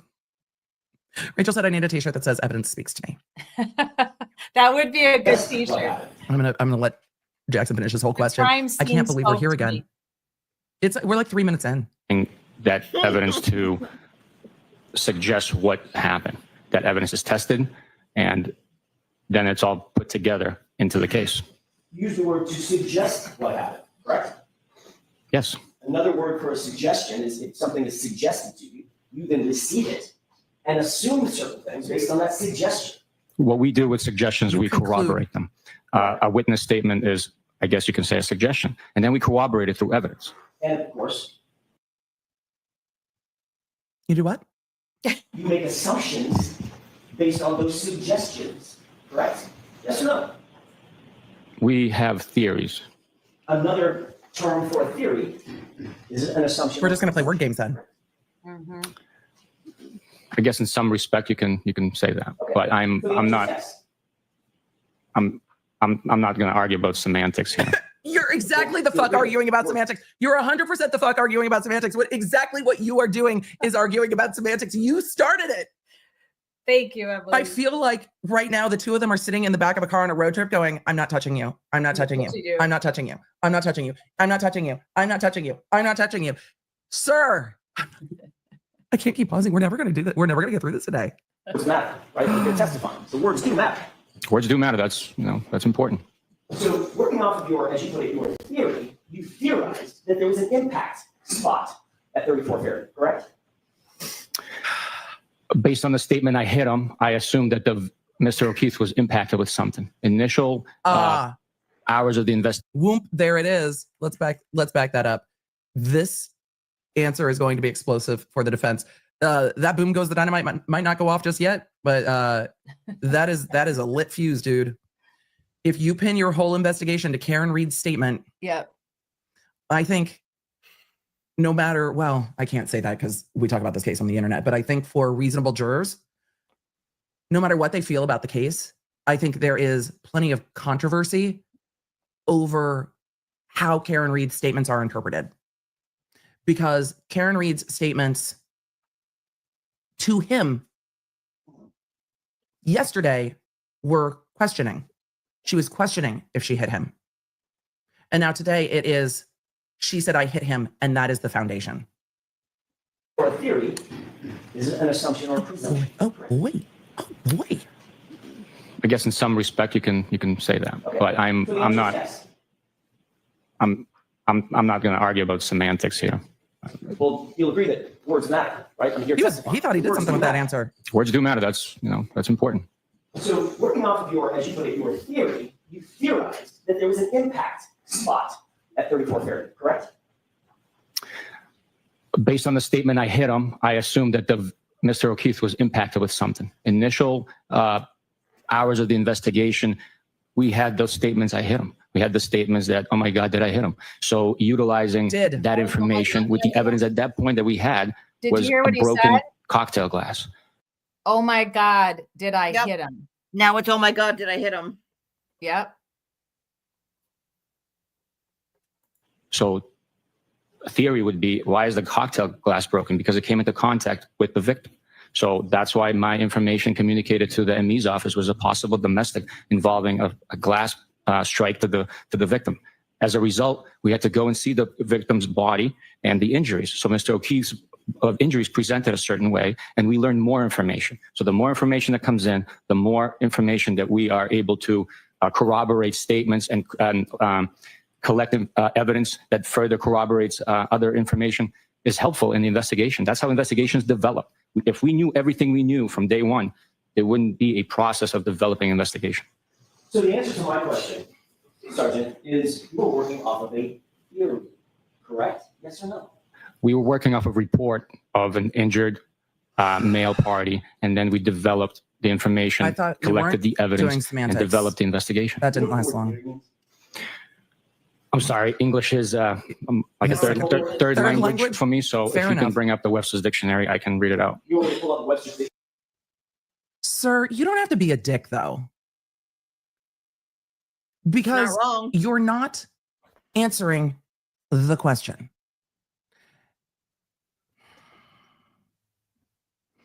You started playing word games.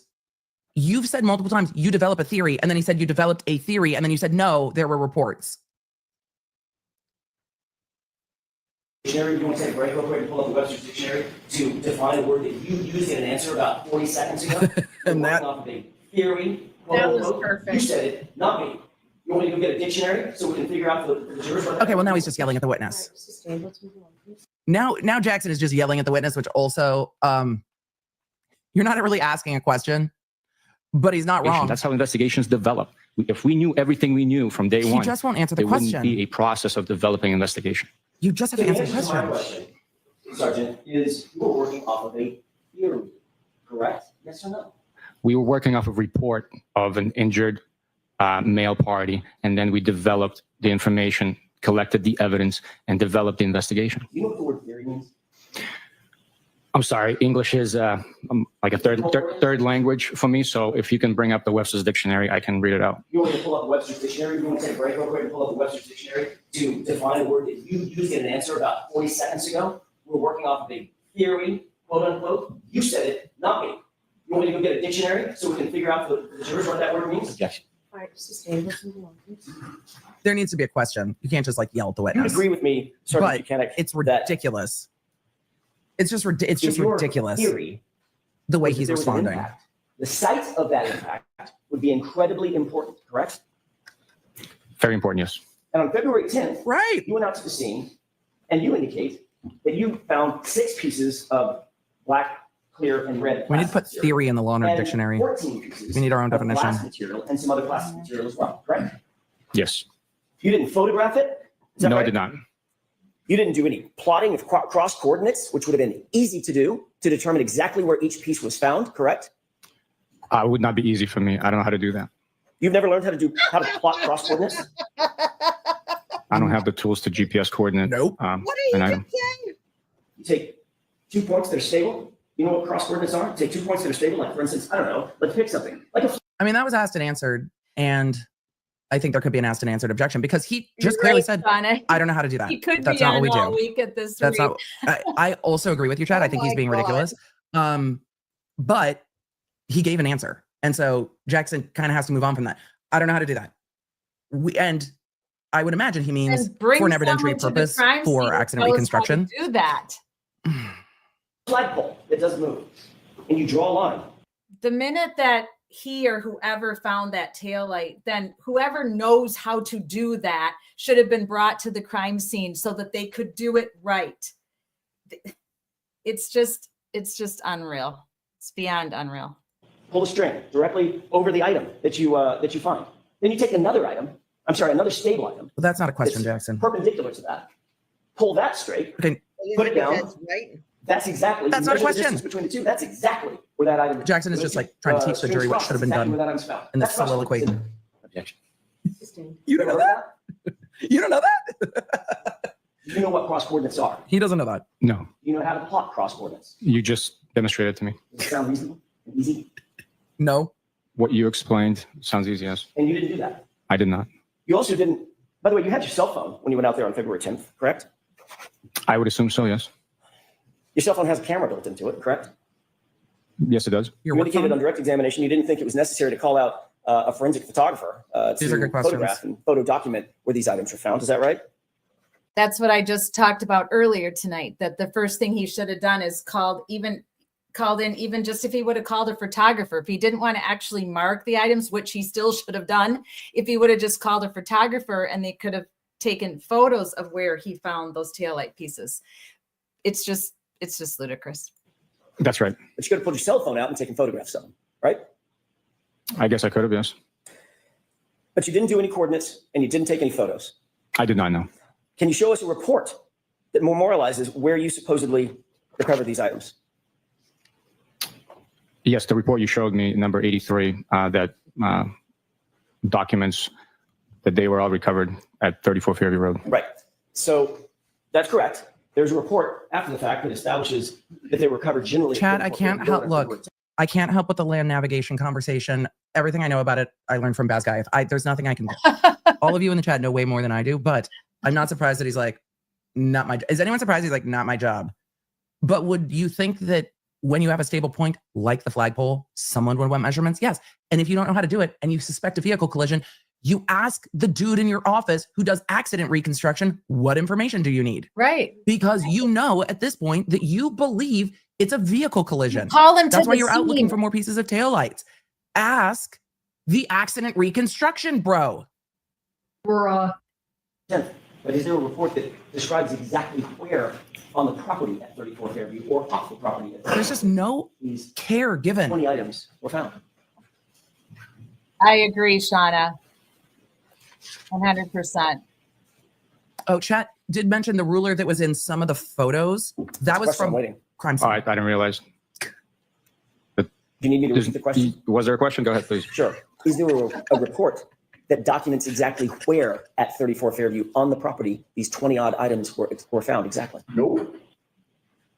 The report documenting where they were recovered from is number 83 that you've just presented. Exact location is the same general vicinity. If it was something different. Did you just say exact location in the same general vicinity? I need to get sound effects. I'm working on that this week. We need sound effects for people like Yuri because I'm not a good screamer and I don't want to wake up my mother. But this makes me want to freaking scream. First of all, if they're trying to prove that these taillight pieces were part of Karen's taillight and that they happened in the accident, you absolutely have to have measurements and you absolutely have to say exactly where you found them, because if they're outside of the mathematical zone of how far those taillights could fly, right? And you can't prove that, then you can't prove that those came from Karen Reed's car. There could have been another car accident weeks ago at in front of the Alberts house. You don't know, right? Anything could have happened. They could have come from anywhere. That's why you have to measure and take photographs. So you have a chain of custody. You have memorialized where you found this evidence, where it exactly was on the crime scene. This in and of itself, this testimony of Yuri in and of itself should completely cause a mistrial. It should be mistrial. It's over. You cannot for a second use any of that evidence against her. This is just fucking ridiculous. Oh, hello, Zippy. Welcome. Nice to see you. Welcome to Social Change Warriors. Oops, wrong chat. Well, come on back. Stay for a while. Check us out. We're safe. We have fun here. Come on back. Come on back, Zippy. You're welcome. In the same sentence. If we located these items across the street, different section of the yard, that would have been documented. What's documented in the report that you just referenced says bullet point 2/10/22, meaning February 10/22 at 9:15 a.m. Sergeant Buchanan exact in secured general 6 would be, pieces of red, black, and clear plastic, period. Antonyms. That's what it says, right? Not synonyms. Yes, same general vicinity. If there was a different That's what the location, report says, isn't it? That's all I'm asking. That's what the report says. But I just Talking quoted. about general vicinity. that's the description or of crime scene. the or items. The evidence. answer is yes. It's That's what the report says. That is part of the report. That is the description of the items recovered on that date. And the bullet point beneath that says February 10th, 2022 at 9:15 a.m. Sergeant Buchanan secured 14 pieces of glass and plastic fragments. Right? That's correct. There is no further description of where those items were found, is there? There is. What's the further? Where's the report with the further description of exactly where they were found? It might not be in the report. It might be on the description of the bag, describing that it was 34 Fairview Road. The report indicates and encompasses itself where those items were recovered from. Clearly, the same general vicinity the initial items were recovered from.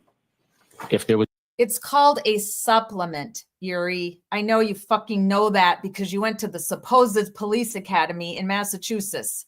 It's called a supplement. If you find something else that goes with something else, you don't have to write a whole new police report, but you can write a supplement to the original police report, and then that's your supplement. Then if another officer finds evidence, which is highly unusual anyway, what happened with this case, you don't typically keep finding evidence 2, 3, 4, 10, 14 days after an incident from an unsecured crime scene that's admissible in the first place.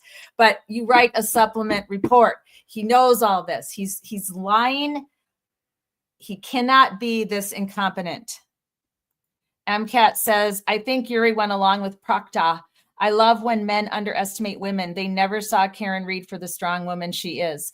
Oh yeah, absolutely. And none of these people ever saw her coming. They assumed that she would be freaking scared out of her mind and out of her life that she was arrested for this, that she would do the plea deal. There's no doubt about it. But his testimony for me is just extra damning this time. was a need to document a different location, it would have happened. But you didn't see the need to document the exact coordinates where those items were found, did you?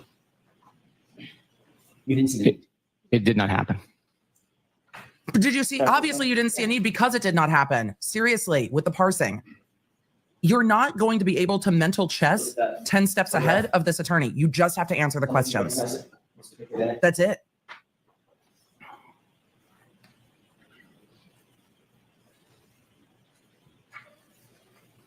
Yes, I do. What's depicted in that photograph, just generally?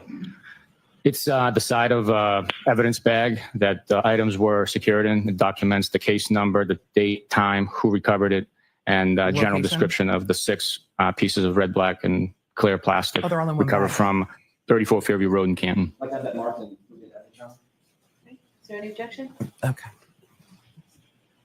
No, no objection.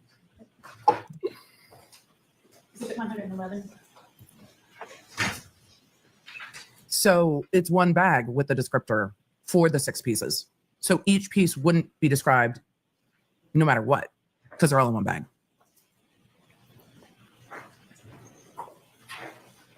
Mayor, Coach John? Yes.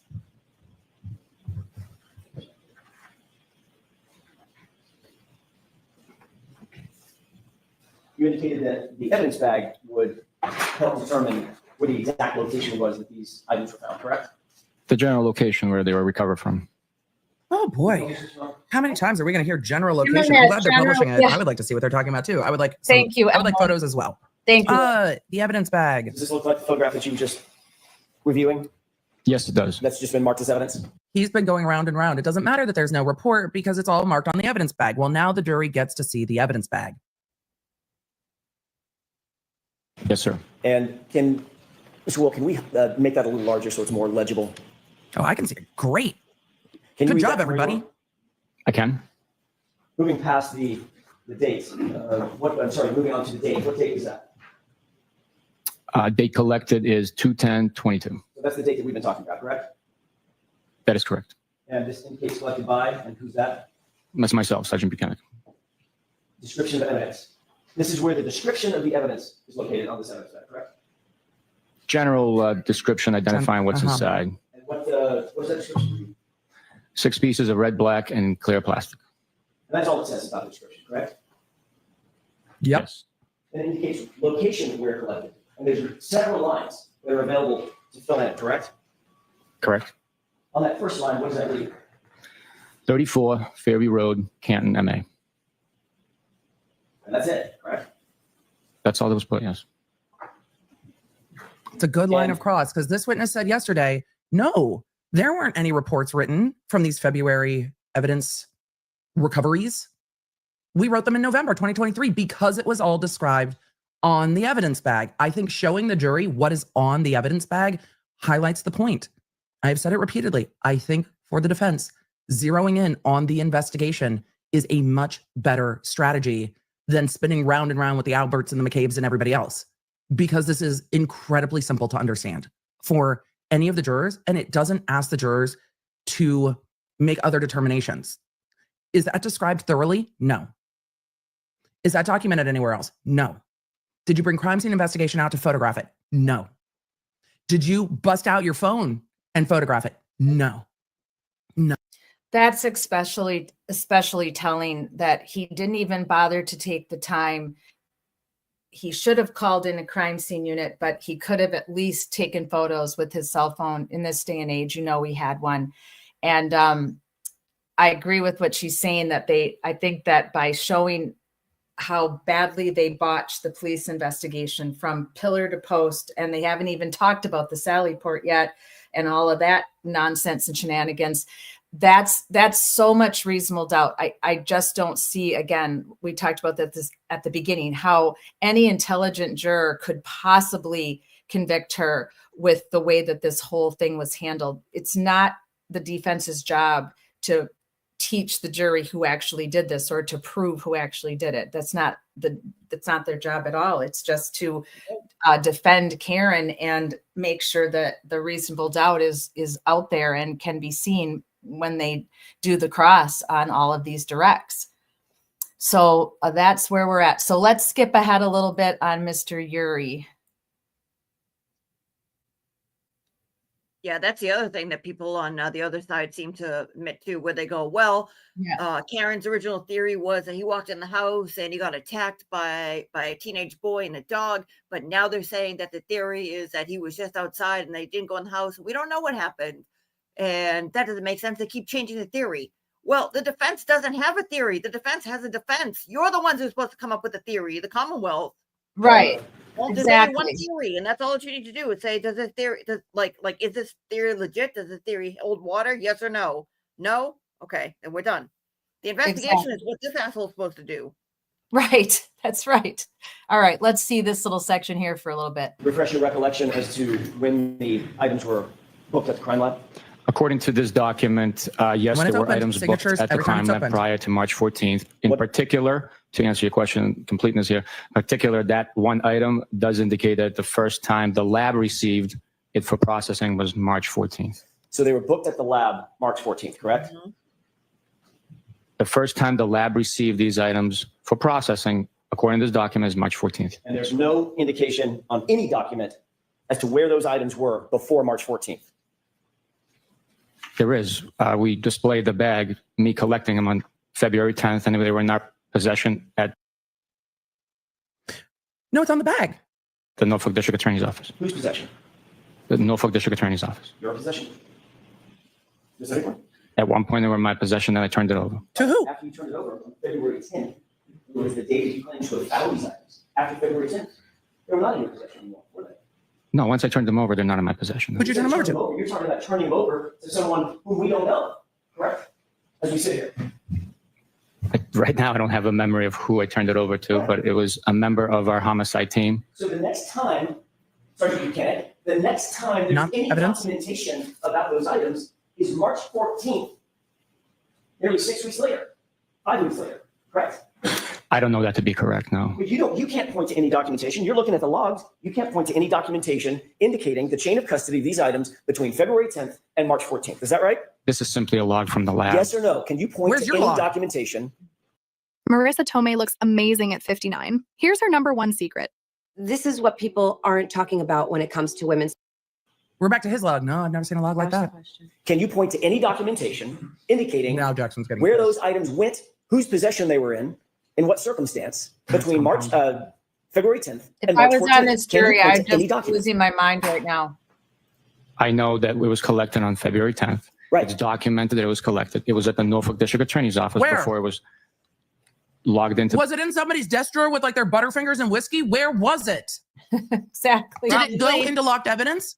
And the fact that you can't say that it went into locked evidence with a log is like the entire problem. Well, not the entire problem. It's the entire problem with this. The lab for processing. You keep answering the same question that I'm not asking. Sir. Objection. Sustained. No comments, Mr. Jackson. Sir Buchanan, do you understand my question? Your Honor, he's not answering. Can you point to a single document for these jurors as to where those items went and in whose possession they remain, specifically between February 10th, when you lost sight of them, and March 14th, when the crime lab received them? Objection. Sustained. Why are you sustaining that? Well, Why you're saying was that's an that oddly suggested? specific thing to have in a desk Just for the drawer. evidence. Just for the evidence. False start. Because he wasn't asking a question, probably. Yeah, you better take a slug of water Your there, face, Jerry. sir. Your face. You need to mind your face. What? What'd you say, Jill? Look at his face. Look at that Oh, I know. smile. What was that? Oh, yeah. He just loves being this arrogant. They all feel, I still think they're all so arrogant, and they've been getting away with stuff for so long on so many different cases that they just don't think that anything bad's going to happen to them. I think they think Proctor took the fall for all of them, and they're out of it now. They don't have a thing to worry about. He seems way more cocky, way more arrogant, almost to the point of, like it's like a farce to him that he's even up here talking to Jackson than he did trial one. I don't really remember him from trial one. I know that I remember Tully, I remember Proctor, of course. I don't really remember him. I remember him just sitting and like showing like the laser pointer, and he was like, like he had his arm up on the little podium thing, and he was, like nonchalant. He must have been unremarkable the first trial. I don't know. I just don't remember him. But this is just entirely too much. Yeah. Like, could you imagine like being pulled over by this guy, or having an incident and having to go to this guy, Right. and he shows up, with, I know this is hypothetical, but like he shows up with a boner and then dresses you down, and then you don't give him what he wants, so he upcharges you. Exactly. And then comes here and he does this. Exactly. And But you yeah, answered, that's the everybody was chatting up above about how the fact that they never did an accident report, and you were chiming in with them. Absolutely. They were supposed to do an accident report for any vehicle incident that happens where bodily harm occurred, and one hasn't been filed to this day. I don't even understand how this stuff is happening in this case, right? It's just, I can't believe this is real life. no, it's like we're watching some kind of fiction, MCAT says jurors must be like this investigator's ridiculous. He has a resting frown faced. He was smug in season one. Yeah, he's an ass. So he definitely was, but I just don't remember him being quite this bad. But maybe I've just forgotten because we've heard so much testimony since then. Yeah, this is bad. Argumentative, and it's bad. All right, let's listen to a little more of this, and then we'll see what else we want to hear before. As the supervisor, you're generally aware of the evidence in this case, correct? It depends, but very generally in most cases, yes. As the supervisor, one of your duties would be to make sure that evidence is collected and processed appropriately and properly, correct? That is the standard, yes. You're also aware that all of the physical evidence that was booked eventually at the crime lab on March 14th, 2022, was done so by Michael Proctor, correct? I'm not sure exactly who delivered it or who booked it in. But if you have a document, I will reflect on it. Thank you, Yuri, for reflecting. If you have a document, I will reflect on it. Poetic about it. Yeah. Take a look at that Tell me if That's fresh the is truth, recollection. MCAT. You're absolutely right. With This is um, stranger than fiction. Jen McCabe asking to refresh her recollection, what have you. Some jurors might see that as a civilian who is very stressed and what have you. It can be interpreted two ways. It really depends on the civilian witness, how they feel. If the defense attorneys are like, oh my God. When it comes to law enforcement, it's not the same. And we have seen other law enforcement testify before he testified. Mhm. One well, and the rest varying degrees. But when you see O'Hara from CERT come in and say, this is when everyone showed up. This is how they showed up. This is what we did. This is where we started. This is where we left. You have an example of just linear, neutral, straightly delivered testimony. Same affect on direct, same affect on cross, just this. I don't know that. I do know this, blah, blah, blah. When you get to law enforcement fighting over, well, if you have a report, it looks bad for the witness. Yes, absolutely. This is not the serve you think it is, sir. You're not serving anything. No, it is It's not. the receipt of evidence submission to the crime lab. And who submitted, based on that document, who submitted all of that evidence to the crime lab? Michael Proctor. You're also aware that Michael Proctor eventually submitted a total of some 46 or so pieces of taillight material that was claimed to have been recovered at 34 Fairview on since January 29th, 2022, correct? I don't know the total pieces, but we didn't claim to recover it there. We recovered it there. You're testifying that they were recovered, but you didn't recover all of them, did you? I did not recover all of them, no. Matter of fact, Michael Proctor, according to you, recovered some of those items, correct? That was me. Some of those items were recovered by Michael Proctor, yes. And you're also aware that he submitted pieces of taillight material that he indicated he recovered as late as February 18th, 2022, correct? I am aware that there was items recovered on February 18th. I am not sure exactly if it was him or someone else that recovered it. You indicated, right? I don't know. I think a direct examination. Sorry, y'all. yesterday You don't that have you don't have an as of appointment. You're not February late. 3rd or February 4th, the weather had It's me. I don't know what notification. Generally, correct? It's me. It's getting warmer. Yes, the weather was warmer. There were rainy days following the 3rd, I believe. No, the 4th. The 4th it was raining when I picked up that piece of evidence. So focus mode. So yeah, the weather had warmed up. So it was raining and somewhat storming on the 4th?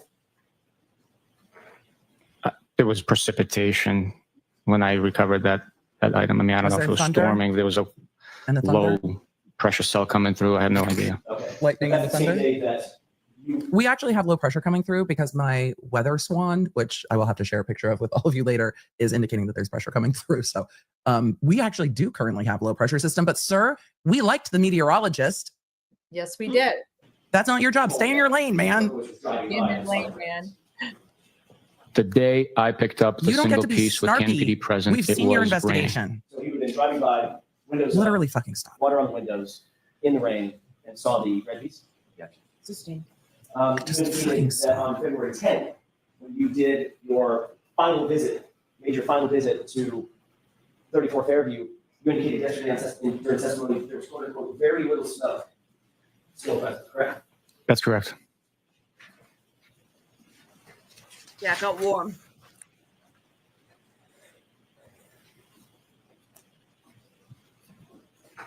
They're probably exhausted. They're going to need the weekend just to take a few deep breaths after all of this week. Is there going to be another meat blob like the other side likes to bring up?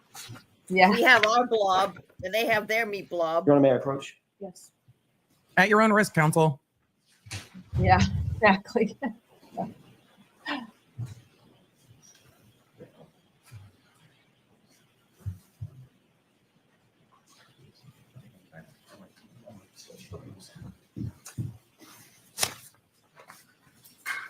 Is he going to read again? The reason I'm not zooming is because he keeps, speaking with his face in the moments in between. We'll have plenty of time, I'm sure, to zoom through other stuff, but this is Familiarize just yourself with those 2 pages, please. And let me know when you're wild. finished.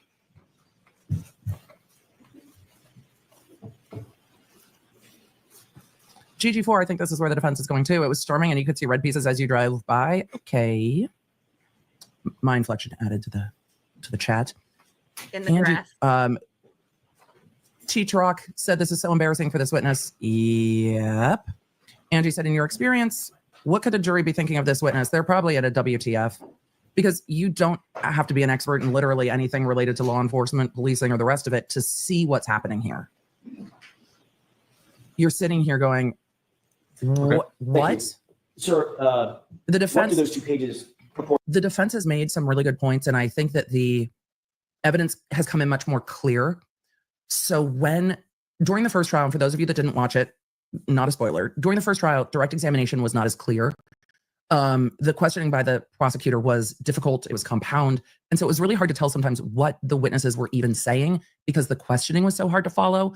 This trial, Brennan is a much better questioner. His questions are clear and concise. You know exactly what the testimony is, but it also makes it much more clear when they get caught in that testimony because the testimony is easier to understand because of the questioning. So when you get now to the cross-examinations at times are stronger, or when the cross-examination is splitting hairs over something that hairs don't need to be split over, it's more obvious. But when the cross-examination is strong, it is stronger because the testimony that preceded it was so clear. And that's where this witness is getting stuck, is that he wants to continue to dance around these answers based on insinuation. And with some of the other witnesses, you might not know why they're mad if you're the jury. The jury might not understand why Katie McLaughlin looked pissed off through her entire testimony. They might not know the full picture of that. But with this witness, the jury has enough of a picture to understand some of the attitude. And the picture is he was disciplined and Trooper Proctor is now being called Mr. and former, and he was a supervisor. It paints enough of a picture that they can see that this witness is not being forthcoming with them. So I think that the jury's sitting there being like, so you got disciplined, other dudes probably fired because they're not talking about him in the past tense, and you're going to not answer questions. I think this cross is stronger for the defense than this cross of the witness was at the prior trial because of everything that's happened in between. And the jury is going to be able to see that and just be like, what? So I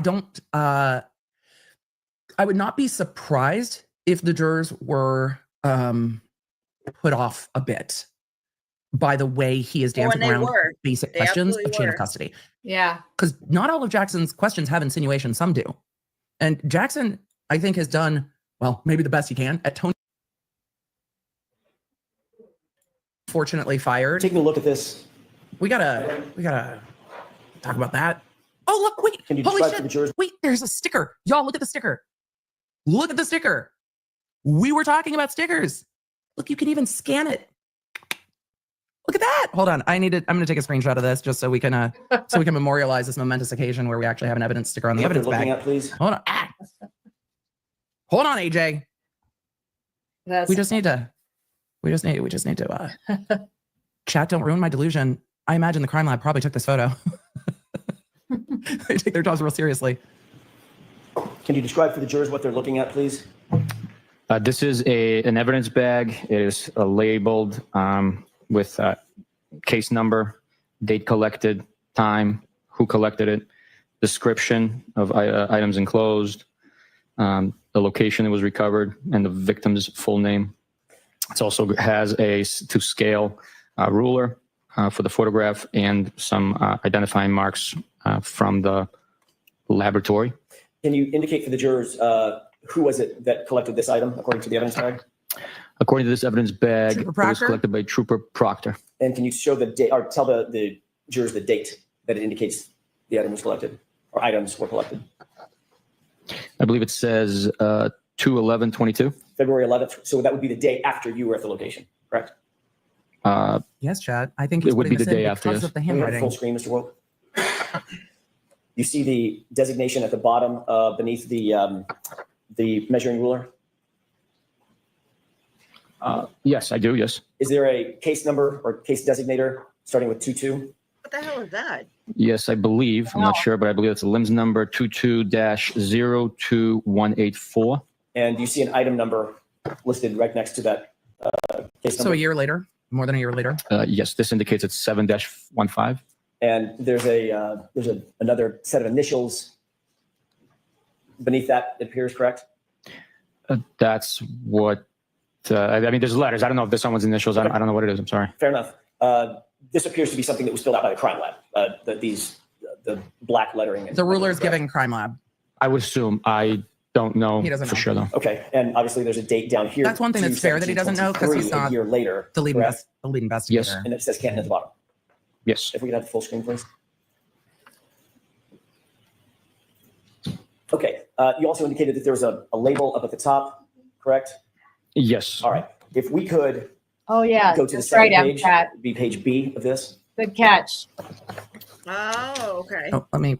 Can you look at first of all, look at the bottom and tell me if Are they going to? Aren't they going to bring the crime lab appears to be in? the same as on the evidence, as on the previous page? I'm interested to see where we go with this.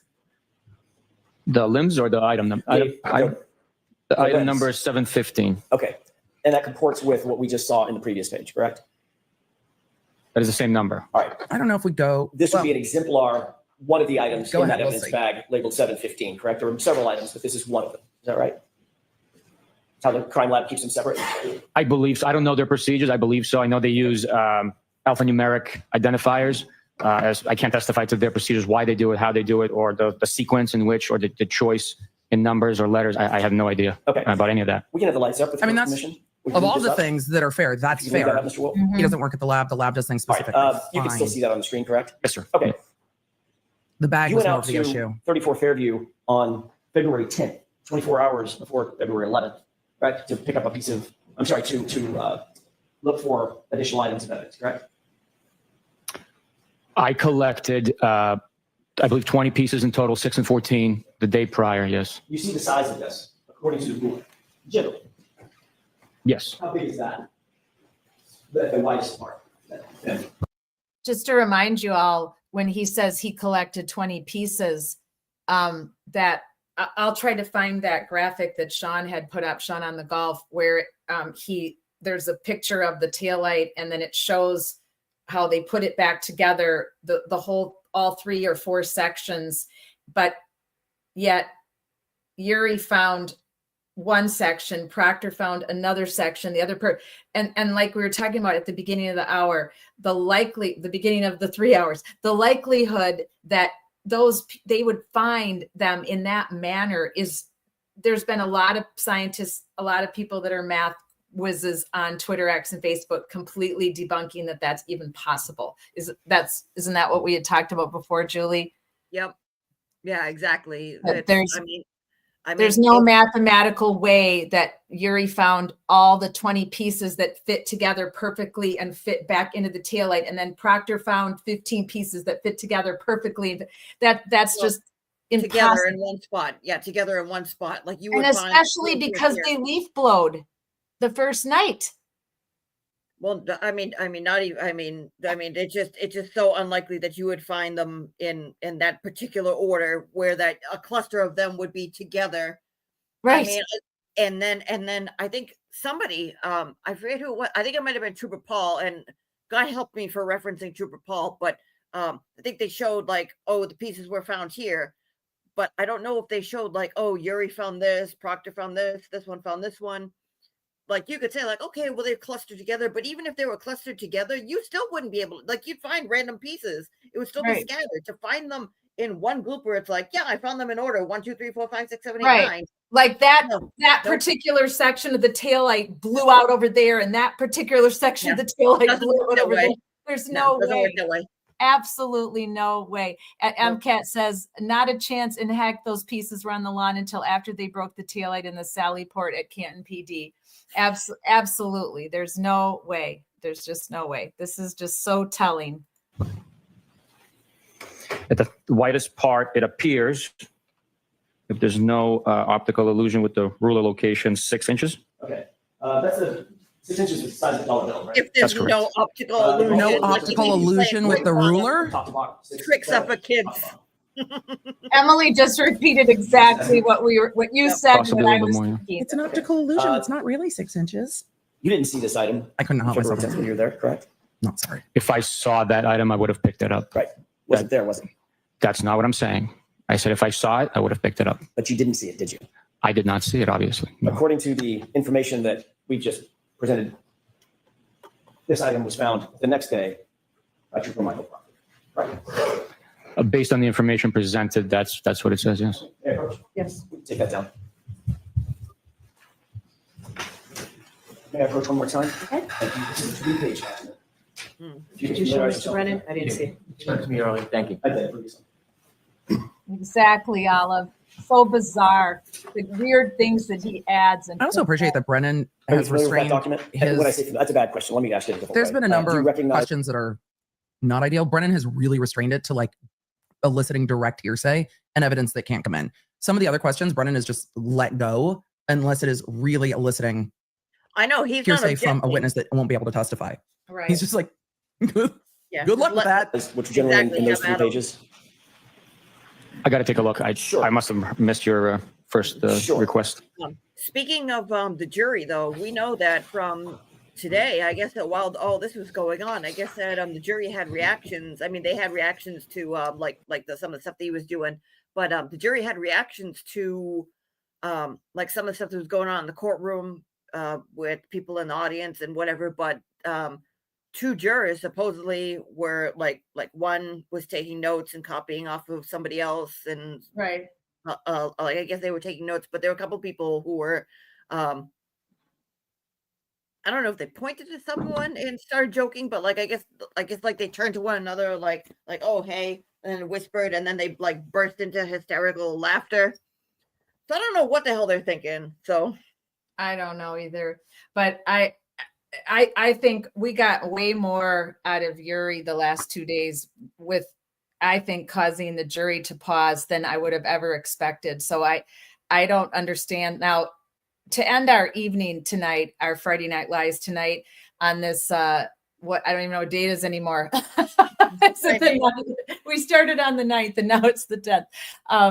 Tell us a little bit about what you overheard when you subjected yourself to being in the attic today.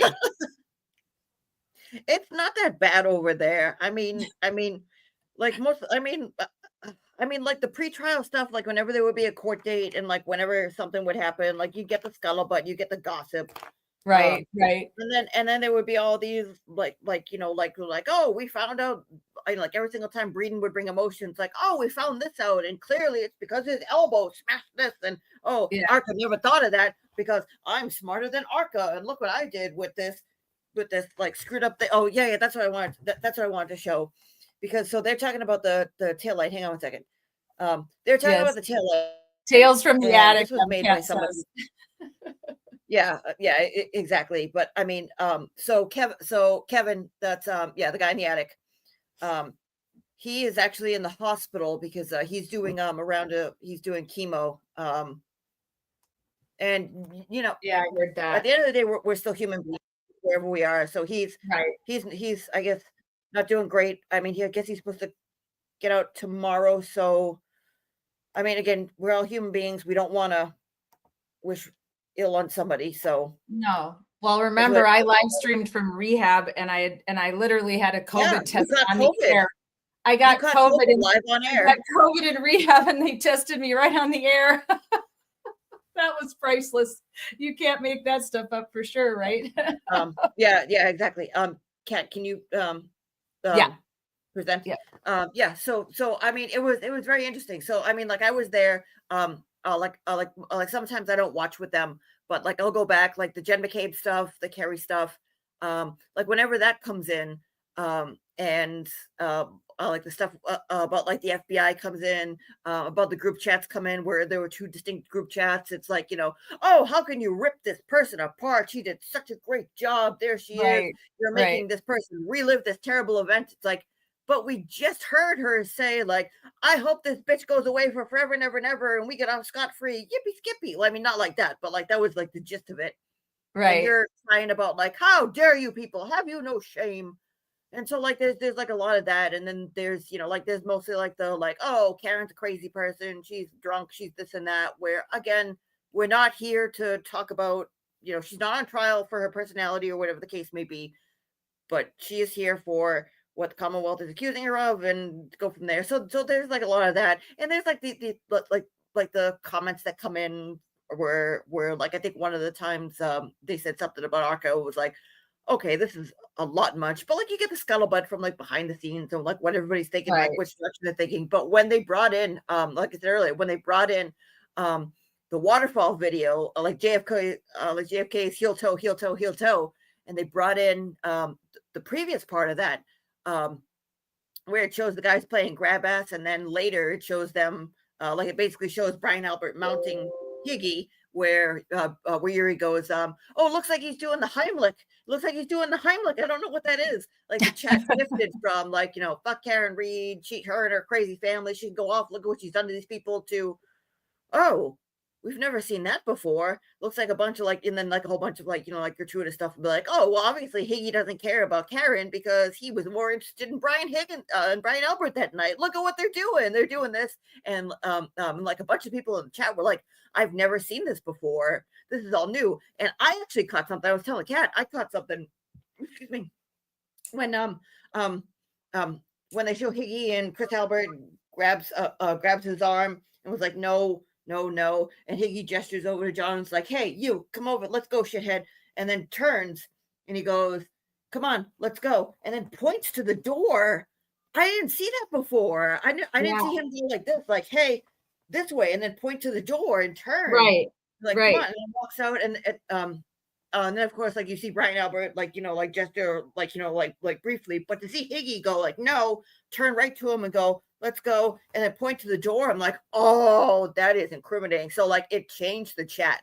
And like to hear their reaction. So like, yeah, they're just, clowns in the thing. And then they were talking about like, oh yeah, clearly they didn't care about clearly Higgy didn't care about him. He was, more interested in Brian Albert and was like, who's the bottom, and like who's mounting who, and was like, well, maybe he'll just jump on top of them, and is Chloe involved? Like it just turned into like this whole thing. But I want to show this.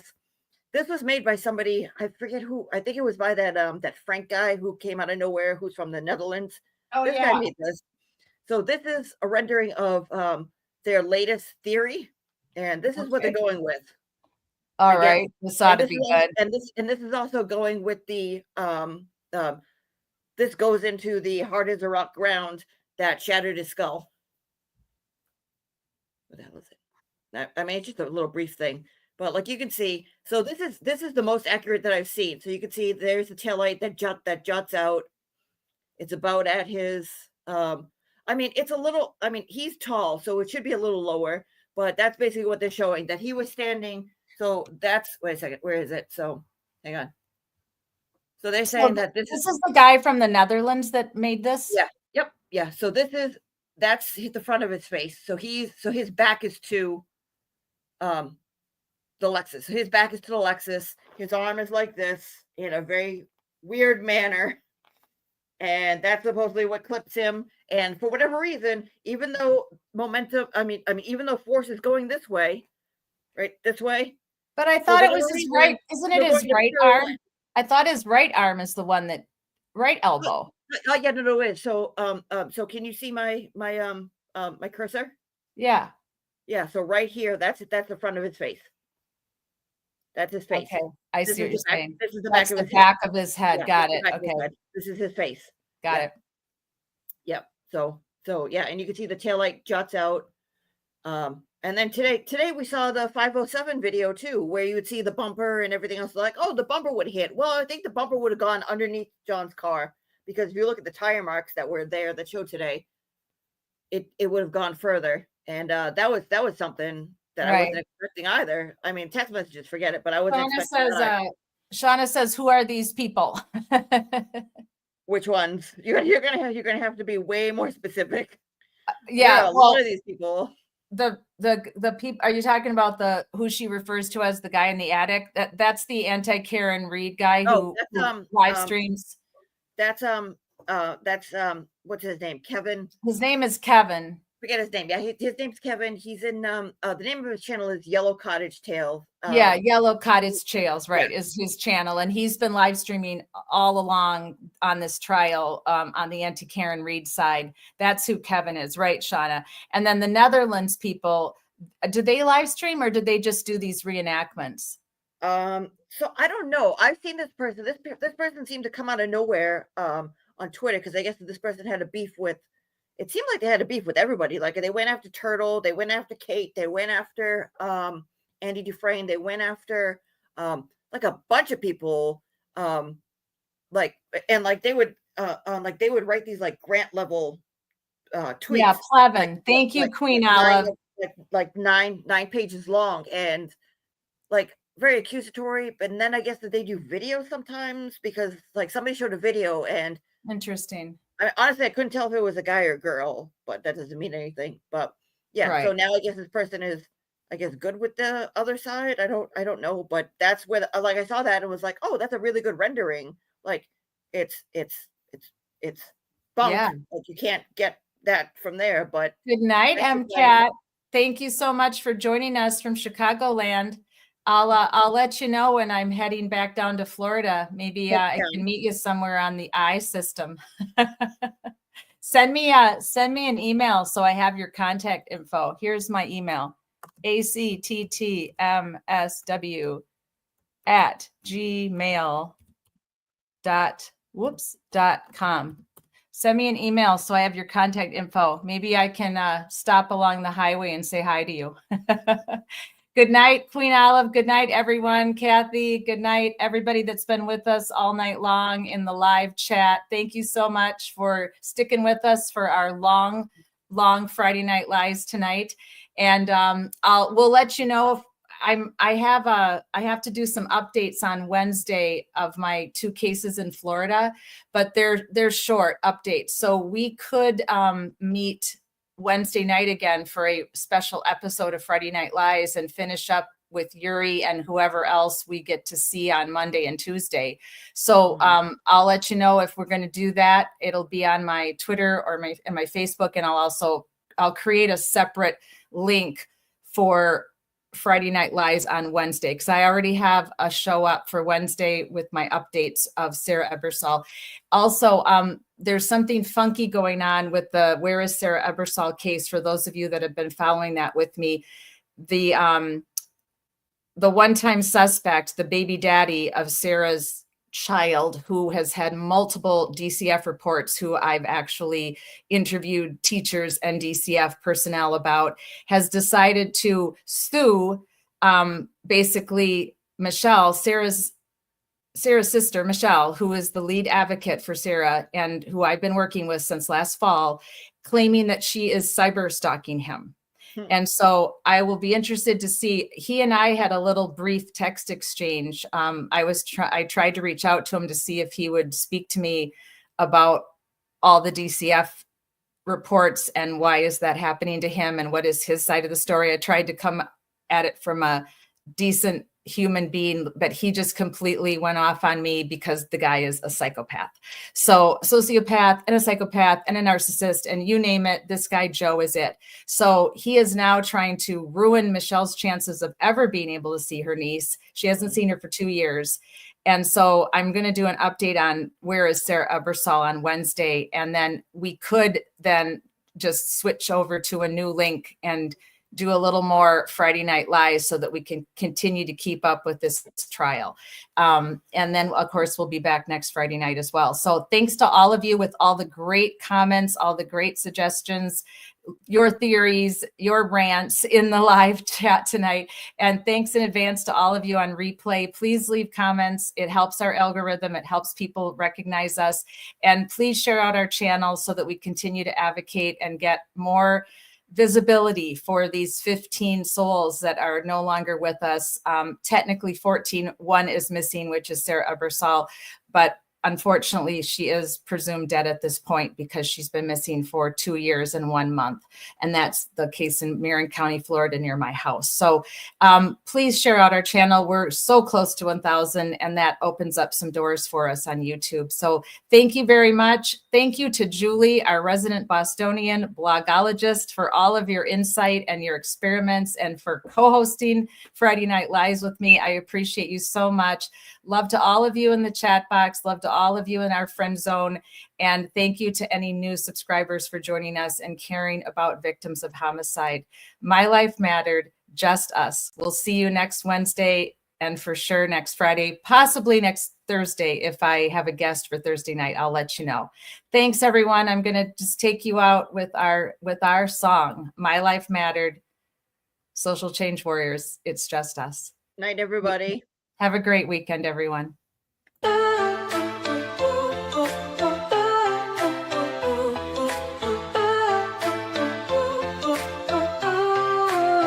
They try to silence the truth we shout, but we're still here, we're still calling out. Corruption hides behind a badge of name.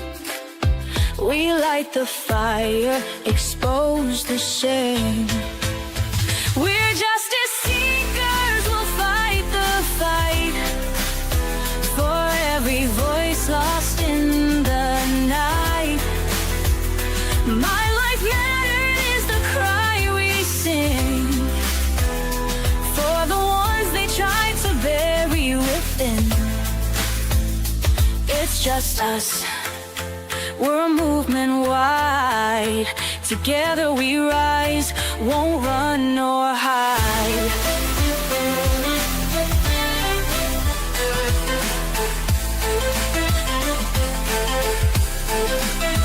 The stories echo, the pain runs deep. For stolen lives we can't just weep.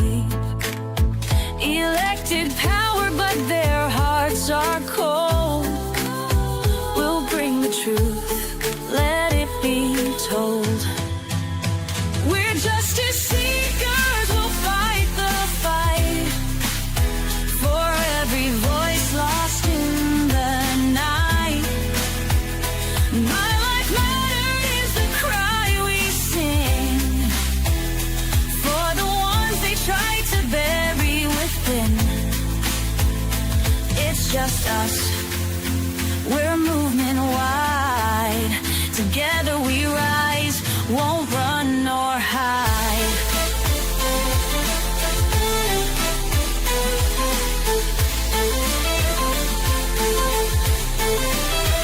We're justice seekers, we'll fight the fight. The heroes undo the harm. Calling out corruption, we'll stand tall. For justice and truth, we'll risk it all. My